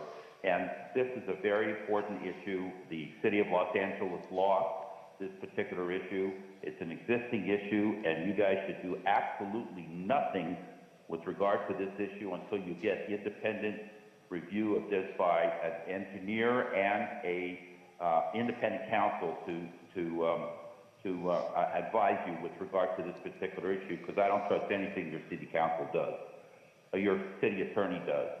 Finally, with regard to the issues on traffic, it's one of the biggest boondoggles I have ever seen in my entire life. Traffic is the best thing that West Hollywood offers. It's a national treasure. The idea that Betty Davis said about Fountain is an absolute truism. And the idea, if you've driven down Fountain, which I have for 65 years, the idea that you think that you can change traffic flow on Fountain with all of those driveways and deliveries, etc., is very foolish and misguided. It's a complete boondoggle. And you need to, if you're going to do anything about adding bike lanes, which I don't have a problem with, do it on Santa Monica. Thank you.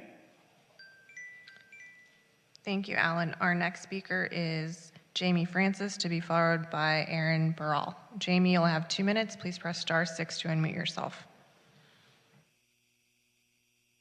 Thank you, Council. Resident of West Hollywood for the last 12 years. I live on Haydenhurst Drive, and I see a propensity of traffic that cuts through our residential neighborhood, especially from Crescent Heights all the way to La Cienega. We're impacted. I live close to Sunset, and Fountain is below me, and I see drivers that are impatient because they don't want to wait at traffic signals. That is the major concern I have as a pedestrian. I do not drive, and I walk everywhere. And what I find is that pedestrians are getting the brunt of a lot of these things that occur to us.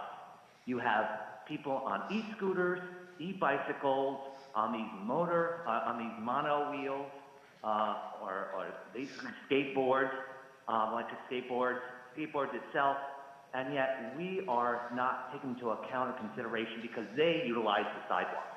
Or people have to drive and pull into their driveways, or they're looking for parking. It is a severe issue when you have no traffic signal from La Cienega all the way to Crescent Heights or Fairfax, and then east of there, hardly anything before Gardner. So a lot of people are impatient. They want to get where they want to go, and it's not right. You do have sections of Fountain that are 2 lanes, and then all of a sudden, after Crescent Heights, you have people speeding and going around. It's dangerous. I can't walk it. I want to walk it, and sometimes I'm compelled to walk it. Otherwise, I'm forced to go on Sunset or Santa Monica. And yes, I have a right to cut through my side streets. However, basically traffic or drivers feel that they have the right of way. The last I checked the traffic laws is that pedestrians have the right of way over motorists, over people on e-scooters, which never occurred or never was in the psyche 10 years ago. And then all of a sudden, they're like, well, we want to advance transportation amongst the masses. Well, what about the people on 2 feet? People who are disabled or have an injury or a chronic disease or like my neighbor who's in a wheelchair. What about us having accessibility? And that's what is very Thank you, important. Jamie. And you shouldn't Thank take you, it- Jamie. thank Your you. time is up. Thank you. Mayor, final 2 speakers are Aaron Baral to be followed by Alpita Patel. Aaron, you will have 2 minutes. Please press *6 to unmute yourself. And then we also have the one in chamber. Great. Thanks so much for taking my comment tonight. I commute on my bike to UCLA and I ride Fountain almost every single day. So I just want to talk about my experience on the street. I get honked at, I get punished past, I get cut off, and I see this happen to pedestrians every single day. Right now, people treat this stretch of Fountain like a drag strip, and everybody who's ever walked or driven or lives near that knows it. I see car accidents, I see pedestrians nearly getting hit, and road rage just because of the way this Fountain is currently built. It's really a terrible feeling when a car speeds up behind me, and I don't know if they're going to run me over or not, or when a sports car close passes me at 60 miles an hour. I'm just trying to get around safely, but commuting on Fountain is actually traumatic on a daily basis. And I don't want to commute on Fountain, but there's literally no other east-west bike infrastructure anywhere from Santa Monica to Silver Lake, so this is the best option I have. Option 1 would make it better for me, it'd make it better for everybody else, make it useful for people to feel safe and comfortable getting around West Hollywood and beyond that without a car. I hear the desire to add lanes on Santa Monica Boulevard, but I'm concerned about that because I nearly get doored there at least once a week, and so I think that there's going to be increased conflicts between pedestrians and cyclists and cars if you move them over there too. So I really hope the council moves forward with this protected bike lane option. I think it will keep everybody safer. And if you don't move forward with the protected bike lane option, I at least hope you choose the option with the bike lanes because the status quo can't be maintained without more and more people getting hurt. For me and thousands of other future cyclists and pedestrians, this is really about making it home alive every day. And so I hope that the city can come together and imagine a more sustainable and livable community. Thank you. Thank you, Aaron. Mayor, our last speaker on Zoom for this item is Alpita Patel. Alpita, you will have 2 minutes. Please press *6 to unmute yourself.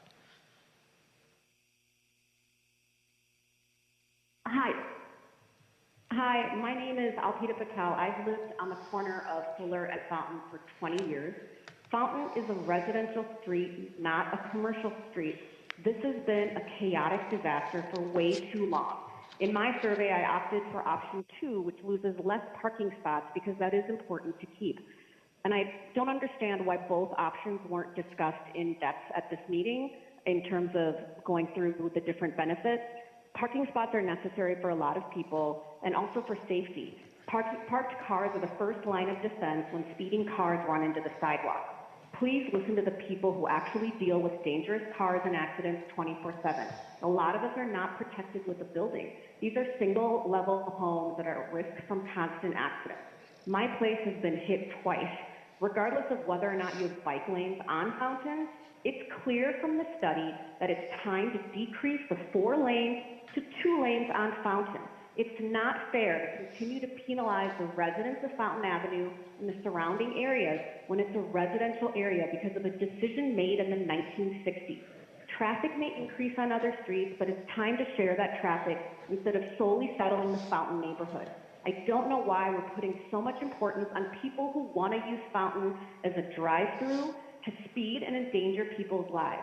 People have died on Fountain because of the speeding. Safety should be first and foremost. Drivers will adjust their behavior. I've done it myself when other streets in other areas have changed. Did I like it? No, but I got used to it. We can't be scared of change because we don't think people will change their behavior. That's a fatalistic way of looking at this. We have to move forward with what's safe and best for the community and especially the residents who live in the area. Before I finish, I just have a question for people conducting the study. Is there a way to do 1 bike lane on Fountain for one direction, like for instance going east, and using Santa Monica for the other direction to divide up the bike lanes between the 2 major streets so more Thank you, parking spots Alpita. Your can time be is up. saved? Thank you. Mayor, that was our last speaker on Zoom. Thank you. Cullen Whiteside.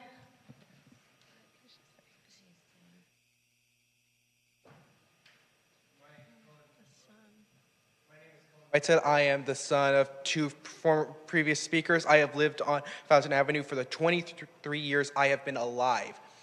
And a lot of the things I've been hearing is complaints about is gridlock and parking. To address the second one first, the area we live in, no resident in their right mind ever park on Fountain because anyone who does loses their side mirrors.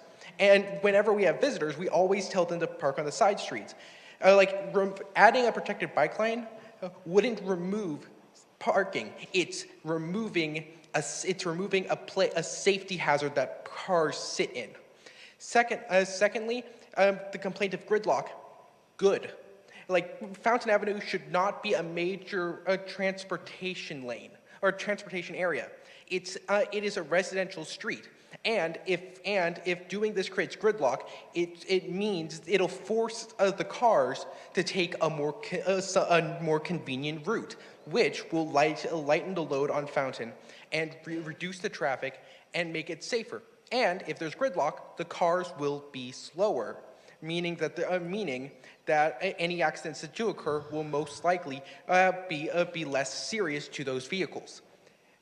And I will admit there is a ton of parking that happens on Fountain at the ends further from where I live, but it's not worth the overall danger to people.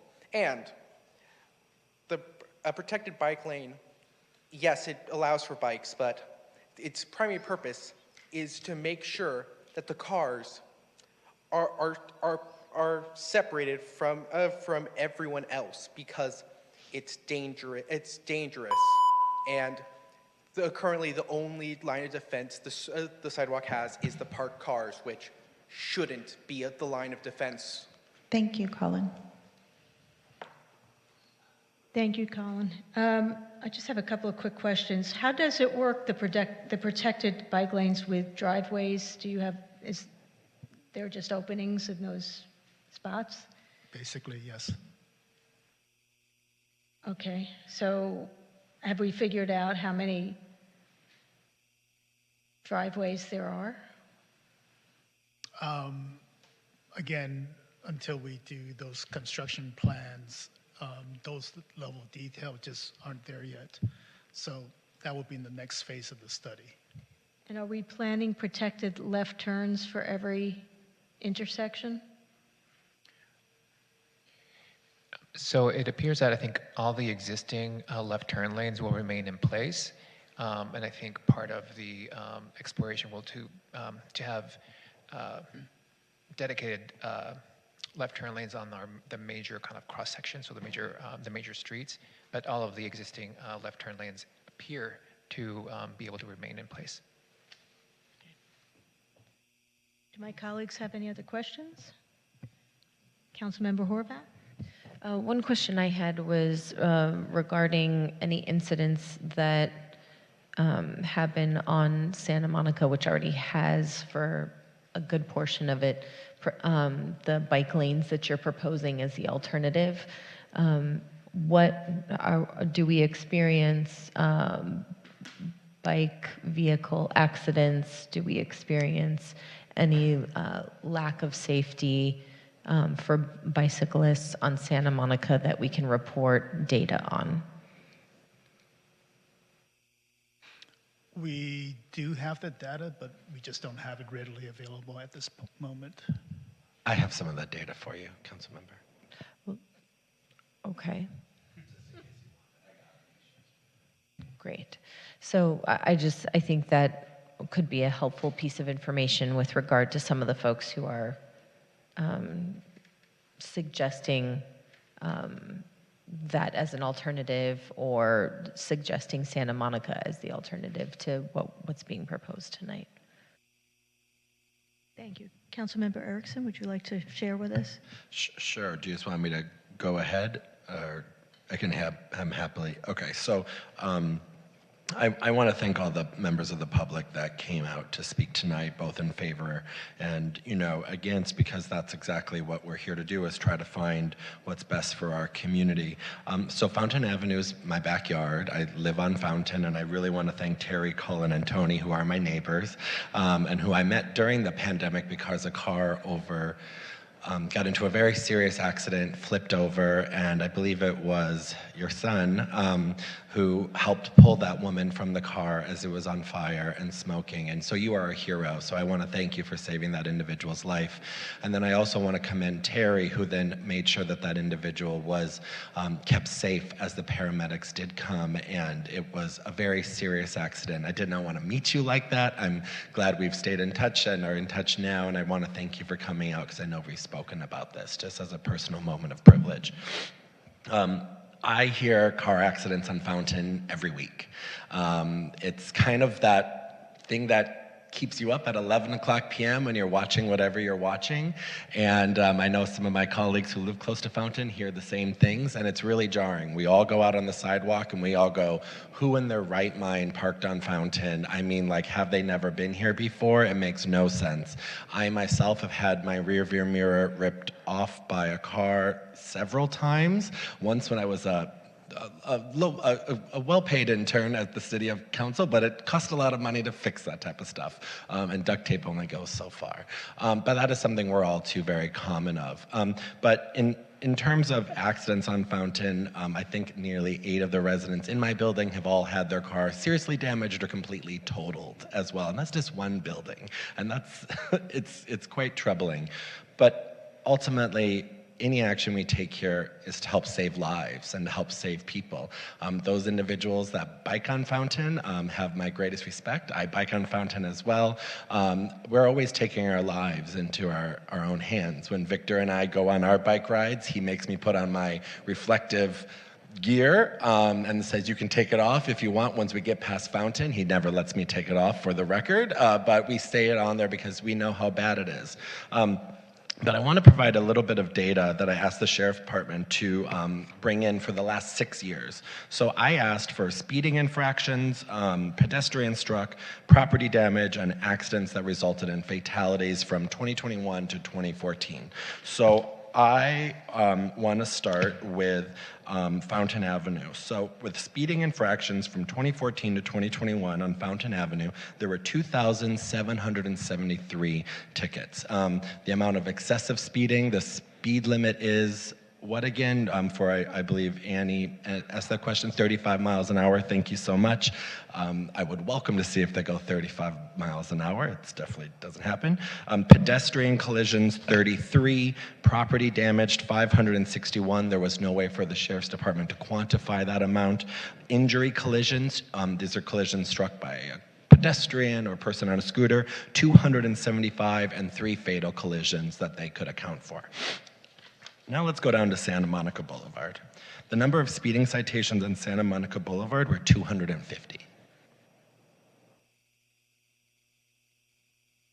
That says it all for me. That's that one point.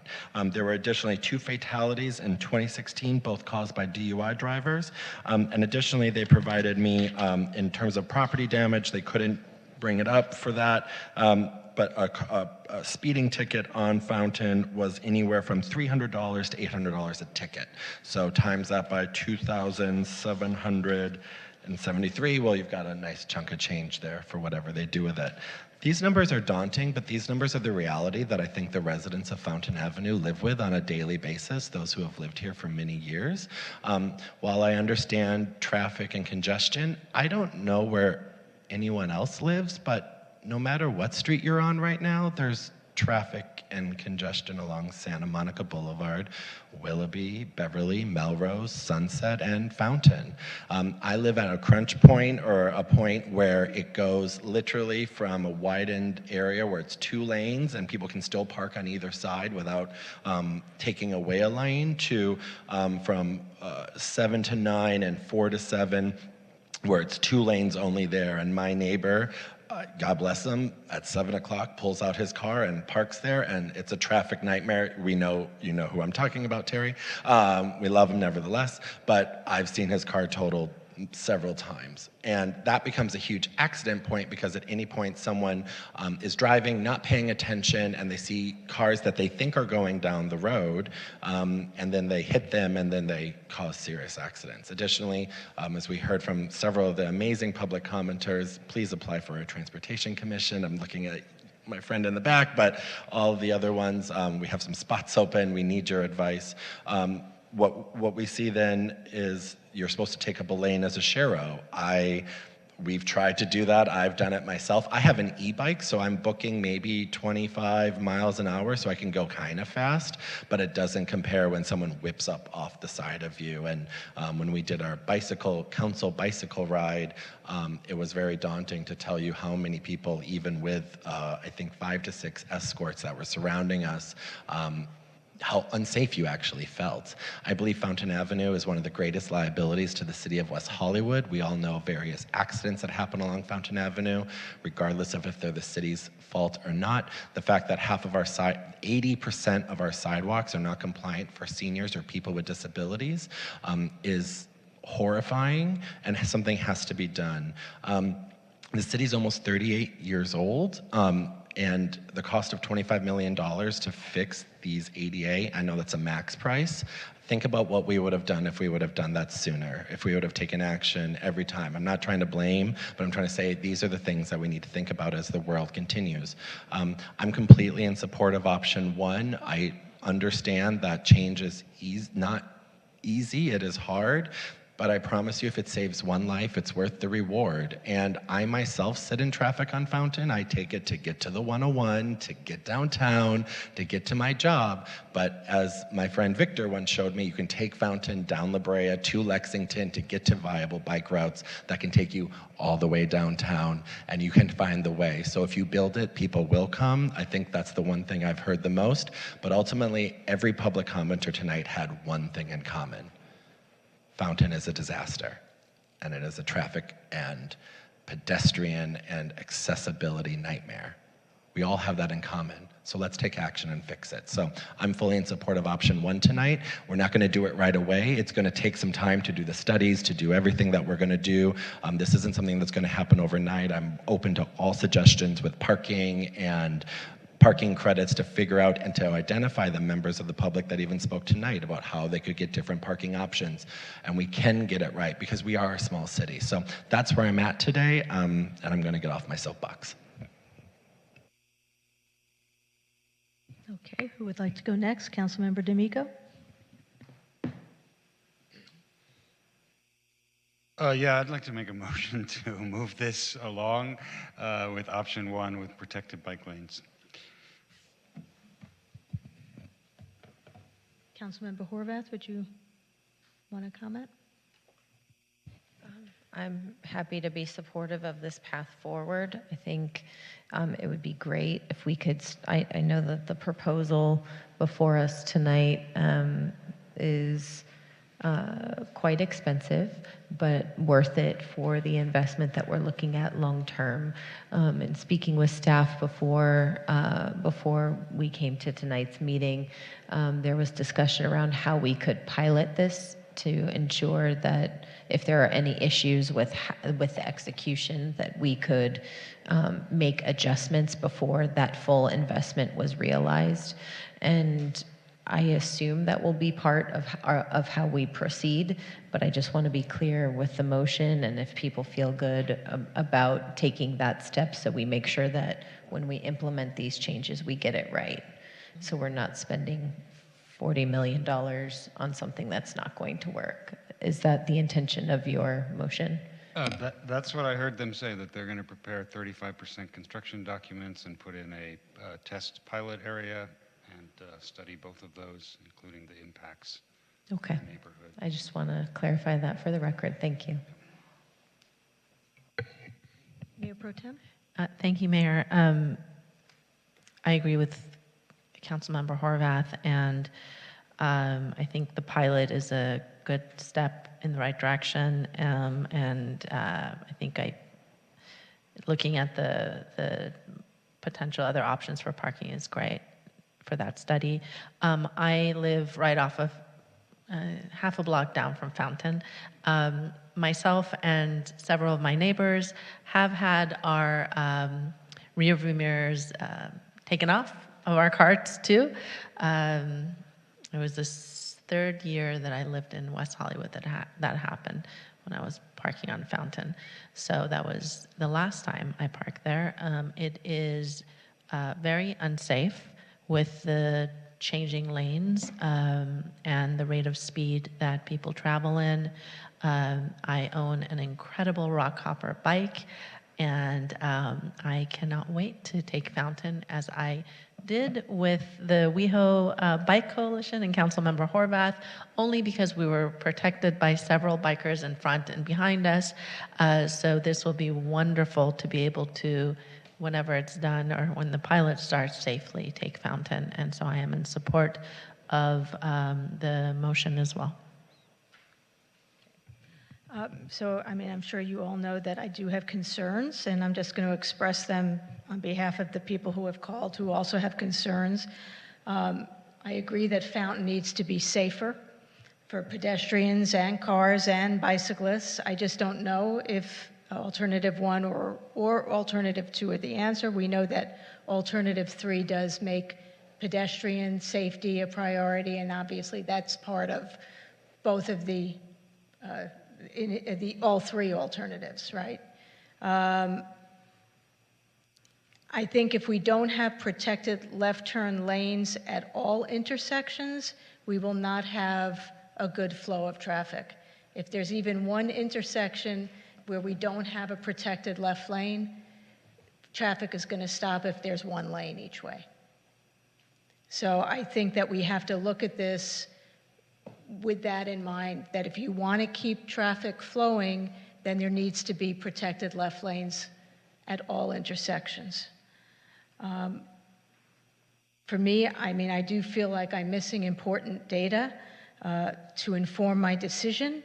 That would include what the residents said in this survey in terms of what they preferred, what option they preferred, and I'm kind of surprised that to do a study and not have that information available, to know that you have residents who answered the survey, and then you had others who may not live in the city, are, you know, avid bicyclists, which, you know, I admire their passion, but doesn't mean that they're residents. And so we have to still consider, we're not able to look at, from the data you presented in the staff report, what our residents think. We just know a total number, and we know that 40% of the people who responded were not residents. I believe that's the case. So I don't know which alternative residents would have preferred, and I would have liked to have known that. We still don't have answers on where displaced parkers are going to go. And I just would hope that that would be something you would find out and fix before we start this pilot. I think we need to have a place, we need to know where people who park on Fountain are going to go if you're going to take away their parking spaces. It's not fair to take residents who have been parking on Fountain for whether it's 1 year or 20 years. You have seniors, you have, as people said, disabled people, and you have a topography on Fountain that is not as pedestrian friendly as other areas. You have hills. It's not like people can just say, oh, send that, 70-year-old woman up that hill to park her car. That's just not a fair assumption to make that will be a viable option. So I would hope that with this pilot, before you start the pilot, you will make an effort to find parking for people on Fountain. The other thing that I feel that was very important to have, that we don't have, is the information, the analysis for Santa Monica Boulevard. The reason I asked for that analysis, as I said before, was to be able to compare, is it better to have the bike lane on Fountain? And that's not to discount the safety issues on Fountain. as far as I'm concerned, Fountain needs to be looked at for, like I said, safety for pedestrians and bicyclists and automobile drivers.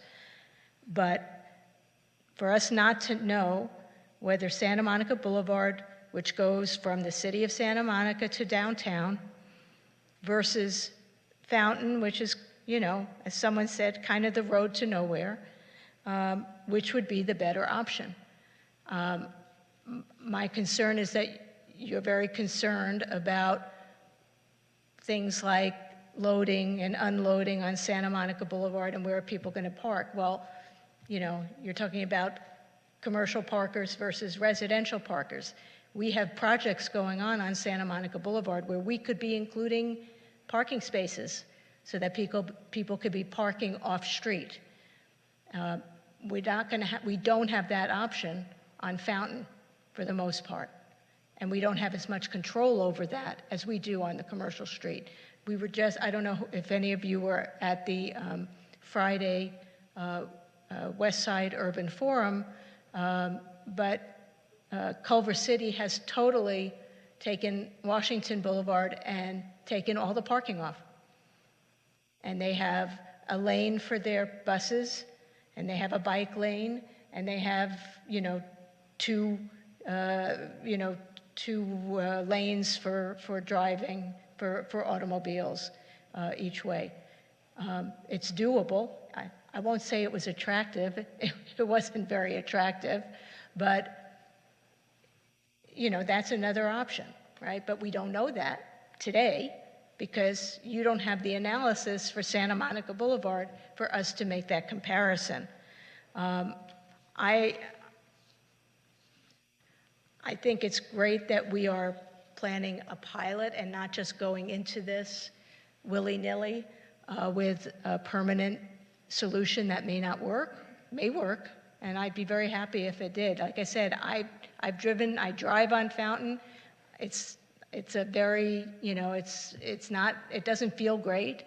When I took the bicycle tour with the Bicycle Coalition, I did not feel safe on Fountain. I don't know if I'd feel safe on Fountain, though, with a protected lane. So I understand why my colleagues want to go forward with this, and honestly, like, I feel fine about doing the pilot as long as it's known that this is just a pilot and we're going to see, and if it doesn't work, we're not going to force a permanent situation for something that doesn't work just because we want to be the city that has a, you know, dedicated bike lane on Fountain. Again, Fountain is not necessarily the greatest place for a bike lane if you want to commute to, you know, city of Santa Monica or downtown. What it does is it makes Fountain safer in general, possibly, I don't know. And that, to me, that is my goal, is to make Fountain just safer, period, for pedestrians, making the sidewalks wider and making it so that cars aren't speeding through and, you know, ending up going over the curves and actually going into people's yards, which we have heard of on Fountain. You know, so I'm torn because I don't feel like I have the information that I would have liked to had to make that decision with, you know, feeling 100% about it. So I will say that I'm probably going to just close my eyes and click, but yeah, no, I know it's going to happen. So yeah, I know it's going to happen, but I just want to say I'm supportive of having a pilot because I think it's important for us to find out. Otherwise, everyone's going to be, you know, looking at us and saying, you wouldn't even try. But I really wish I would have had the information that I asked about, and I would like to insist that you find the parking or figure out a way of not taking away that many spaces on Fountain.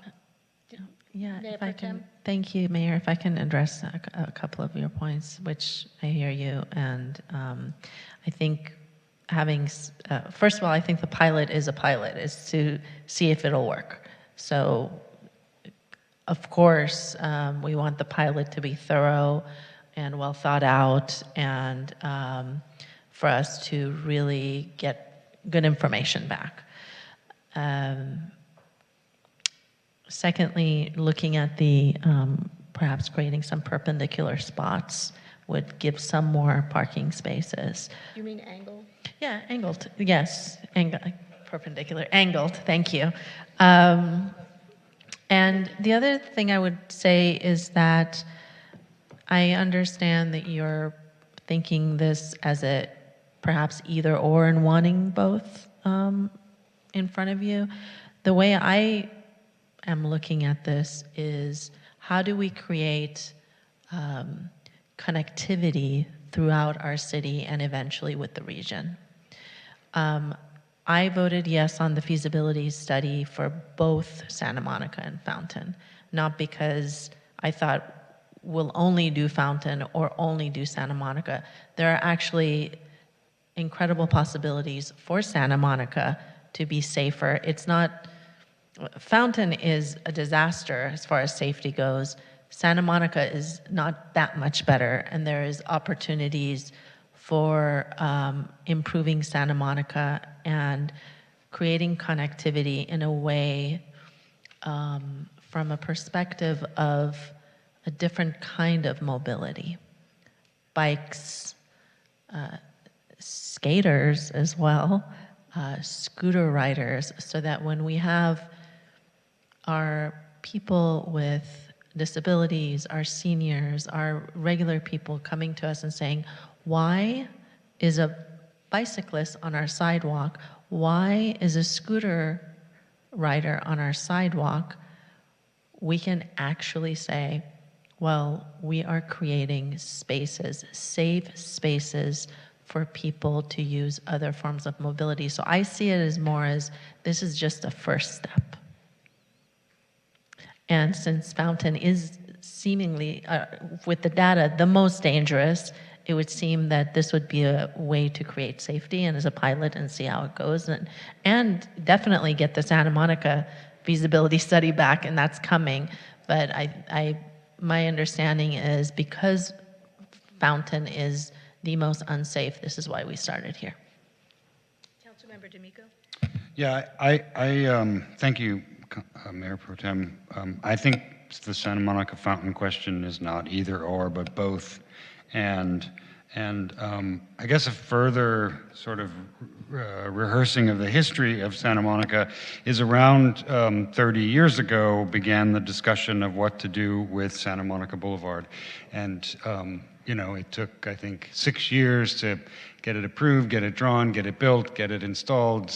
A couple more years after that, maybe I'm not getting it exactly right, but I think around sometime between 1998 and 2000, you know, Santa Monica Boulevard became the boulevard we know today, which has not responded to the 21st century. I mean, we know that. We know it was a, you know, Steve Martin, if you're here or listening, you know, it was your crowning achievement, and it was important, and we need to move on. It needs to be revisited. We need larger sidewalks on the east side. It was a missed opportunity, but it was also a complicated moment of, you know, parking was king. The K in parking was always capitalized, and now we know there are new kinds of ways of mobility, especially at night, especially with our residents who want to be in the mix after the rush hour. We have a shuttle, we'll have a subway. We're sending one of our finest to the county board of supervisors, and she will drag a train here no matter what, I'm confident. But, you know, that takes a decade or more to get it built, and a decade or more to have the street respond to it. So for me, Santa Monica and Fountain is a both and idea.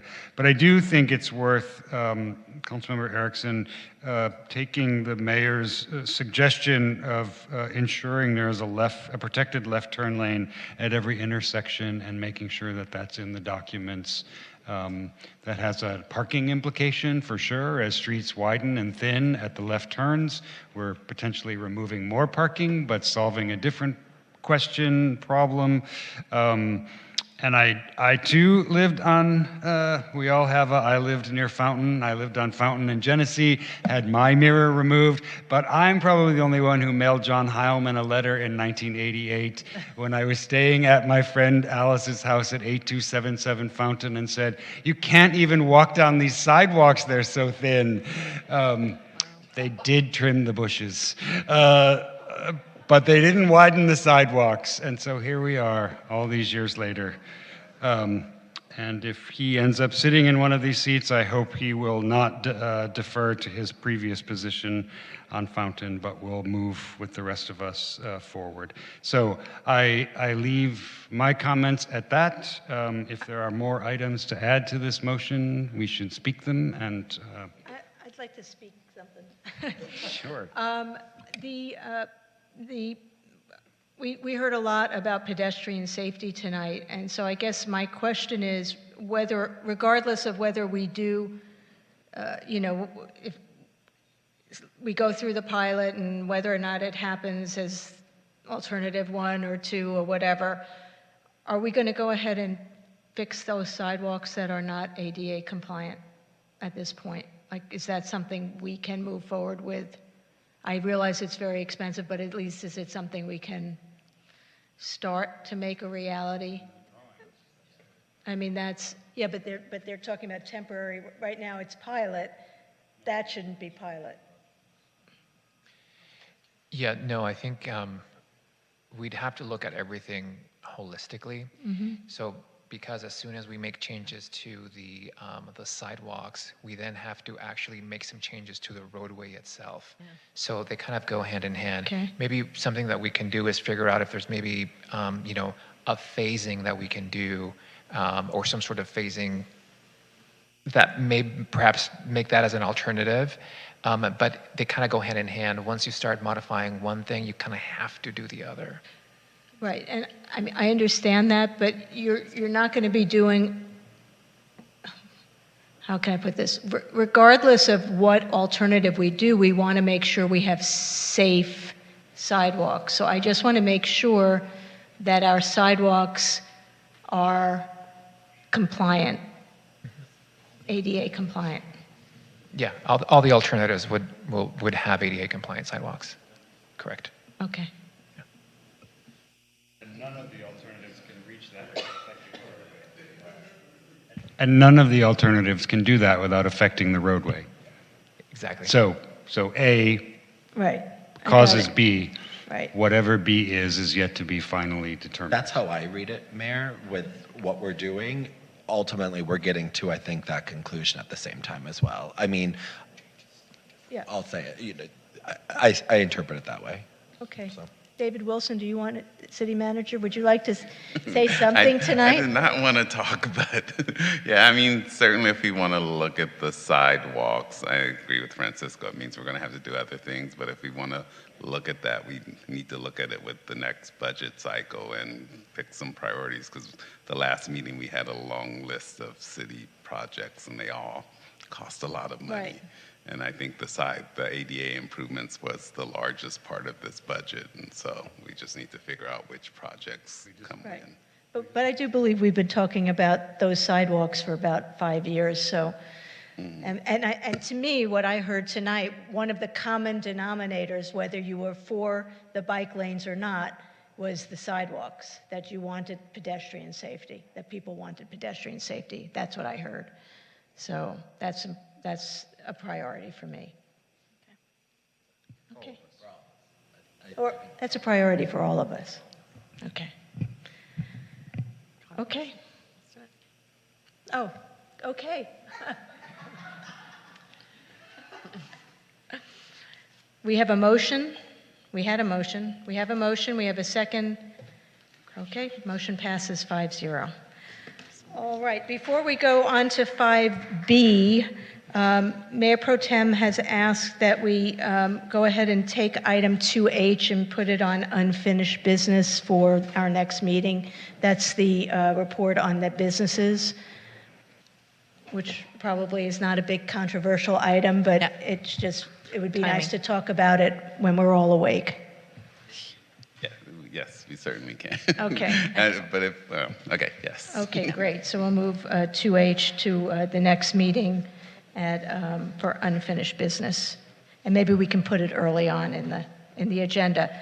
The next is new business, item 5B, mitigation measures for businesses impacted by design district streetscape construction. And who wants to talk about that? I think John Leonard is coming back. So I guess I can get it started. So how much of a presentation would we like for this? I think we just would like to hear options. Questions. Options. We maybe hear from the public. Genevieve Morrell's been here all night.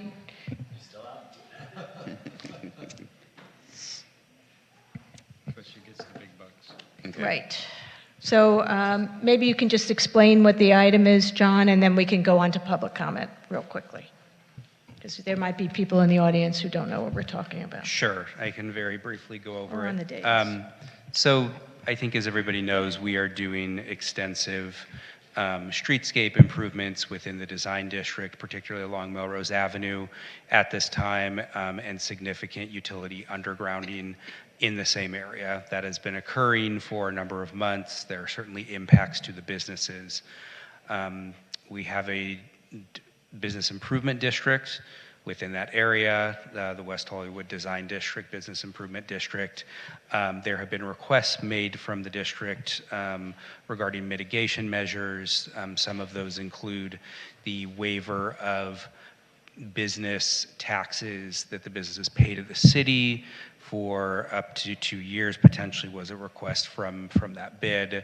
The waiver of parking credits, but then also a contribution from the city to the Business Improvement District to market the businesses in the area and the bid in general, and to produce events to bring additional customers in. That was a request at $250,000. The waiver of the full waiver of the business taxes plus the parking credits would also be an additional $250,000. So staff report outlined all those items, and we are looking for directions on which items we should move forward with. And I would see if David has anything else to add to that.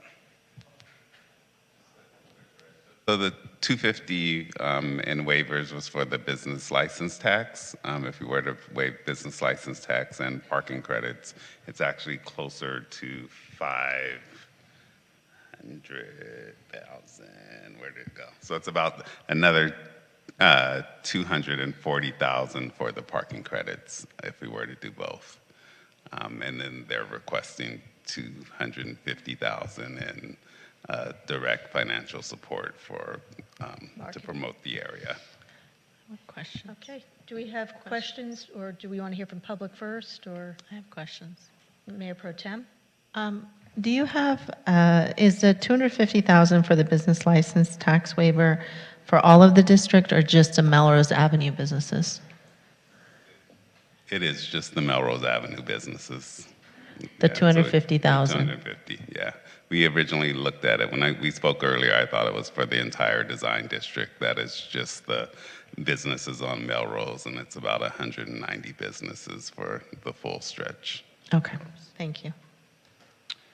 Councilmember D'Amico? So I just wanted to suggest one complicating or simplifying, depending on your point of view, factor of this is that this is, and maybe Jackie can confirm what I'm saying is actually correct, but I think this is the first of 3 major moves in this renovation effort. So there's the Melrose sort of move, the Robertson move, and the Beverly move. And so the kind of impact mitigation that is proposed for this may, in fact, you may find that it needs to be repeated 2 more times.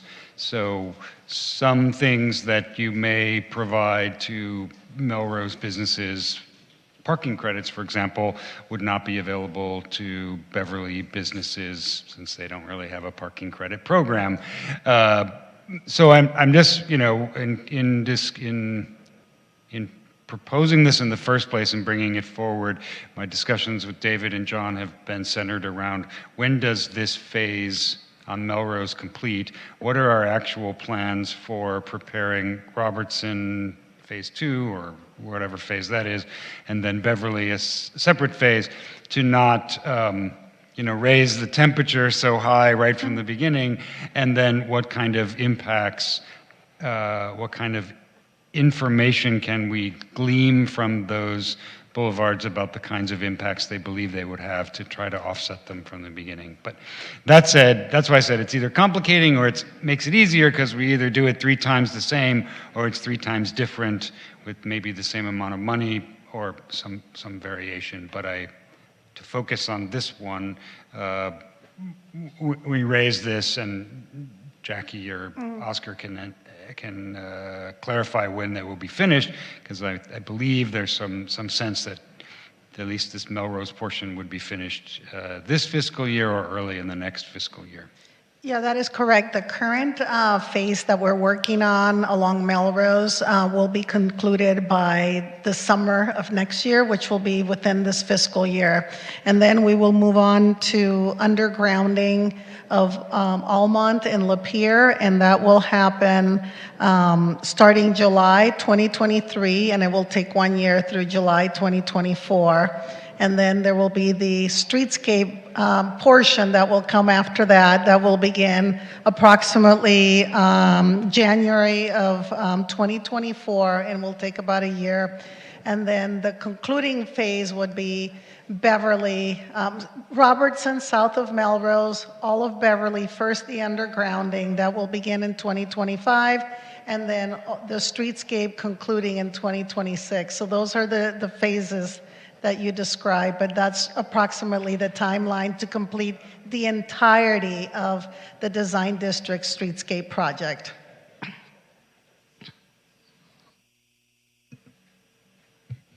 Anybody else? Just one more question. Is it $250K for 1 year of waivers? For the business license taxes? For business license tax, yes. That would be 1 year of full waivers of business license tax. Thank you. Okay, let's move to the public. We have Genevieve Morrill, followed by Julia Camara Calvo. Well, good morning. It's like the old days. Thank you for hearing us, and I know it's late, and thank you, Mayor and Council members. Genevieve Morrill, President and CEO of the West Hollywood Chamber of Commerce still, and also Executive Director for the West Hollywood Design District. And David, those are new numbers. I think you told me that both parking credits and waivers were $250,000, so that is a new number for us to hear. I want to just again thank Councilmember D'Amico for taking this up and helping to hear all of you to hear our concerns. We're excited about the streetscape project, and the staff have been amazing. We know it's going to be a great transformation once it's completed. That was also a new year that I heard. I heard July 23, now 24, so that's also new. We've got a lot of streets to go before the vision is realized, and if Melrose is any indicator, we need much, much more help and way more preparation as we move forward in the new phases of the project. Businesses are down up to 70% for some, 30% for others, and some are making hard decisions about staffing and operations to cutbacks to make up for their losses right now. In addition, pedestrian safety is a concern. We know of one person who tripped on rebar sticking out of the sidewalk and spoke to me about wanting to sue the city. I don't know how many others have been hurt or fallen. I and my friends were going over to Roslyn, and we stepped into tree wells that were open. So this has to be managed much better, and for our Melrose visitors and our businesses. We're seeking your support in helping us minimally compensate for these losses through business tax and parking credit waivers, and of substantial support in marketing dollars to help bring people back to the area. It's we appreciate the staff's help in communication and troubleshooting issues as they arrive, but it's simply not adequate in relation to the amount of devastation the business interruption has caused. And we appreciate the city manager's offer, but it's not nearly enough to mitigate the challenges the business have faced and the millions in losses. Thank you so much for hearing us out tonight. Thank you, Jen. Julia Camara Calvo.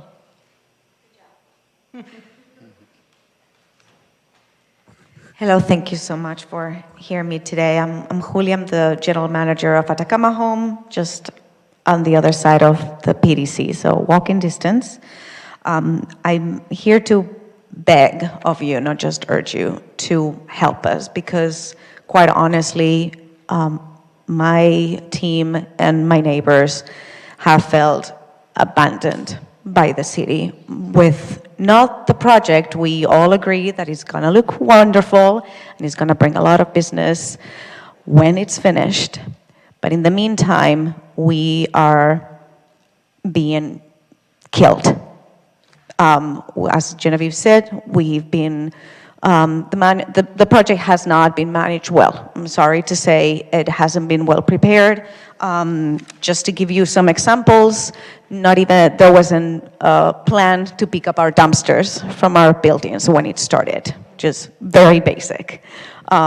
We had gravel for a sidewalk for 2 months until we begged for the project managers to put some kind of temporary asphalt so people could walk. My particular business has lost 70% of revenue only in in-person revenue in this year compared to last year, and I know I'm not the only one. We can't wait to have our new sidewalks. Ours in our block, was just for yesterday, and we started with our block in May. That's 7 coming to 8 months of no sidewalk, no foot traffic. We want to be able to reap the benefits of this project. So I beg of you to please help us. Some businesses like mine pay very little in tax credits, and we don't do the parking credits. So marketing dollars will tremendously help us to gain a little bit of what we've lost. Thank you so much. Thank you. Annie Jump Vicente. I haven't moved around in a while. It's getting cold in here. I just want to say I like that, the sides of Melrose are getting improved. I just want to say that also the east side of Melrose, it looks pretty dilapidated, and so does the east side of Santa Monica Boulevard. It seems that the beautification process for West Hollywood ends at the west side and is only for the west side. So I just encourage you all to think about extending it eastbound, especially when we conduct the Santa Monica Boulevard pedestrian bicycling things. Yeah, that's it. Thank you. Thank you. We have no more speakers. Who would like to begin? Mayor, I'm sorry, we have a speaker in Zoom.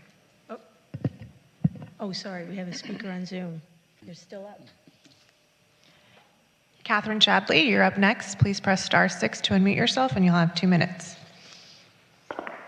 Hi, yes, I have stayed awake for this. Thank you for hearing this. I am Catherine Chadley. I am the newly appointed chair of the West Hollywood Design District, priorly the vice chair. Sorry you don't have Nick here today. I just want to say that it is really devastating to watch these businesses lose their opportunity to operate. They've been part of a vibrant community for many years, some of them only a year, and this construction has been absolutely devastating for their business, and the ask that's on the table is so minor compared to the catastrophic loss. And I want to advocate for that also because I'm part of the Beverly Drive, so the final portion of this. I would like to believe that there's some lessons being learned through this process on how to improve, so hopefully there aren't the needs for additional funds to help offset some of this or to help support the businesses. Hopefully there is some better experiences for the upcoming streets. Everyone's really looking forward to the beautification process, but we want to see our neighbors in this community be there to see it realized. And this would make a huge difference for them. And so I would like to just ask that it be considered. So that's all I have. Thank you. Thank you, Catherine. Mayor, that was our only speaker on Zoom. All right. Who would like to begin? Councilmember D'Amico? Your item. Well, I guess here's what I hope will this item will set up for this city council and the Chamber of Commerce and the businesses going forward. That there's an acknowledgement of the complexity of these kind of streetscape projects on the businesses, and that we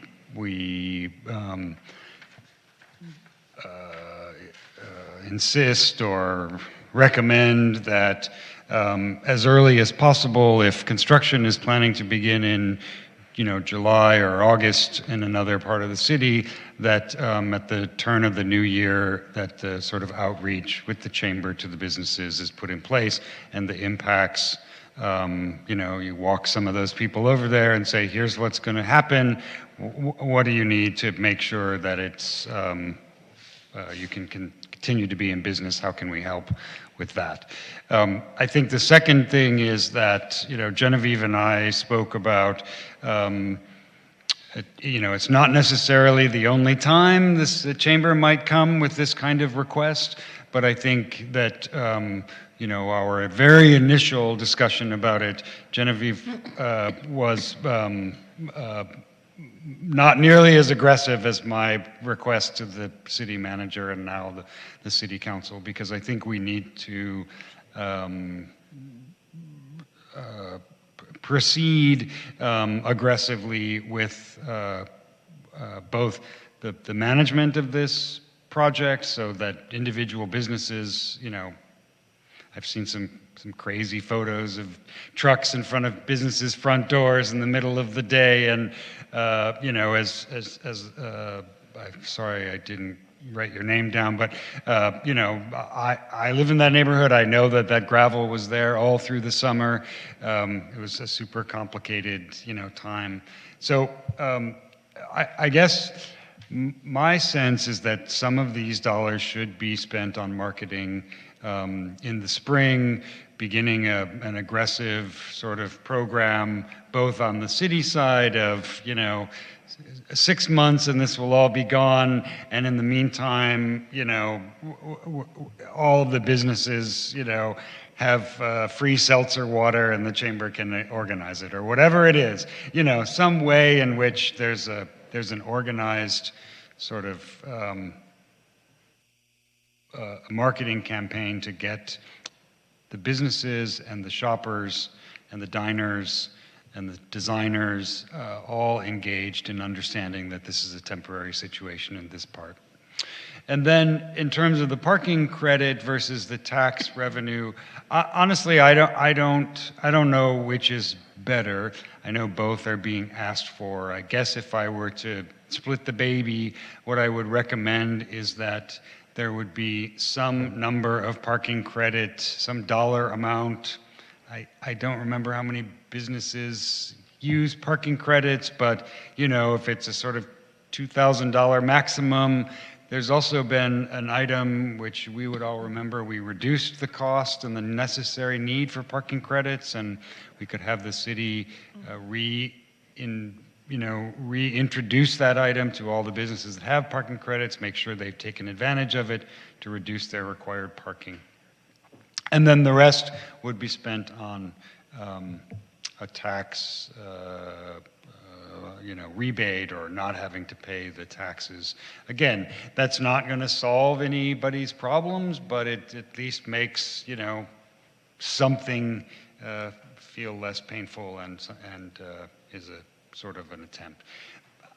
I think beyond that, I could tell you what I'm thinking, but I genuinely think it needs to come from the three of you who are certainly going to be here, because you'll have to deal with, you know, how you're going to divide it next time, because they're all going to point to, well, just 8 months ago you did that. Why do you want to do it differently? So I would leave it at that.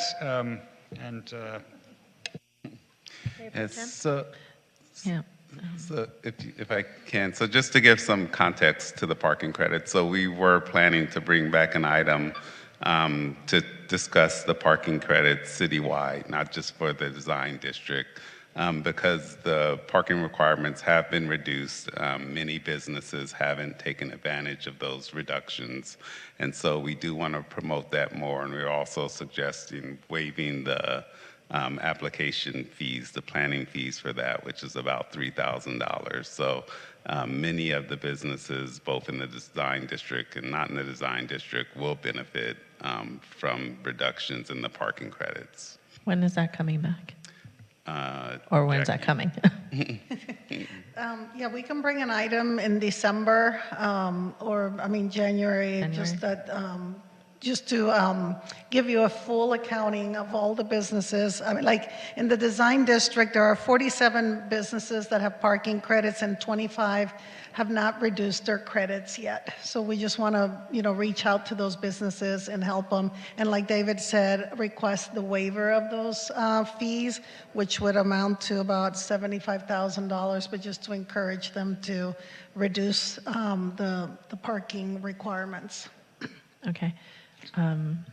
So that's great. I think hearing that, it makes sense to me that we, rather than making tonight very complicated, and given that we have other phases of this streetscape project coming, what I would propose is we deal with the parking credits in January. I think given that no matter what, this streetscape was going to affect the businesses. So that's one thing we need to be very clear about. But we also need to take responsibility as a city in the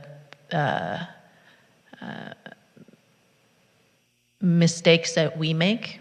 And I think what we did here is we could have done a better job of working with the businesses ahead of time, having a better plan. And so these are all lessons learned.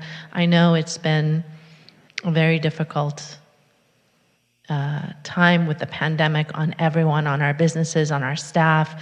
Just everyone has been operating on, on fumes. So this is not saying that, anyone was wrong or did an awful job. I think we all were doing the best that we could. And what I would suggest is that we meet in the middle. What I would like to propose is, given the fact that the businesses have been going through a pandemic and are reaching out to us and we want them to be successful, is doing the $250,000 in waivers for 1 year of the business license fees. And I know that the businesses are asking for 2 years, but let's do 1 year for now. And since this project is going to be over springtime, right? So we can reevaluate and also give the marketing money. I'm more inclined to meet in the middle in terms of giving $150,000 rather than 250. It kind of moves from what staff was suggesting, which was the $1,000 per business, which would do 65. 250 in business license tax and 150,000 puts in the middle of what the total would have been if we did all parking credits, the 250 and the 250 ask of the that the chamber is asking, or the Melrose Design District is asking for, and we can revisit it and see how our businesses are doing, how we're doing as a city with the progress of the construction too by spring, and then kind of take it in phases from there. But absolutely, the next phase, we need to make sure there's plenty of lead time in reaching out to the design district, the businesses, working with the chamber, really working closely with our businesses to figure out what are their needs. What do we need to do? What signage needs to go up? Also for residents to be aware of exactly what's going on. Now that we're coming out of the pandemic, we are healing and all doing better than before. So that is where I am, and that's my suggestion of where we start and where we go from here. Thank you.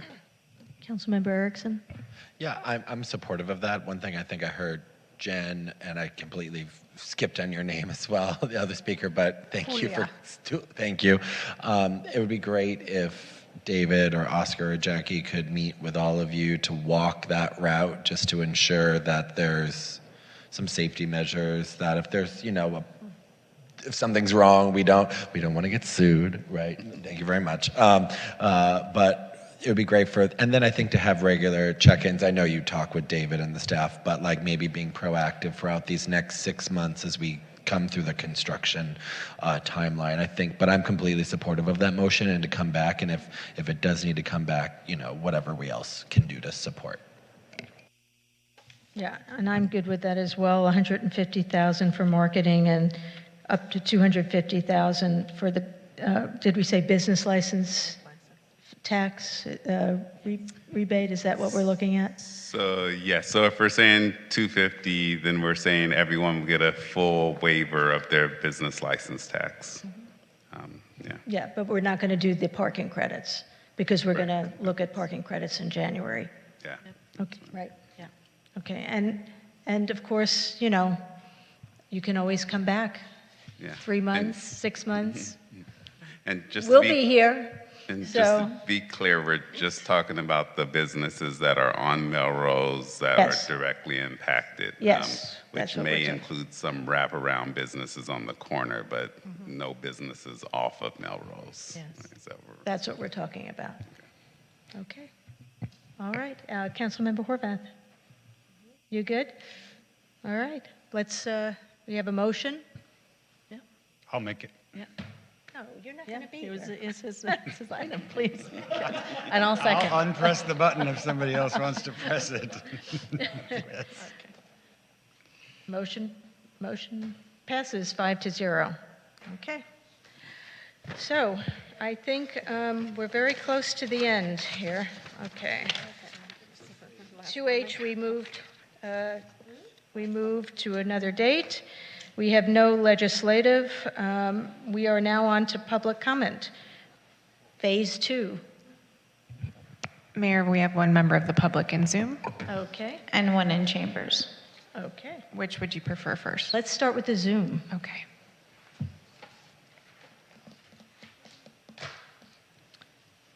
Jamie Francis, you're our next speaker for public comment. Please press *6 to unmute yourself, and you will have 2 minutes. Thank you very much. I just want to take this opportunity, since it would be the current 5 council members on the dais before things change. I want to take the opportunity to say that it has not been the easiest 12 years as a resident.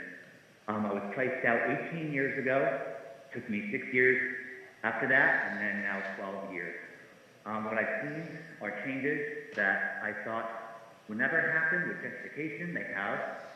I've seen council members on the dais who are very fortunate, who have been able to be intertwined in the city, who have worked for the city, who have done accolades from the city, and now serve on the city, who appoint themselves commission chairs, and now are serving as pro tem 4, and then so forth and so on.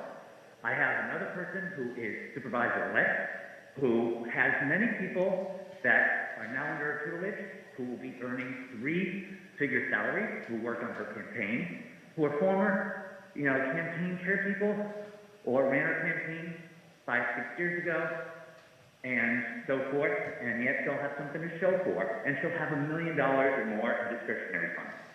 I supported her in her election. I just don't like the fact of people who are able to be engaged and then get benefits, who get perks. Same goes for people who, like John D'Amico, who's, chairperson or campaign manager from, 8 years ago, who's now being investigated for embezzlement of basically a nonprofit that now Lindsay Horvath chairs or serves on. And it's just unfortunate that these people get rewarded only to cause corruption. Never mind the deputy system of how we saw that. It's just ridiculous how people who have titles who are rewarded and rewarded over and over and over again, and yet they do things without indiscretion or without any apology, and yet there are locals like me who don't even get a simple thank you or get a snub in public or get a turnabout in the about face, oh, I know who you are, here's my business card. And then Thank you, Jamie. Thank you, Jamie. Your time is up. Thank you. We have a speaker. Annie Gianvicente. Annie, be kind, it's late. I'm trying. I can only be as kind as the words that I have written down say. All right, I'll just pick up where I last left off. Boston Hospital provides gender-affirming care for children that are in need, one of the only in the country, and they received a third bomb threat on Friday, November 18th, targeting treatment for children. With all the bomb threats and mass shootings, do you really think a sheriff, a deputy gang member, at this point a glorified bouncer with a gun, is going to prevent a mass shooting from happening? More often than not, police do not stop mass shootings. The chances of police opening fire are much higher than if the police were to subdue the shooter. I also have to point out, Mayor Pro Tem, Sheriff Yost was outside when you were making those comments. So I replayed very quickly what was on WehoTV for him, and I asked him about his training and why he felt the need to not answer it correctly. And he said he was put on the spot. And I said, okay, so can you answer me what that training was? And he said, oh, the flags. I go, so the training wasn't successful, or you just didn't remember it. Either or, that's not acceptable. Now that's driving, sorry, so sorry. So why should I feel safe in a club with a sheriff around if I know they are willing to add to the body bag count so long as it puts down a different shooter? That is meeting a violent shooter with an undercover shooter. Adding deputy gang law enforcement to public spaces dressed in uniform or undercover is not the answer. It has never been the answer. All I've been asking for is that we expand the use of the roads, the road for uses other than automobiles. Close off one lane on Santa Monica each way, rebuild the trolley with its own lane, allow bicyclists to use the road alongside cars and reduce the speed limit. With all those lights and the amount of cars, average speeds are much lower than 40 miles an hour. Please lower it to at least 25. Overall, extending walking space into the road will add more to public safety than polluting cars.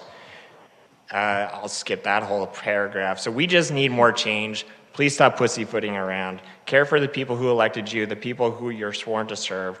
That man told me the next time he sees me, he's going to kill me. I'll leave you with this last quote. Lowly, unpurposeful, and random as they may appear, sidewalk contacts are the small change from which a city's wealth of public life may grow. Jane Jacobs, The Death and Life of Great American Cities. Thank you, Annie. Okay, council member comments. Anybody have something to say? They found my friend's dog Jack tonight. He got taken back. The one I mentioned, the one that was taken from his yard, he got returned tonight. Oh, yeah, so that was really that's good news that I got. Yeah, it's really Thank good. you for sharing. You're welcome. Yes. Any other comments tonight? I'm going to say, Councilmember Horvath, this is your last meeting on the dais, our dais. How do you feel? I am happy to return it back to the community. I have enjoyed my service here, and I'll have more to say on the 5th, but it has been the honor of a lifetime to serve this community. Thank you. And your dad is a trooper. He's still here. Any other comments? No? Okay, well then, with that, we will adjourn until December 5th. December 5th, 6 p.m. right here at wherever we are, Council Chambers.